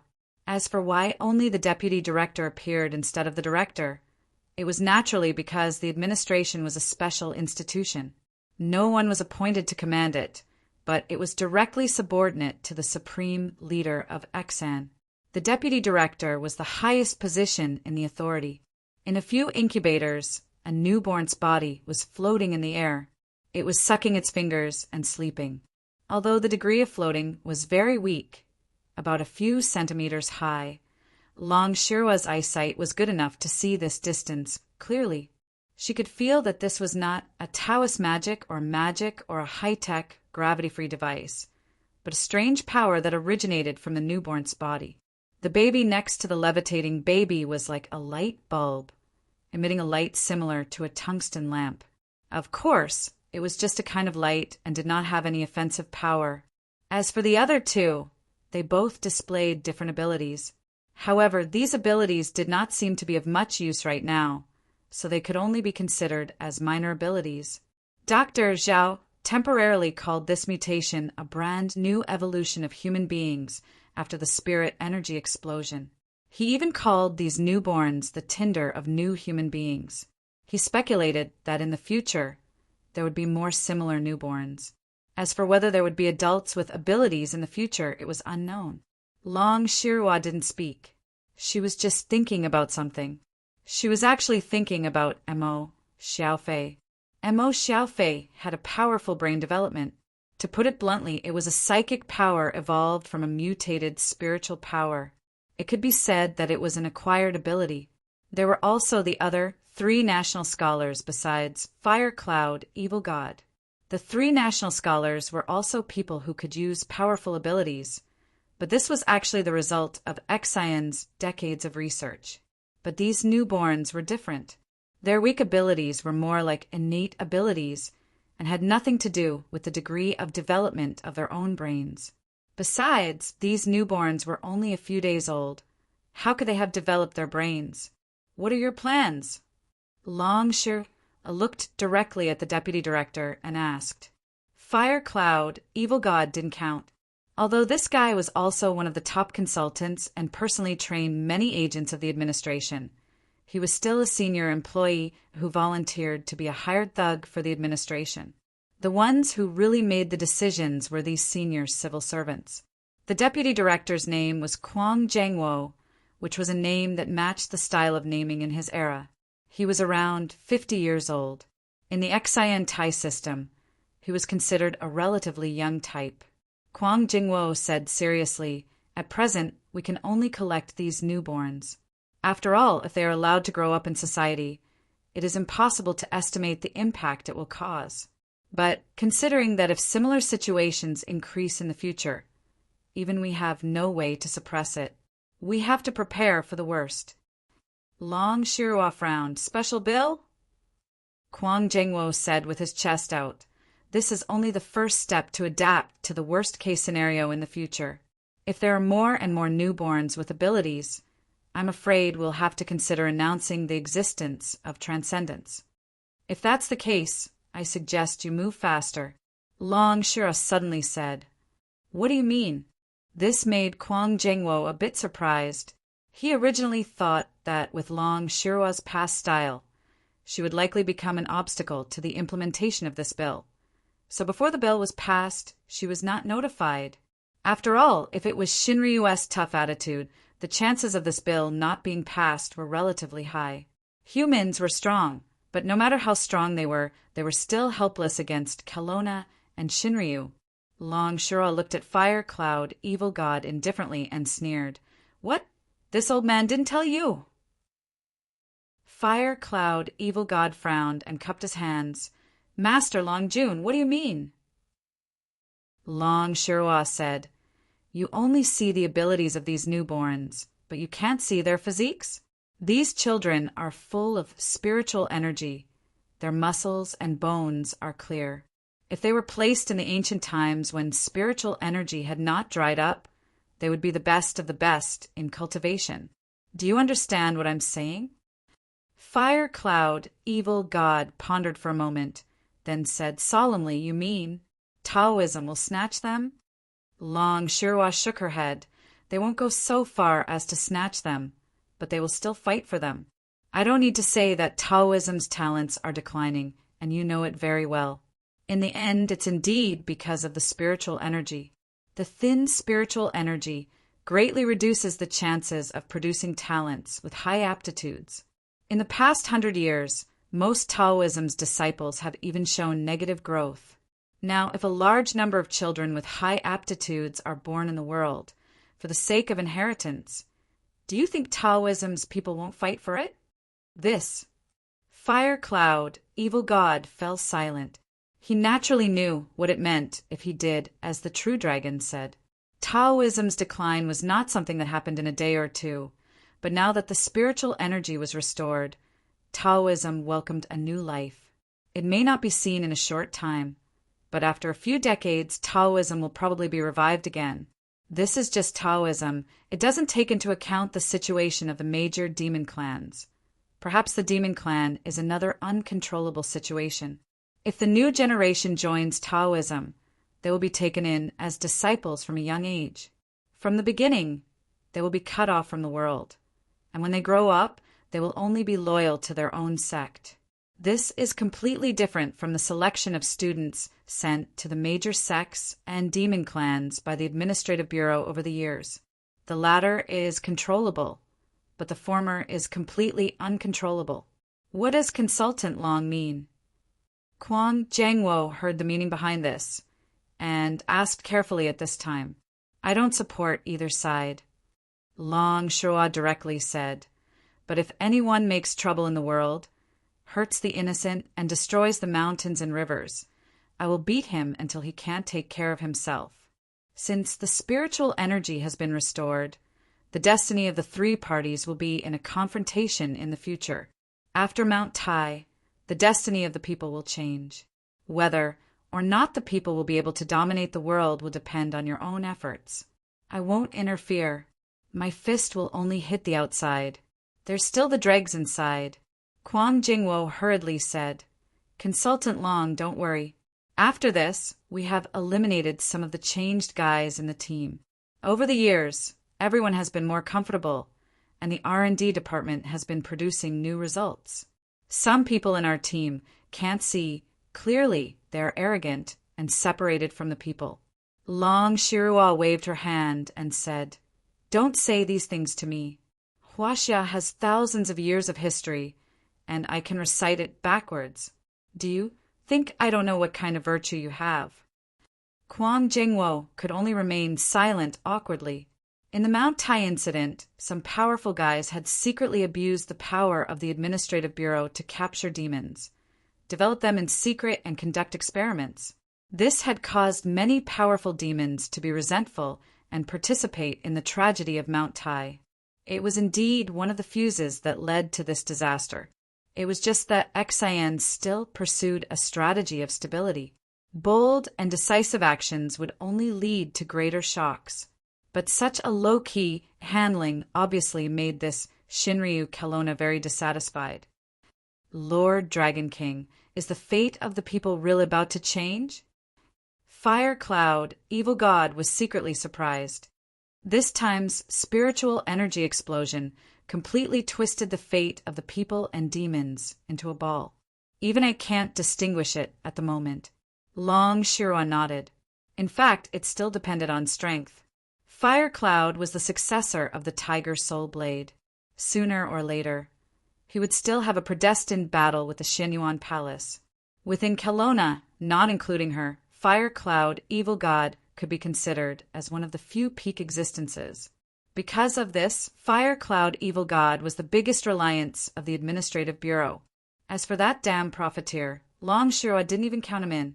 After so many interactions, Kelowna Shinryu really understood this damn profiteer's pettiness. Other than flirting with girls, he didn't care about the suffering of the human world at all. Damn profiteer. Right now, I don't know which girl he has taken a fancy to, and is desperately flirting with. So infuriating. On this side, Shinryu Lord's face suddenly became ugly. The people next to him looked at him and felt a chill in their hearts. They didn't know if this Shinryu was still unhappy with the Administrative Bureau for acting first and reporting later. Fire Cloud, evil god, could only secretly give State Scholar Bihua a wink. After all, in terms of gender, they were relatively similar, so it would be easier to talk to them. State Scholar Bihua, who was known as Godmother, also understood at this moment. She came forward and said with a smile, "Well, the newborn's condition has been checked. Why don't we sit down and have a good chat? Lord Long, I have a few cans of good tea here. Why don't we sit down and drink?" "Hee hee," Long Shirua chuckled and directly waved her hand. "I don't have time. I still have things to do." Kwang Jengwo hurriedly said, "Consultant Long, if I can help." Long Shirua rolled her eyes and said, "I'm going to seal the whole Kelowna area. Do you want to come with me?" Seal the Kelowna area? Fire Cloud, evil god, was stunned, but in the blink of an eye, he seemed to have thought of something. Long Shirua said angrily, "I just remembered. So much spiritual energy was spurted out. If I don't seal it in Kelowna area, the barbarians outside will have a free meal." This seemed to be the reason, but why did he feel that her tone was not right? Several students walked out of the office, dejectedly. Obviously, they had just been scolded. They even had to write a self-reflection and record demerits. The reason was, bullying a classmate caused a bad influence. Damn, it must be Zhao Lu who made the report. One of the students looked unhappy at this moment. The tall boy who was once interrupted by Zhao Lu leaned against the wall and lit up a cigarette. His companion looked at him. "Young Master Feng, how about we teach Zhao Lu a lesson? That coward doesn't have the guts to make the report." Young Master Feng looked very calm. "It's someone else who did it." "Who is it?" "He must have eaten a leopard's guts." Young Master Feng sneered. He looked at Zhao Lu and felt that Zhao Lu was a coward, but he looked at his two companions as if they were two idiots. However, idiots also had their advantages. That was, they were obedient. Of course, the more obvious reason was that they were rich. "Can't you use your pig brain to think?" Young Master Feng poked his forehead. "It's already posted on the school forum. How can these teachers not see it? So we're just going to let it go." Young Master Feng sneered.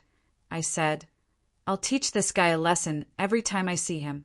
I've been chasing that girl for 2 months and almost got her. This is great. This woman has been avoiding me for the past few days. But Chun Mingming seems to be protecting this guy."